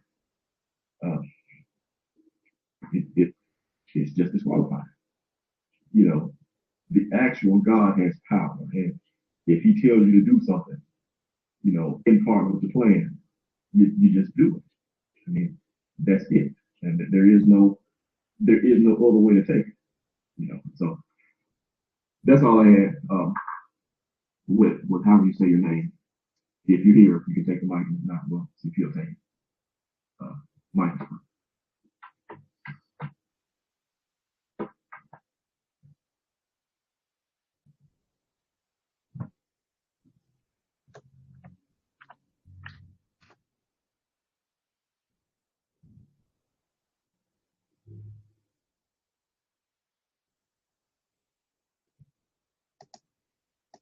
Okay, maybe he's not there. Are you there, Wed? Wed, are you there? All right. Am I heard, guys? Am I heard? All right. I don't know what happened to this guy. He ran. I like, you know, it looked like, you know, he found that his fairy tale story is not working, so he decided to flee.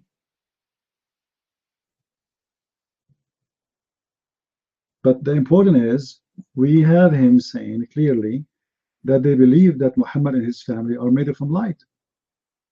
And guess what? The Quran confirmed that Allah himself is light. Allah made Muhammad and his family from his light. And he is the first thing to create, and the whole universe is created for their sake.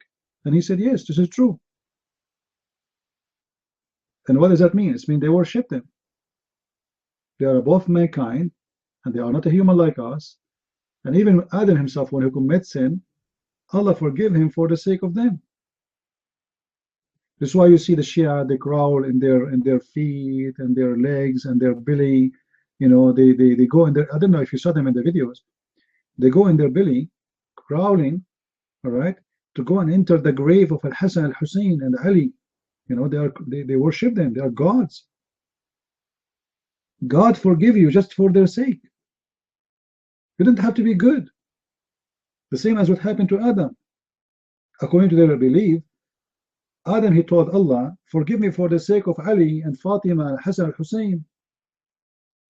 And they are exist as light when Adam is even not created yet.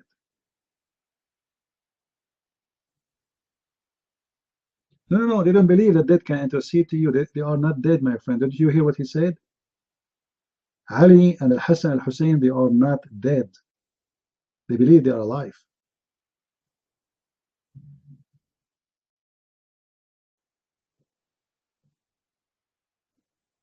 Even they have a fatwas allowing you to eat the dust of the grave of those imams.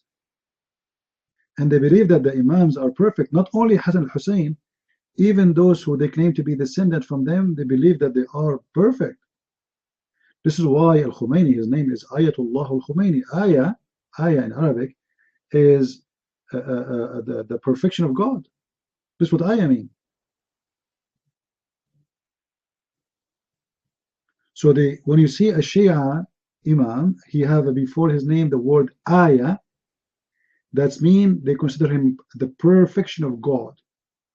So they obey him blindly. They are perfect. No. Ayah is not a sign. No, not a sign. No. Ayah is not a sign. Ayah can come as a sign, as a sign, if you speak about a miracle, which means a sign which nobody can make. Perfect, something perfection, a miracle of God, because God do make perfect things, and nobody can do those things. It's a miracle. So ayah is not really just a sign. It is a miracle, as simple as that. Miracle of perfection. So they believe that they are the perfect men, and they are miracles, because there's no man is perfect. So they are the miracles of God, and they are ayah on this earth, and they don't do any mistakes. This is why you will not see any Shia there to say al-Khomeini was wrong when he said that you can have sex with the children, because he's ayah. The second you put the title ayah before a sheikh, that's mean he is a perfection of God on earth.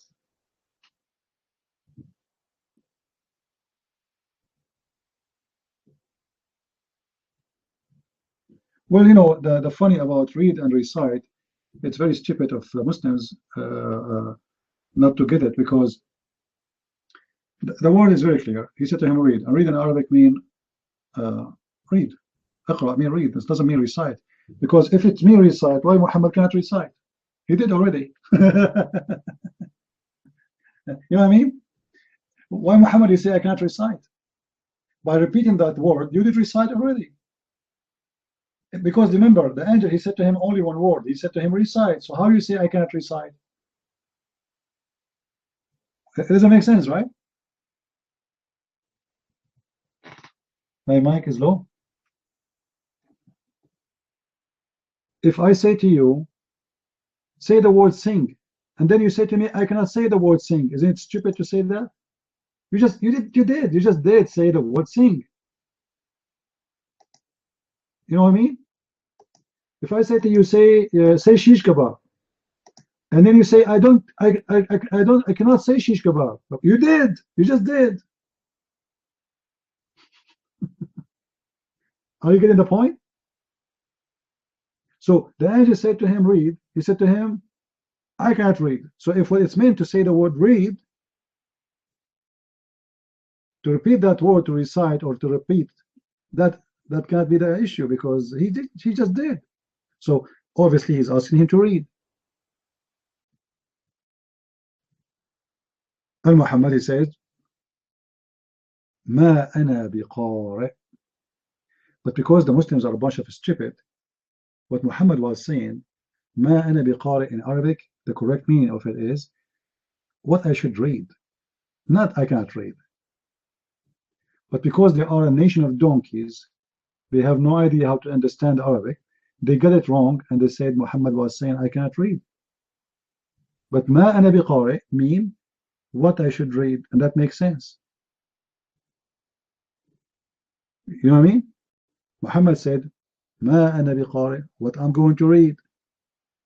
The Muslims, they took the meaning as what, well, I cannot read, but the fact did not say that.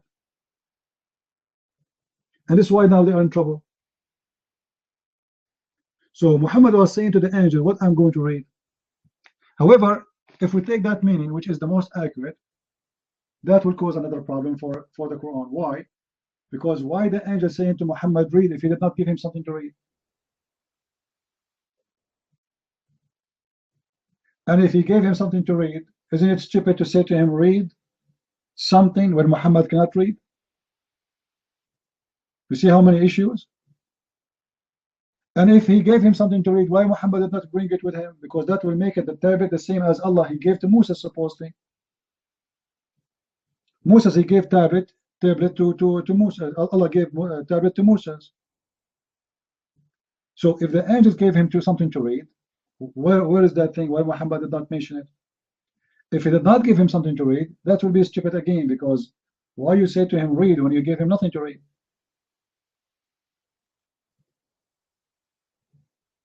The whole story is messed up. However, Muhammad was a thief. He heard that in the book of Isaiah, it's speaking about a prophet who they are unlearned. Unlearned. So he said to himself, uh-oh, this must be me. And yes, I agree. It's about people like him, because the book of Isaiah is speaking about false prophets who they claim that they are worshiping God, but they are unlearned. Right? They are not learned and they have no idea. Muhammad, he have no idea. That's by saying that he just got himself busted. He's trying to copy Isaiah, trying to say, you know what, I am not learned, and that's make me the one who don't understand the book. So this is why Muhammad, he said in the Quran, there's many verses, nobody knows what they mean save Allah. Only Allah knows what those verses mean. But how this happened?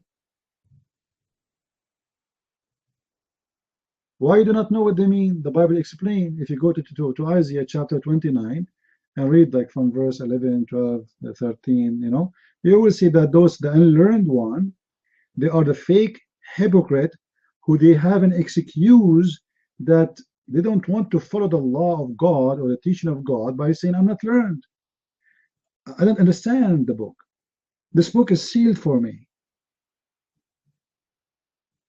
So Muhammad, he wanted to make it for him. And by doing that, he proved that he's a false prophet, because that chapter is about false prophets. It's about false prophets, false teachers, false rabbi, who they make an excuse not to follow the teaching of God by saying, I'm not learned. The book is sealed for me. I don't understand.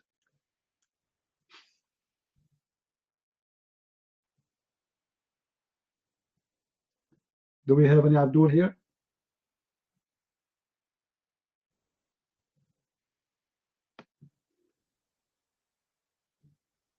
Too bad this guy, he left, because it was like fun, you know, because usually we don't get a lot of Shia, right? Usually we don't get Shia, and this guy looked like he's a Shia sheikh, but sadly he decided to flee.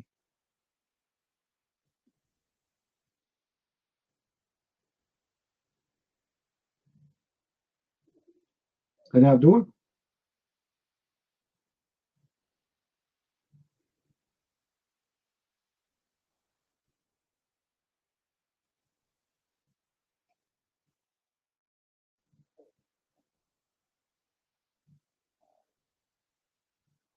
Somebody post for us, guys, Isaiah chapter 29, verse number 12, just to show you how amazing the story is so close. If somebody can post it, just to show you how Muhammad is copying from the Old Testament, trying to make what happened to him based on that story.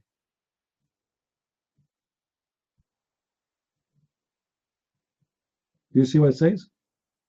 Do you see it? Is it amazing?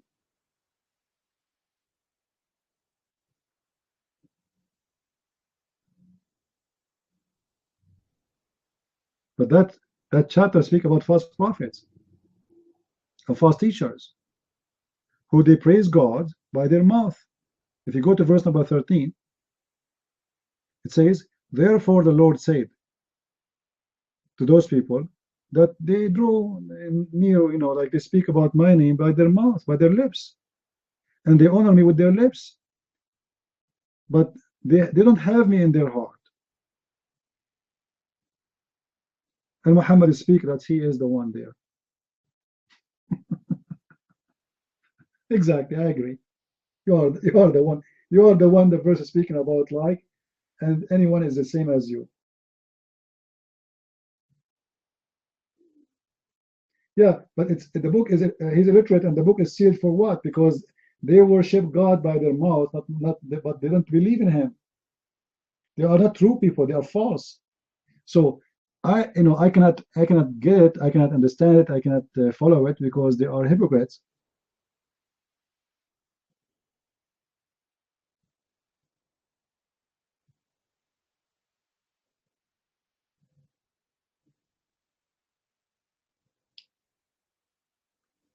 Then you have Abdul here.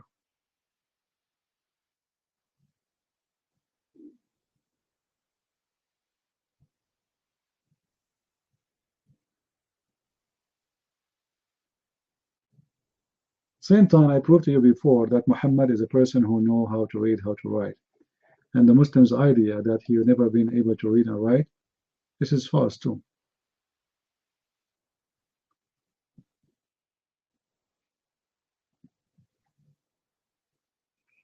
We have a Muslim in YouTube, look like he is trying to talk to me.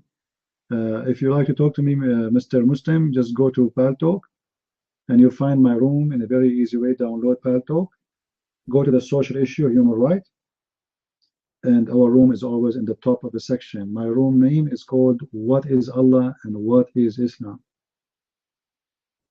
Very easy to find me.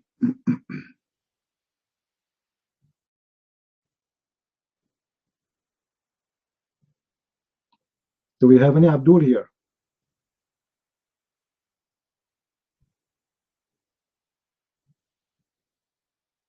You see what the Shia did, when Muhammad forced people into Islam,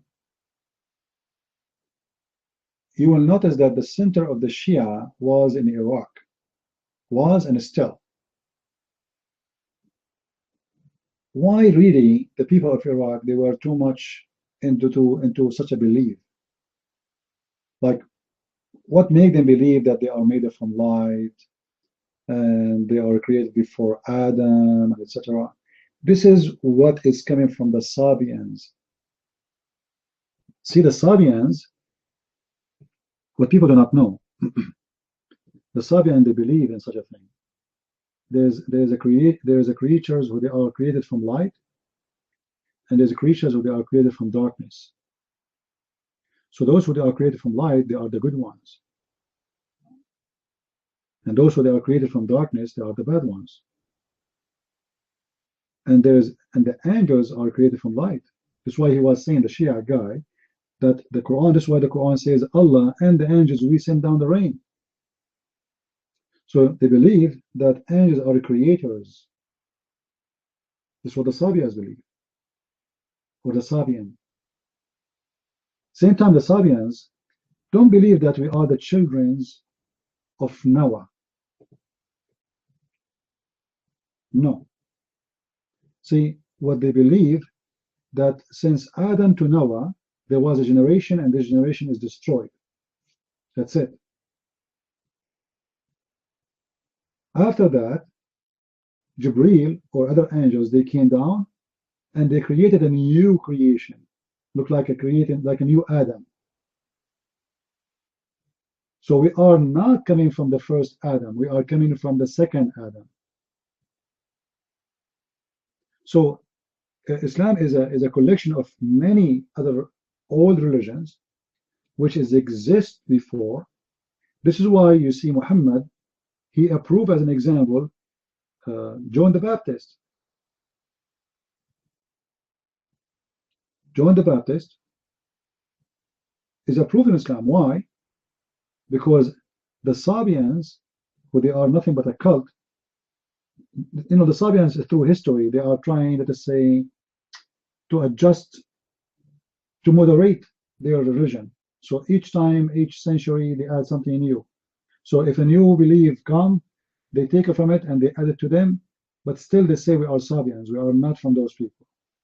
So they heard about John the Baptist.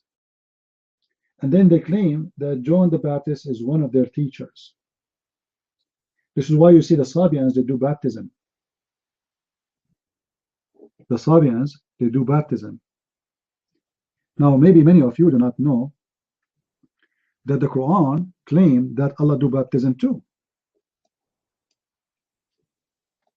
And when they asked Muhammad, why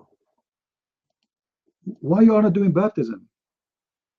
He said, who is better than the baptism of Allah? Who is better in baptism than the baptism of Allah? If you go to chapter 2, verse number 138. So Allah do baptism the same as the Sabians. The difference between the Sabians and Muhammad, he lived in the desert. In order to do baptism, what do you need? What we need to do that baptism, guys? Water. And desert is a place where there is no water. Very rare.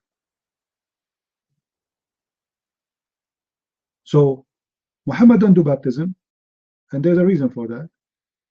And maybe he do not know how to do it. This is number one. Maybe he never witnessed one. Maybe because of the water. It might be any of those reasons. But for sure, Muhammad, he approved baptism too, because he is, he's learning from the Sabians, not from the Christians. He's copying that from the Sabians. This is why you see that the ablution of Muslims is exactly the same as the Sabians do ablution.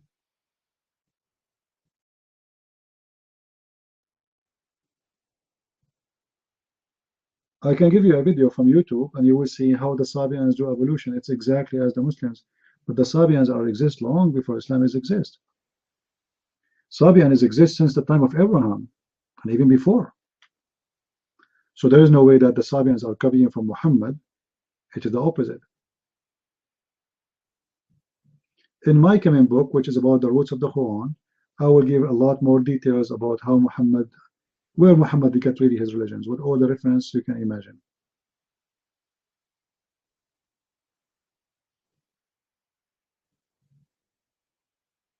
Yes, John the Baptist was a Jew. However, the Sabians, they hate the Jews. This is why the Sabians, they teach in their books that those who practice the circumcision, they are the devil, the followers of the devil. And even they call the Jews, they call Adonai, he is Satan himself. Adonai is Shaitan. They mention that in their books. So Adonai is a Shaitan, and the Jews who worship Adonai, they are followers of the devil.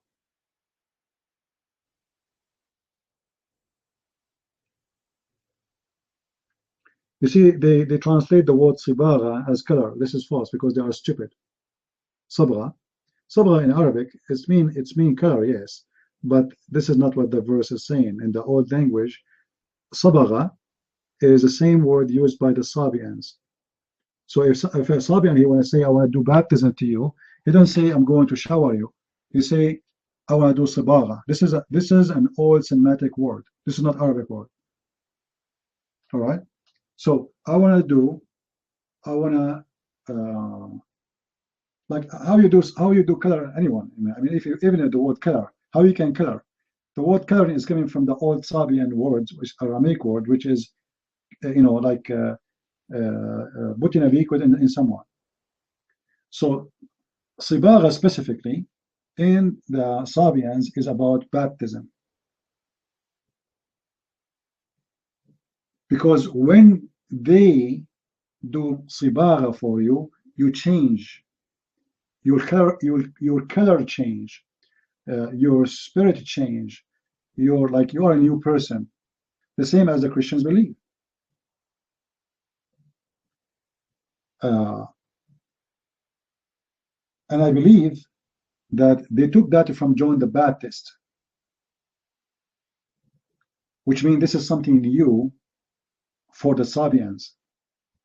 The baptism is something new. They took it from John the Baptist because remember, they claim that he is one of the great masters.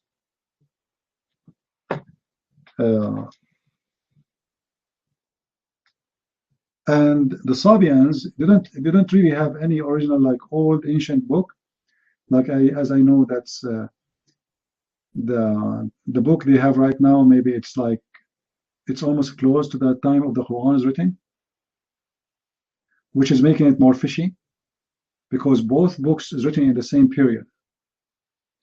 However, the Sabians, there's no question about that, they are a lot older than Islam.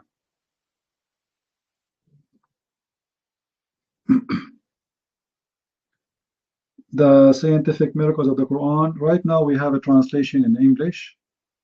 In German.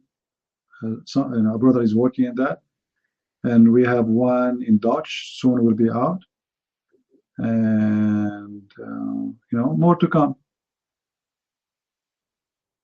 Yeah. Anyone want to check my books? You can click at the link in the top of the room. It says there. Usually I don't post this, but today I did. To read the Christian Prince books, you can click at the link. There you will see all the languages we have. And just a few weeks ago, we have my first book, The Deception of Allah, translated to German. And the Muslims were, they are going so crazy and so upset because of my German book. And even there's a Muslim, he made a video saying to the Muslims, go and make a false review of Christian Prince book. The Abdul, they think if they make a false review and they give 1 star, that will hurt my book. The fact, it doesn't work this way. It's work in the opposite way.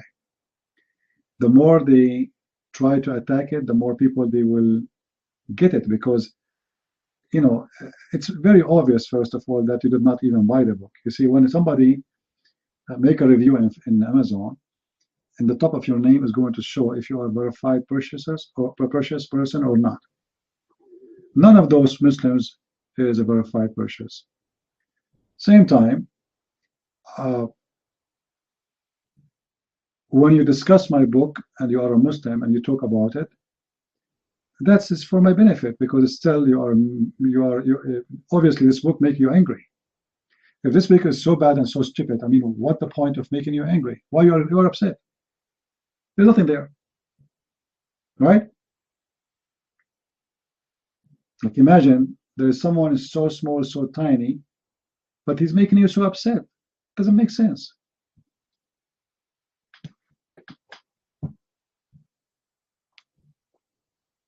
But this is how hypocrite the Muslims are. They review a book without buying it. And the Muslim was saying to them, go and make a false review. Imagine, he said, don't buy the book, just make a false review. I can even post a text for you, so you post there in German. The Deception of Allah will be out soon. We are out of hard paper copies, but soon we'll be back on Amazon. Right now you can order only Kindle. In a few days from now, it's going to be back.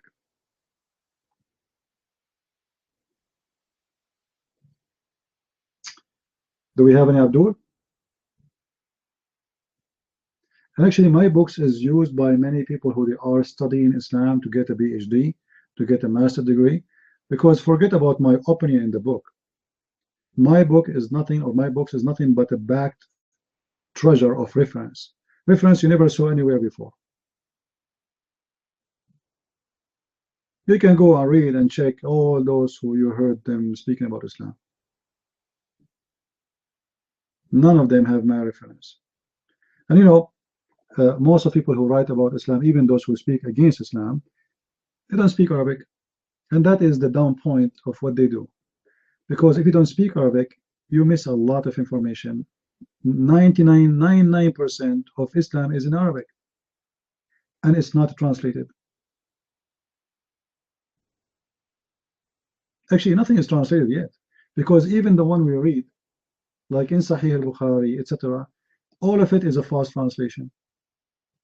The Quran you read in English is false translation. This is why even the Muslims themselves don't accept any Islamic translation for the Quran.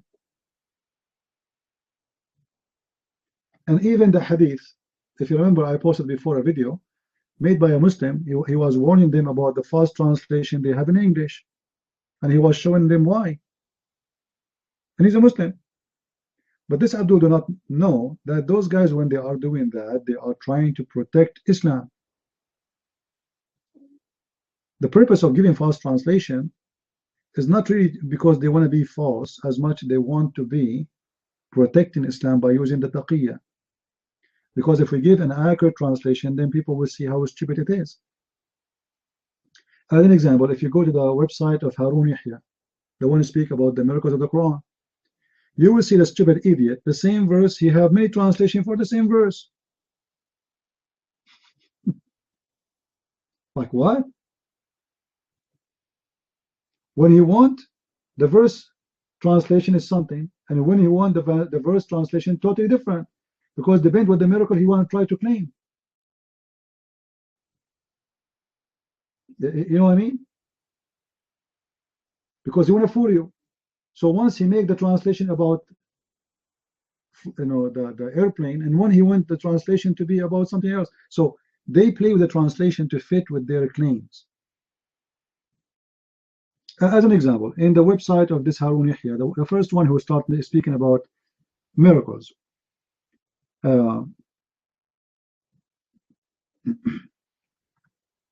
he claimed that Allah is the first one who said that Allah, he created the sky without any column.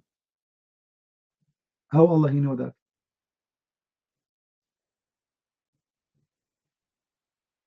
So in one translation he translated the verse, this is chapter 13 verse number 2. It is he, Allah, who raised up the heaven without any column, and then he continued. In different place, the word which you can see appear. So when he's trying to make it the statement about Allah, he created the sky, lifted up without any column, he took the word you can see out. He cut it off. Totally is gone. Because that will destroy his claim that Allah, he created the sky without any column, because the Quran says the opposite. It says that Allah, he created the columns, but we can't see it. Now, why we cannot see it? Anyone remember? Why we cannot see those columns? Because they are mountains. And why with those mountains we cannot see? Do you remember?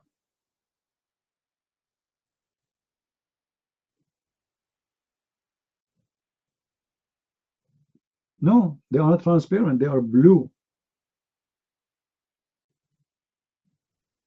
The mountains, you see, the earth is surrounded by a blue mountain. And this mountain, according to the interpretation, is surrounded by an azure mountain surrounding the whole earth. So what the Quran describes is like the earth is like a flat round or flat land, and then there's mountains as a fence, and the sky is like a canopy, it's like an arrow in the top of it, and those mountains are the fence of the earth. So Allah here lift up the sky, and those mountains, because they are blue, we can't see them, but they are there. And even they say in the interpretation that the sky itself is taken, how you pronounce the word azure? Azure mountain. How the spelling for it? Azure. Okay, it's an azure mountain surrounding the earth, and even the sky is taking its color from it. This is the explanation why we have a blue sky. The sky itself is taking the color itself from those mountains where they are surrounding the earth.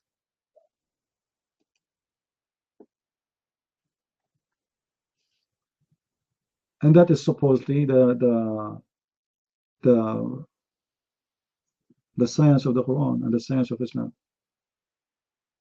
But for sure, the Muslims will not go in those details, and they will try to avoid those verses and those explanations, because that will make Quran look stupid.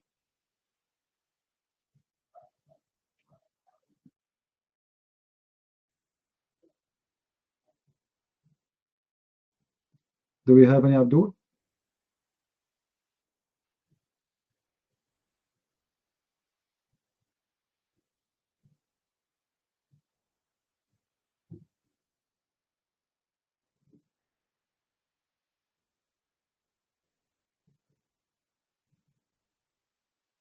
Any Abdul here?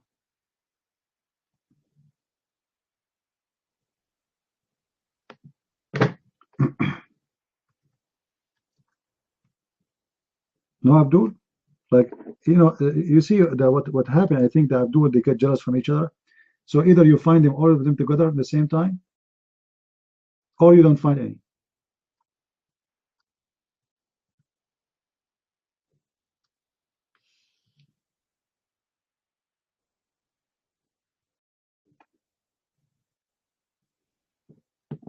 Any Abdul here?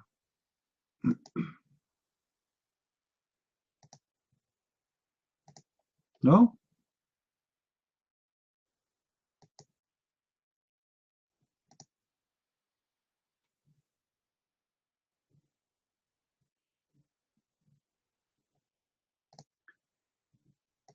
Let us see if we can get the one we are talking about.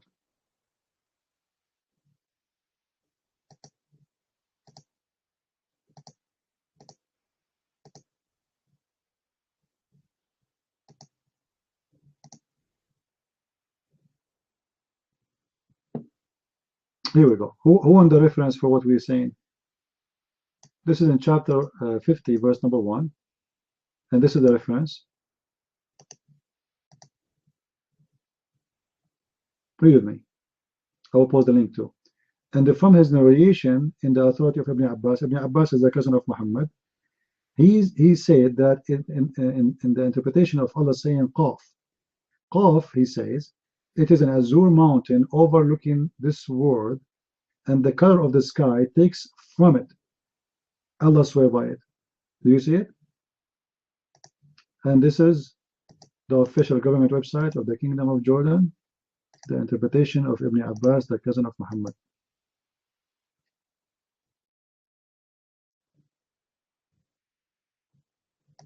And here you need to ask yourself very simple questions. What is the connection between Qaf, which is the mountain surrounding the earth, and the Quran? I mean, this book is crazy.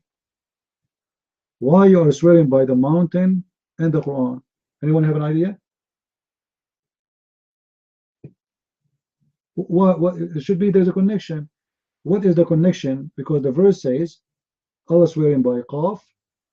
Qaf, it's a letter Qa alone, Qa. So Allah swear by Qaf, which is supposedly the name of the mountain, which is a blue mountain surrounding the earth, carrying the sky. And with the Quran.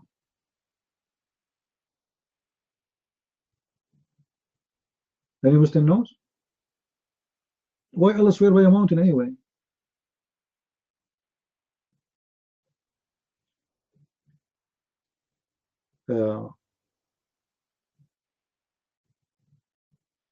You see, the Muslims, their religion is a collection of old ancient religions exist before them.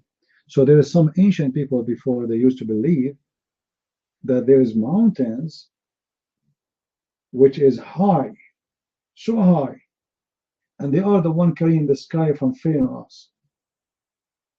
And those mountains, they are blue, and this is why we see the blue color. We see it in the front, we see it in the top. Like even if you walk in the flatland, or you see a blue start right away, and this is supposedly, this is not really the sky yet. This is the mountain who is carrying the sky. And because of the mountain, the sky itself is get the color from the mountain. Now, the Quran confirms that the sky is lifted up, and if not Allah, He put those mountains, the sky will fall down on you.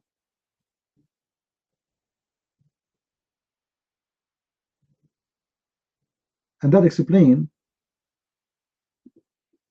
this legions. Like if you go to chapter 22, verse number 65, it says, and Allah, He hold up the sky so it's not going to be falling down on you. What that mean? How this can happen? Because if the author of the Quran knew that the earth is not really hold up from the sky. The earth is inside the sky anyway. We are inside the space. We are not out of the space.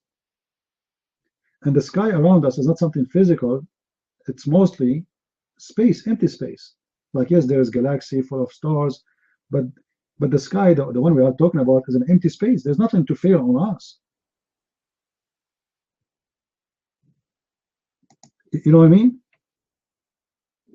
Is the sky something physical? Like a concrete roof? No, it's nothing. There's nothing really, actually. It's just a space. But because they believe that the sky is a physical place and it's heavy, it have a weight, it's a roof, it's a real roof. And actually, even the Quran mention the word roof by name. If you go to chapter 21, verse number 32, it says, وَجَعَلْنَا السَّمَاءَ سَقْفًا مَحْفُوظًا. The word saqf means roof. So we made the sky protected roof. But the fact is no roof. But because Muhammad is copying the legions of other people before him, he believed that there's a real roof in the top of us. And there's lamps where Allah, he put the lamps on this roof. And those lamps are not existent after that. After that, there's no lamps. The lamps is only exist in the lowest roof. All right? And that roof is the only one it has the lamps. And if you remember, like now here it says Saqfan Mahfuda, which means protected roof. Why it's a protected roof? What is the meaning of the protected roof? The Muslim, they will say to you, okay, do you see? Protected roof, this is mean the atmosphere. The atmosphere. How the Quran knew about the atmosphere? Hold on. If this is the atmosphere, this is mean the star is educated in the atmosphere, because the Quran says clearly that Allah, he decorated the lowest heaven with the lamps.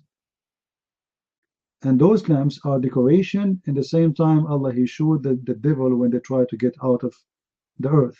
So the protected roof is not about the atmosphere. It's about Shaitan cannot get out of the zone of the earth. All right? Do we have any Muslim who don't agree? Any Muslim here don't agree?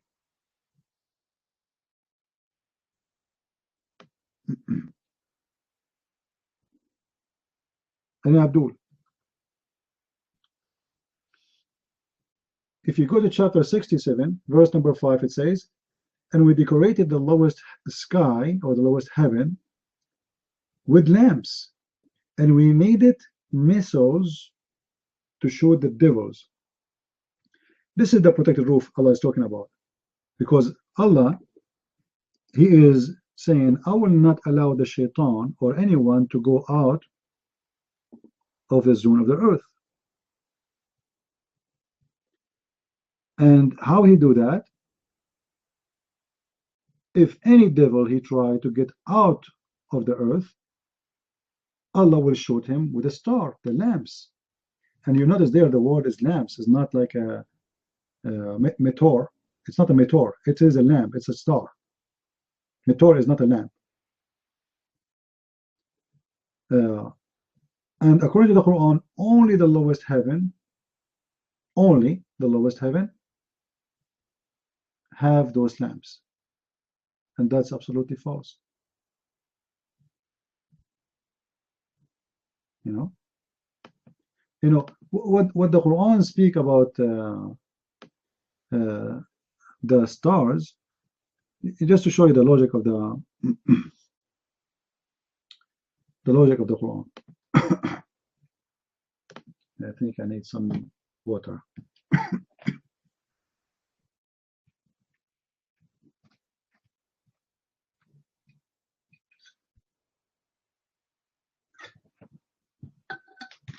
How are you, most Jews? Good to see you. You know why Allah created the stars? Why Allah created the stars? If you go to chapter 6, verse number 97, it says, "It is he who created the stars for you as a guidance in the darkness of the land and the sea." So take a note. They are created for this reason. Now, is that really accurate? Is that really accurate? Because if this is true, we only see maybe a couple of thousand of stars. But there's billions of stars we cannot see by eyes. Correct? So if a stars is made only for guidance, so when we travel, that's mean there's a lot of stars are made for the wrong reason, because we cannot see them anyway. Are you getting my point?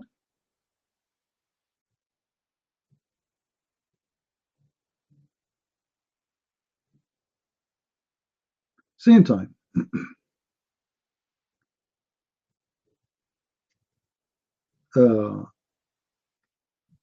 According to the Quran, the stars, they go, they flee, they run away.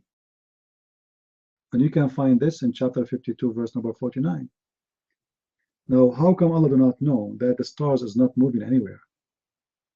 And that is a very stupid idea to say such a thing. In chapter 56, verse number 75, Allah swear by the location or the station of the stars, but the stars don't have a station.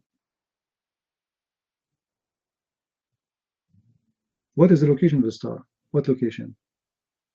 And why Allah swear by a little star? I mean, you see, star can be really big, huge, but we are talking about the Creator.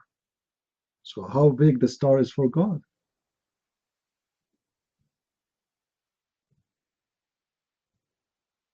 There's no point.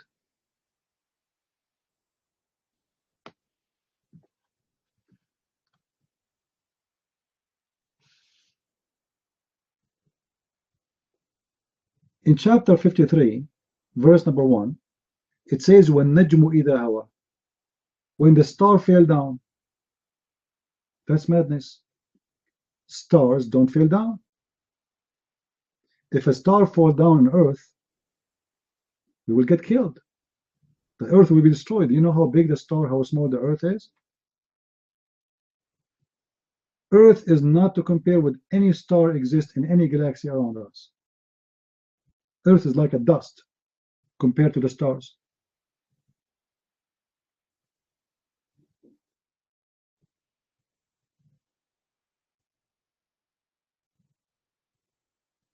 Yeah, because remember Muhammad, he said to Abu Dharr, he said to him, do you know where the sun goes when the sun set time? Remember?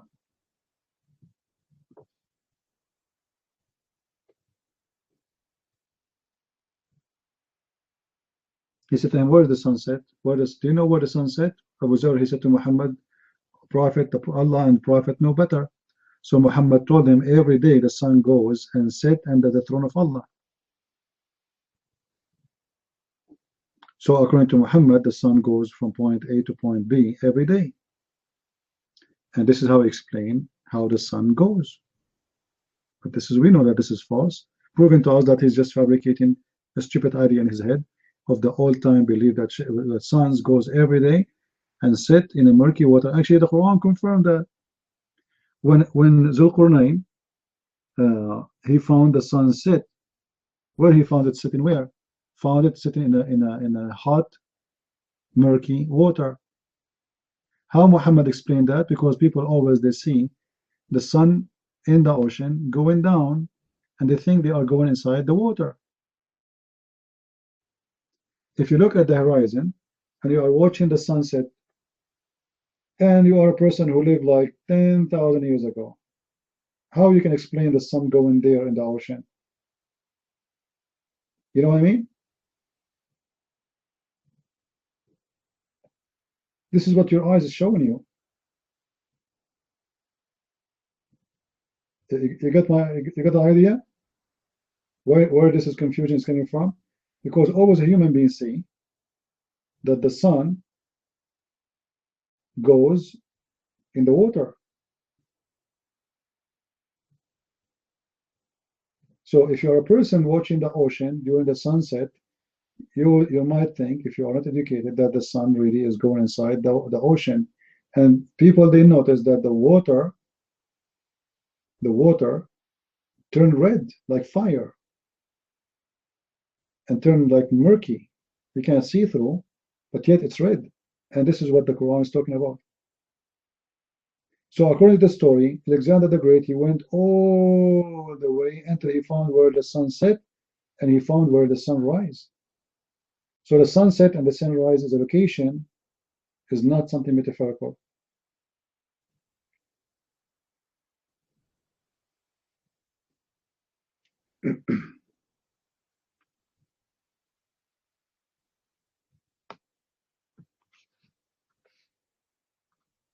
Do we have any Abdul here? You don't agree with us?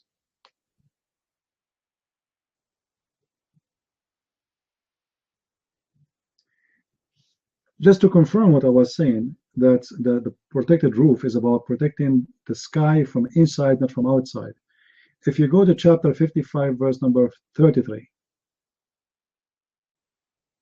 you will see Allah challenging the genie and the mankind. Can you go out of the earth and the sky? How we can go out? What do you mean? The sky he's talking about is the sky of the earth. Because remember, the sky is the roof. We showed it the verses before. The sky is the roof of the earth, and Allah is holding it with his hands, so it's not going to fall down on us. So Allah is making a challenge. Can you go out of this roof, protected roof? You cannot, unless I give you authority.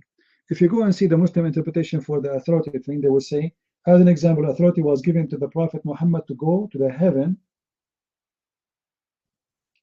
during the Isra, when Allah took him to heaven. But this authority will not be given to anyone unless those either in Judgment Day, like when people go to heaven or go to hell, or for prophets of his choice like Isa or Muhammad. So the Quran challenged that nobody can escape the roof of the earth and the earth. And the challenge is made for mankind and the genie. And guess what? The first one to escape that roof was the communist. It's not even the Christians, not even the Jews, not even the Hindus. It was the communists. So how Allah gave them authority? They are not prophets.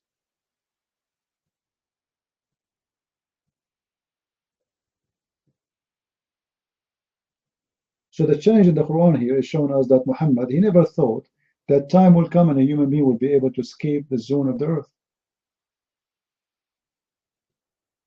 And he make the protected roof simply, if you go and read the interpretation of this roof,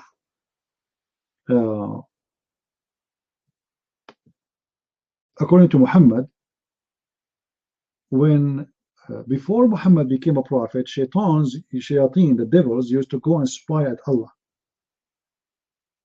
The doors of the heaven, it was not locked very well.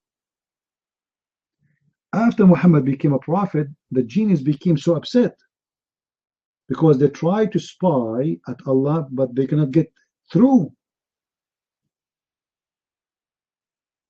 Because Allah increased the security of the heaven, so they cannot spy at Allah and transform the information to people who they are against the Prophet Muhammad.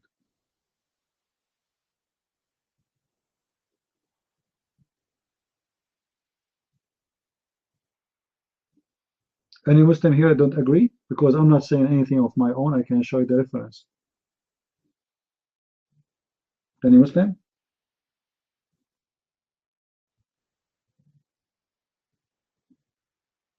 This is what Islam teach, and this is what Islam stands for.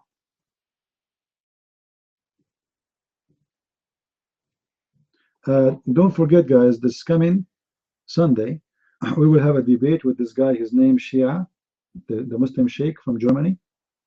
He's a Lebanese guy, and he claimed to be a big shot for the Shia in Germany. He have a nice beard, and he have a nice mosque, and behind him always there's a big library full of books. We have debate with him last Sunday. It was horrible for him, and looked like he's trying to come to this coming Sunday to fix it.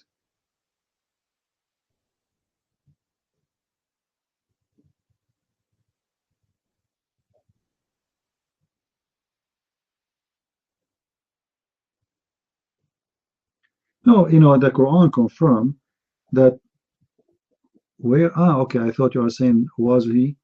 Well, according to Muhammad, when he was reading the Quran, and Allah, he sent him a group of the genies, and they listened to the Quran, and then they copy the Quran and they transform it to the genie to warn them about Muhammad. And even some of them, they convert to Islam. If you go to chapter 72, verse number 1. So, and then they listen to Muhammad, a group of the genie, and they said, this is a wonder, this is weird, crazy, this is amazing. So the genie, they listen to the Quran, and obviously they listen to Muhammad.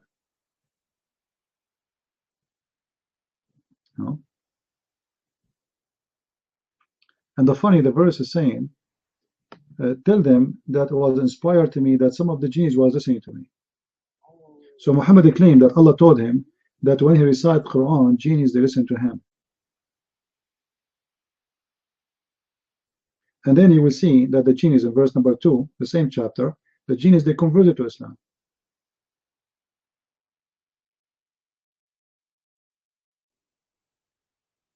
They say this is a wonderful Quran, and then they converted to Islam.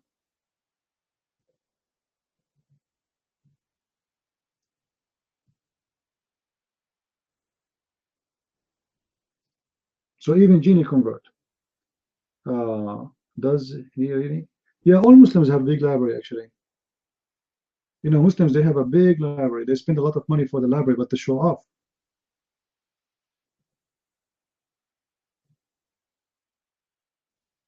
I remember once I went to a Muslim guy's house, and then I found a big library in the wall. I love reading books. So I told him, those are for whom? He said, for my dad. I said, okay. Do you think I can borrow some books? He said, we asked him. So his dad came from work, and he asked him, Dad, my friend here, he wanna borrow books. He said to him, but those are not for kids. And we did not really okay, it looked like he didn't want to give me the book. But then we are alone in the room, so I started browsing the books. And then I found there's Tantan. Anyone remember Tantan? Anyone remember Tantan? I don't know what the name in English. Yeah, the comic. It's a Tantan, the guy who a blonde hair, it's like for kids. And I found a lot of those things exist, but he just told us those are not for kids.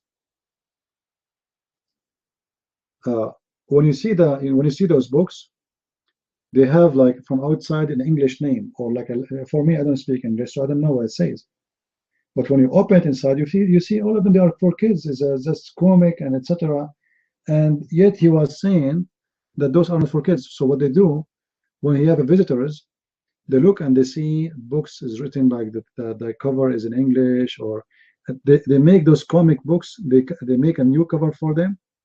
They make them as a collection, and they have a new cover, and then the cover itself have in Latin letters or English letters. So to give you an impression that this guy, he is wow, he read English, French, but it's cartoon, it's for kids. Then I told him, your dad, he said those are not for kids, but this is for kids, this is for our age. And then the kid, he says, you know what, I never know. If I know, I will look at them myself. They have nice pictures. They have what? Nice pictures. So he's collecting books and he put it in the shelves, and nobody knows that those are. So if you have a friend, he come and sit in the saloon, so he will see from far away a big library full of books, even there's English words on them, etc. But look like he was collecting anything and he put it in the shelf. He just buy it and put it there. You know? And then I start borrowing from him after we told him that there is collection of for kids. You know, it's okay. Well, if it's for kids, then take it. You don't know. You don't know what he has. You have no idea. The same as one day, it was Ramadan. We went, we drank, we drank some tea and some whatever. We ate cookies. He made a sandwich, and then we are going to get out. He said, "Wait." He standing, he went to the kitchen. We were kids, and he got some salt and he started putting it in his lips. So what are you doing? He said, don't talk with me, don't talk. He cannot move his lips. So he kept the salt in his mouth. And I was waiting for him until because he can't answer me. I said, why you are doing this? He said, because we ate and we drank, so people, they would know that we were eating. So by putting salt, my lips will be dry. I said, who taught you that? He said, oh, my family do that. All his family do that. His dad, his mom, his sisters, the whole family, they eat, they drink. When they want to go out, it's Ramadan. People, they will notice that, because if you're fasting, it's hot. If you are fasting, they can tell from your lips that they are dry or not. If they are dry, not dry, it's mean you are drinking and eating, So they want to make their lips dry. How they do that? They put salt. Salt will suck all the water in your lips right away and will make them look like they are dry. But all of them, they practice this.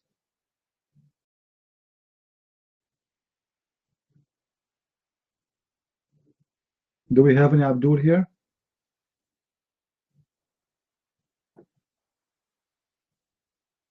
Any Abdul?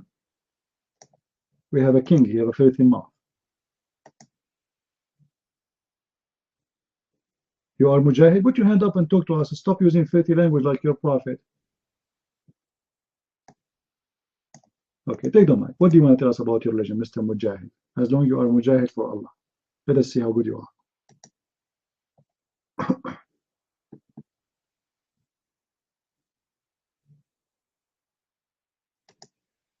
I'm not sure what do you mean by saying I am selfie? You are a selfie? What does that mean? Your mic.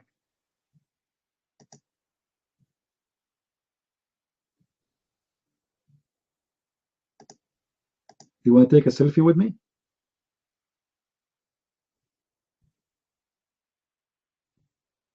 I know, you said I am selfie. Still you are saying you are a selfie. What does that mean?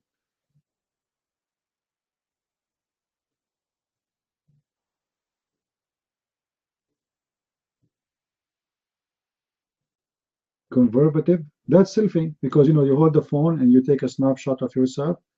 So you want to take a selfie with me?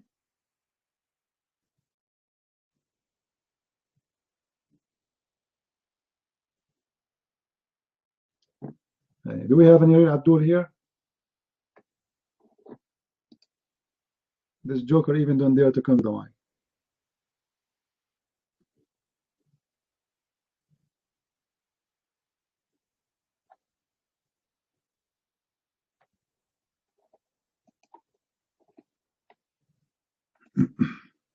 Any Abdul?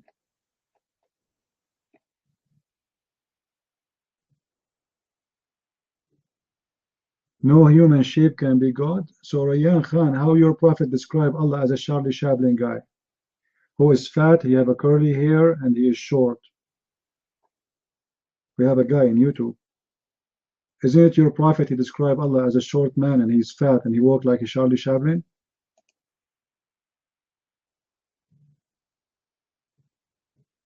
Huh? Isn't it your prophet he says that Allah, he put the earth between his two fingers? How many fingers Allah have? Are you there, Rayyan? The hero in YouTube? How many fingers Allah have if he is not a human? Why he have fingers? What he do with them? He dig for boogers? What fingers for?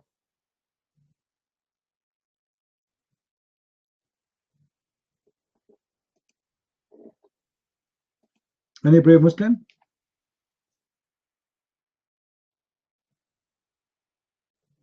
All prophets used to worship Allah. Here we go.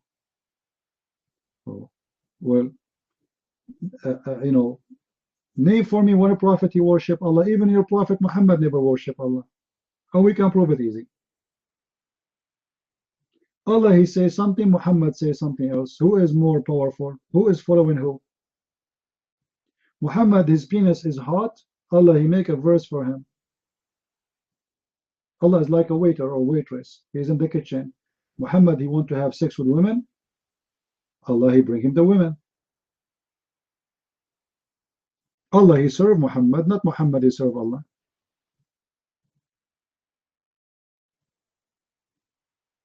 Don't talk about foolish, Mr. Ryan. The foolish is the one who believe that God will give him a woman, her butt is 1 mile. I mean, imagine Allah will make you 60 foot tall or 90 foot tall, but still your wife is 1 mile. Still you are so tiny. You are the size of a mosquito next to her ass.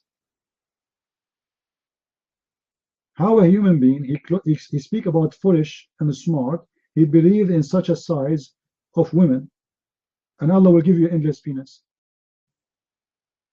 Imagine you are 5 foot tall, but your penis is endless in China. And you are talking about foolishness? And God will give you 70,000 virgins for every day you fight for Allah. For every 40 days you fight for Allah. So those who they are fighting in Afghanistan, they are fighting America for the last 30 years. How many virgins they will get? 10 billions? Each one of them? How he can sleep with them? What's the point? How many virgins your Abdul can have sex every day with? Stupid. You are talking about stupidity. Obviously, you are the stupid ones.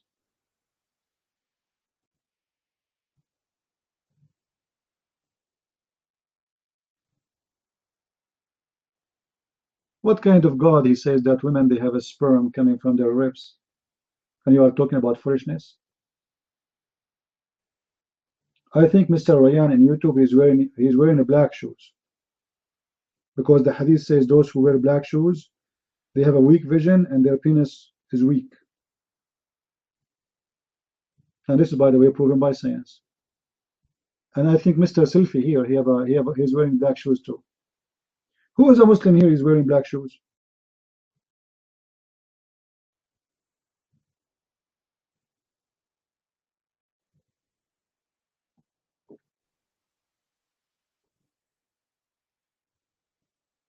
Tell us how a human shape can be God. This is a question you should ask for yourself. Because your God, Allah, you see how stupid you are? You keep repeating.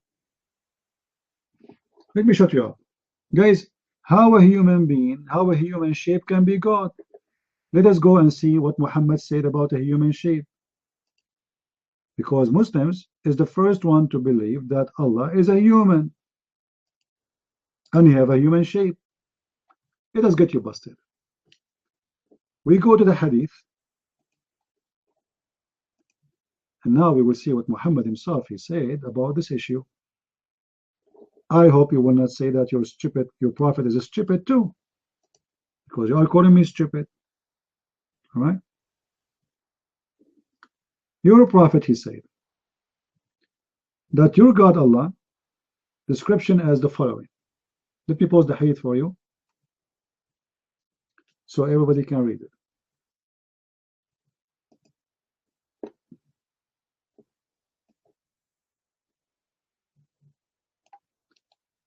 Allah Messenger said, I will post it in YouTube. Oh, it says long text. Okay, we will make it 2 parts. I will copy it 2 parts. Here we go. This is the first part. Muhammad says, I have told you much about the Dajjal, the Antichrist, and I'm afraid that you might not understand. Actually, the word in Arabic, you might be confused. The Antichrist is short. The Antichrist is what? is short, hinted, woolly-haired, one-eyed, and sightless, and neither pretending nor deep-seated. If you are confused about him, then know that your Lord is not one-eyed. So what the difference between Allah and the fat, short Charlie Chaplin is the one eye. That's it. Allah and Charlie Chaplin, they look the same. The only one different, and Muhammad is worried that the Muslim might be confused about the look of Allah and the look of the Antichrist. The only difference between them is the right eye.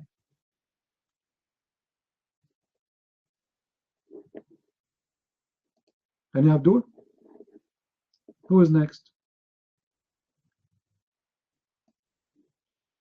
Who is the next Abdul? You have something to complain about. A human being cannot be God, because your God obviously is a human being. He look exactly the same as the Antichrist, which is a human.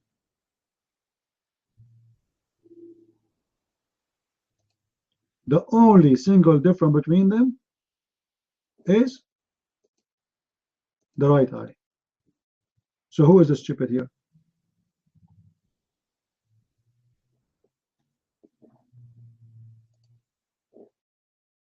Any Muslim have an answer?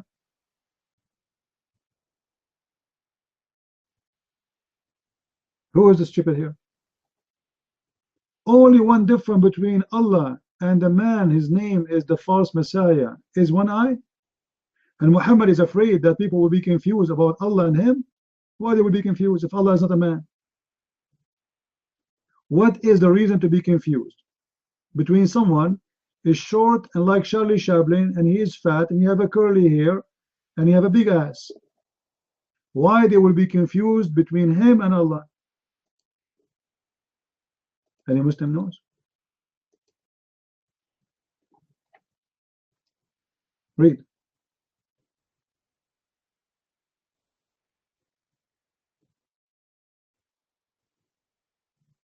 Any Abdul have an answer? I'm posting the hadith in YouTube. This is so stupid, the Muslims. Allah in Islam is a physical being. Allah in Islam, they might confuse between him and the false Messiah. The false Messiah is a human.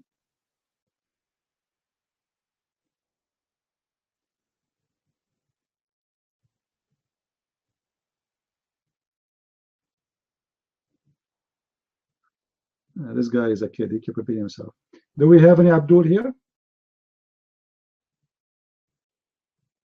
Any Abdul? Any brave Abdul? All right, guys. I think today we have enough for today. Just I want to remind you that this coming Sunday we will have a debate, and the debate will start at 1 p.m. New York time. However, we will open earlier. So this coming Sunday, this Sunday, huh? Not the one day after, this Sunday, 2 days from now. Today is Friday, tomorrow is Saturday, the day after is Sunday. If you live in Germany, that will be 7 p.m. Germany time. However, we will open like an hour earlier. Shia, the same guy, he did not have enough. This is what happened, you know, it's like gambling, you know, the gambler, they go and gamble, they lose. So they go crazy, so they want to gamble again, so they might get what they lost.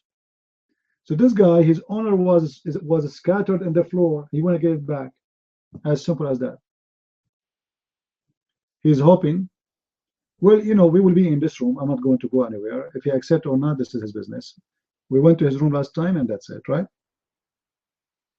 Last time I went there because I felt he's trying to make an excuse to run. So I went to his room. I don't care what the topic. Who cares? Like, do I need to be ready for the topic? Obviously, he will copy from Muslim website or atheist website about the Bible. This is what they have. Copy paste. I do not need really to know the topic. Whatever he come with, he will be sorry. Somebody saying to me, debate Ali Dawa. Well, contact him. Who's Ali Dawa? I have no idea who's he. Contact him. Tell him you want to debate Christian Prince. He's more than welcome. Guys, don't tell me about names. Invite any Muslim you wish. Have you ever heard me saying I will not debate someone? Here we go. We open our chat room for 5, 6, 7, 8 hours. Whoever want to debate us is more than welcome. It's a public room. We are not hiding. So whoever want to debate me is more than welcome. I don't care. You are Zakir Naik, you are zucchini, tomato, potato. All of you are the same for me. All of those Muslims. It doesn't matter.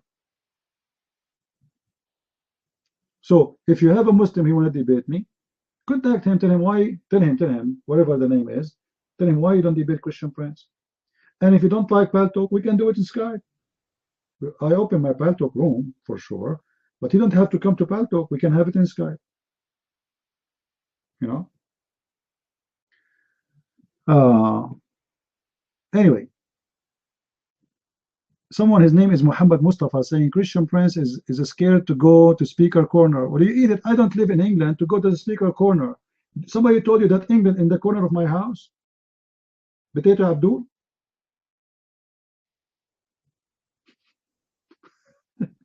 Somebody told you I can take the bus and go to the corner to speak?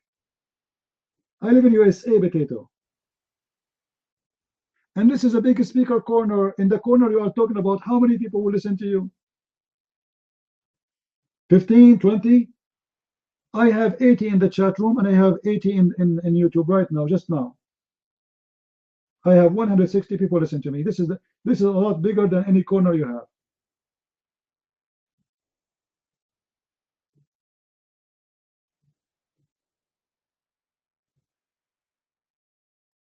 Anyway, guys, I signed a contract with Saudi Arabia to clean the black stone with vinegar. They are saying a lot of infection happening because a lot of people are kissing it.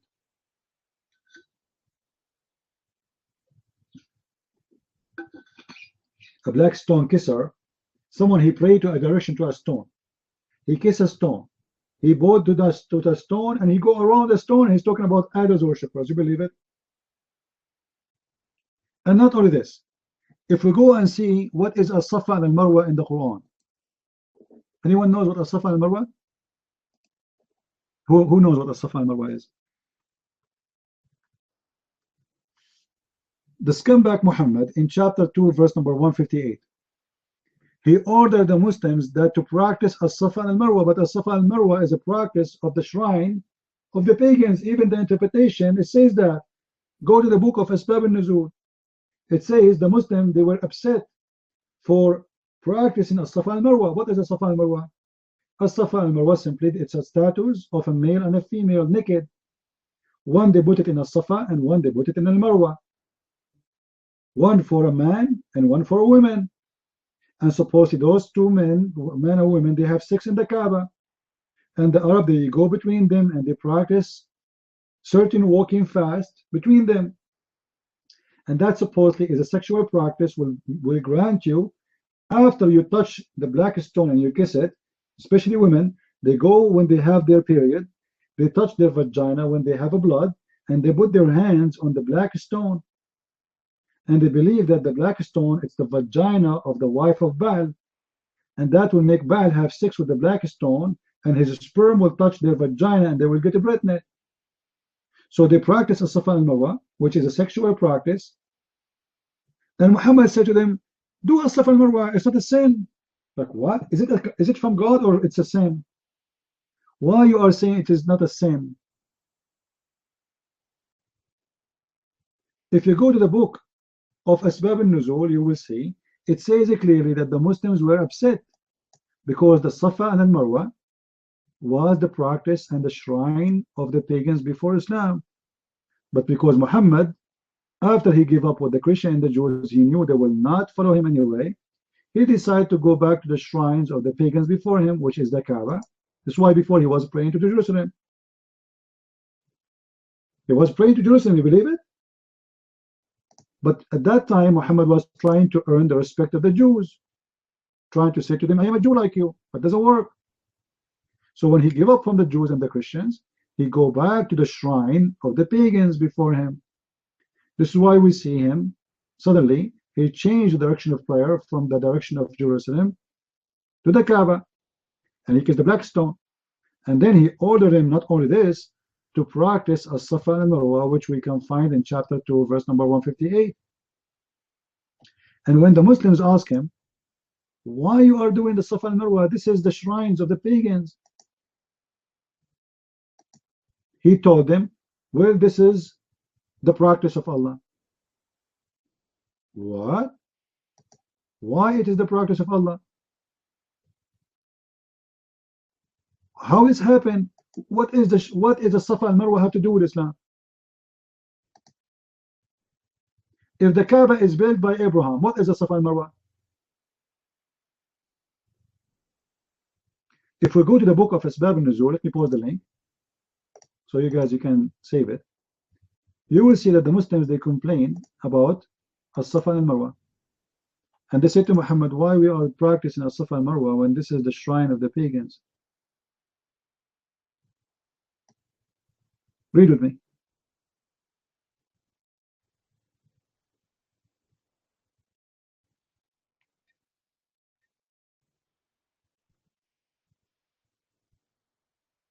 I'm not sure if the whole text will go, so I'm going to cut it pieces.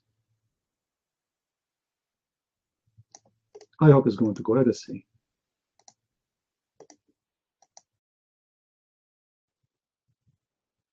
It's showing, right?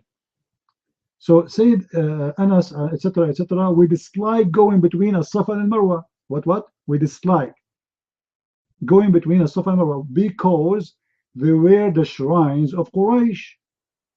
The pre-Islamic period, it's a pagan stuff. And we abandoned them in Islam. Then suddenly Muhammad is going back to as-Safa and Marwa. Why you abandon them first? Any Muslim can tell us why Muhammad stopped going between as-Safa and Marwa for some time? Because the hypocrite, he was trying to show the Jews and the Christian he is not a pagan like those pagans. But when the Jews and the Christian, they did not accept him as a prophet, he came back to his roots. And as you see, he is asking them to practice as-Safa and Marwa when there's two idols, an idol for a male and a female. A woman, her name is Na'ila, and a status of a man, his name is Isaf. So Isaf has sex with Na'ila in the Kaaba, and they place supposedly their statues where Allah, he made them rocks, and they place it between the two hills, one for Safa and one for Al-Marwa, which means there's one idol of Isaf, the man, and one idol for Na'ila, the women, and the pagan, they go between them. And the stupid Muhammad, he ordered them to go between them, even though they regret doing that before, and they refused to do it. So Muhammad, he made a verse in the Quran, forced them to practice the pagan practice of Quraysh. Everything in Islam is nothing but pagan. Everything.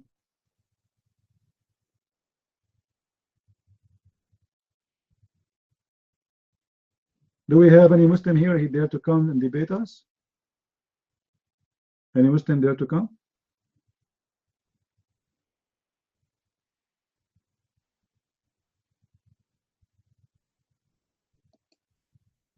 Black stone kissers? Vagina kisser? Look at this God. We should worship this God because he's a vagina vendor. Allah is a vagina vendor. Is the best vagina vendor in the world. He's the best pimp. You believe in him, he give you a lot of women. You see, I try not to use a bad language, but sometimes bad language fit exactly with Allah. You see, we use the word sex, right? But the fact it's not really just sex, it's the F word. This is the best vendor for the F all over the world. Who can provide more F than Allah? Guys, are you getting my point? Who can provide more effing than Allah? Nobody. Allah is the best effing provider. He will make your penis endless.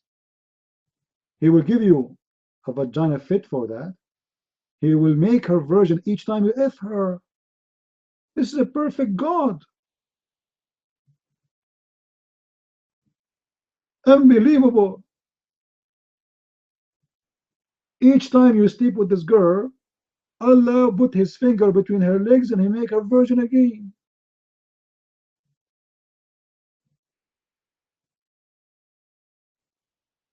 See how Allah beautiful is? Which is nothing but a fake virginity. Because if Allah, he fixed their vagina and he make them virgin again, doesn't make them not a virgin. Is that correct, guys? If Allah is making the woman I slept with a second ago virgin again, is she virgin? She's not. You are fooling who? This is stupid.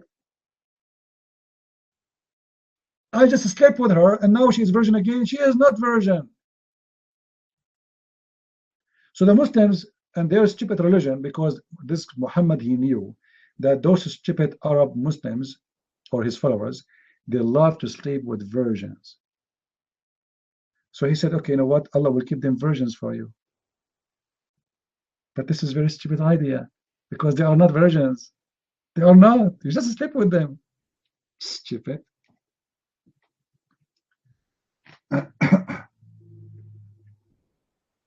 Oh boy. Yeah, Allah, he give you a very good product.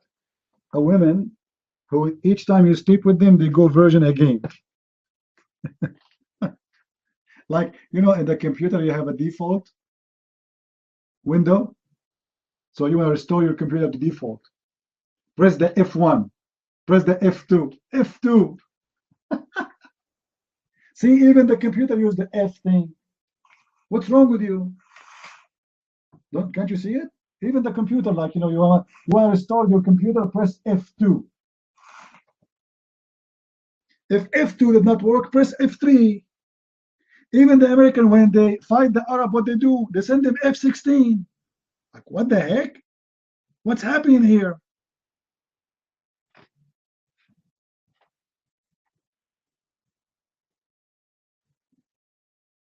Did I say anything wrong? I have no idea. F. This is the origin of F. Anyway, I hope you guys have a good time. We will be done for today. I will open this coming Sunday around 12 o'clock New York time, and the debate will be at 1. So be with us. And we have the Sheikh Hamza, Shia Hamza. He is a Lebanese, but he have a mosque in Germany, and he thinks he's a big shot, and obviously he's very big. I can tell. And I hope this time he will come with the yellow shoes, not the black shoes like last time. What happened was very horrible. So I hope he will do better this time. Until we see you again, guys. Yeah, it's going to be recorded in the YouTube. If you could not watch it in the room, you can watch always on YouTube. We broadcast on YouTube. Go to Christian Prince channel and you will see it there. All right. So thank you guys for being here. And I want to say thank you for those who support us in what we do, and those who send donation. Like, I don't send emails saying thank you, etc. Because, you know, that's, I really appreciate you. I don't mention it because I believe that's the Lord. He said, if you give with the right hand, don't let the left hand even know. Right? So to get the blessing, leave it blessed in the way it is. But I really truly appreciate those people who help in what we do. And may the Lord bless you for everything you do. Until we see you this coming Sunday, Christ is Lord, Islam is false. I mean to that. And see you soon. Bye-bye.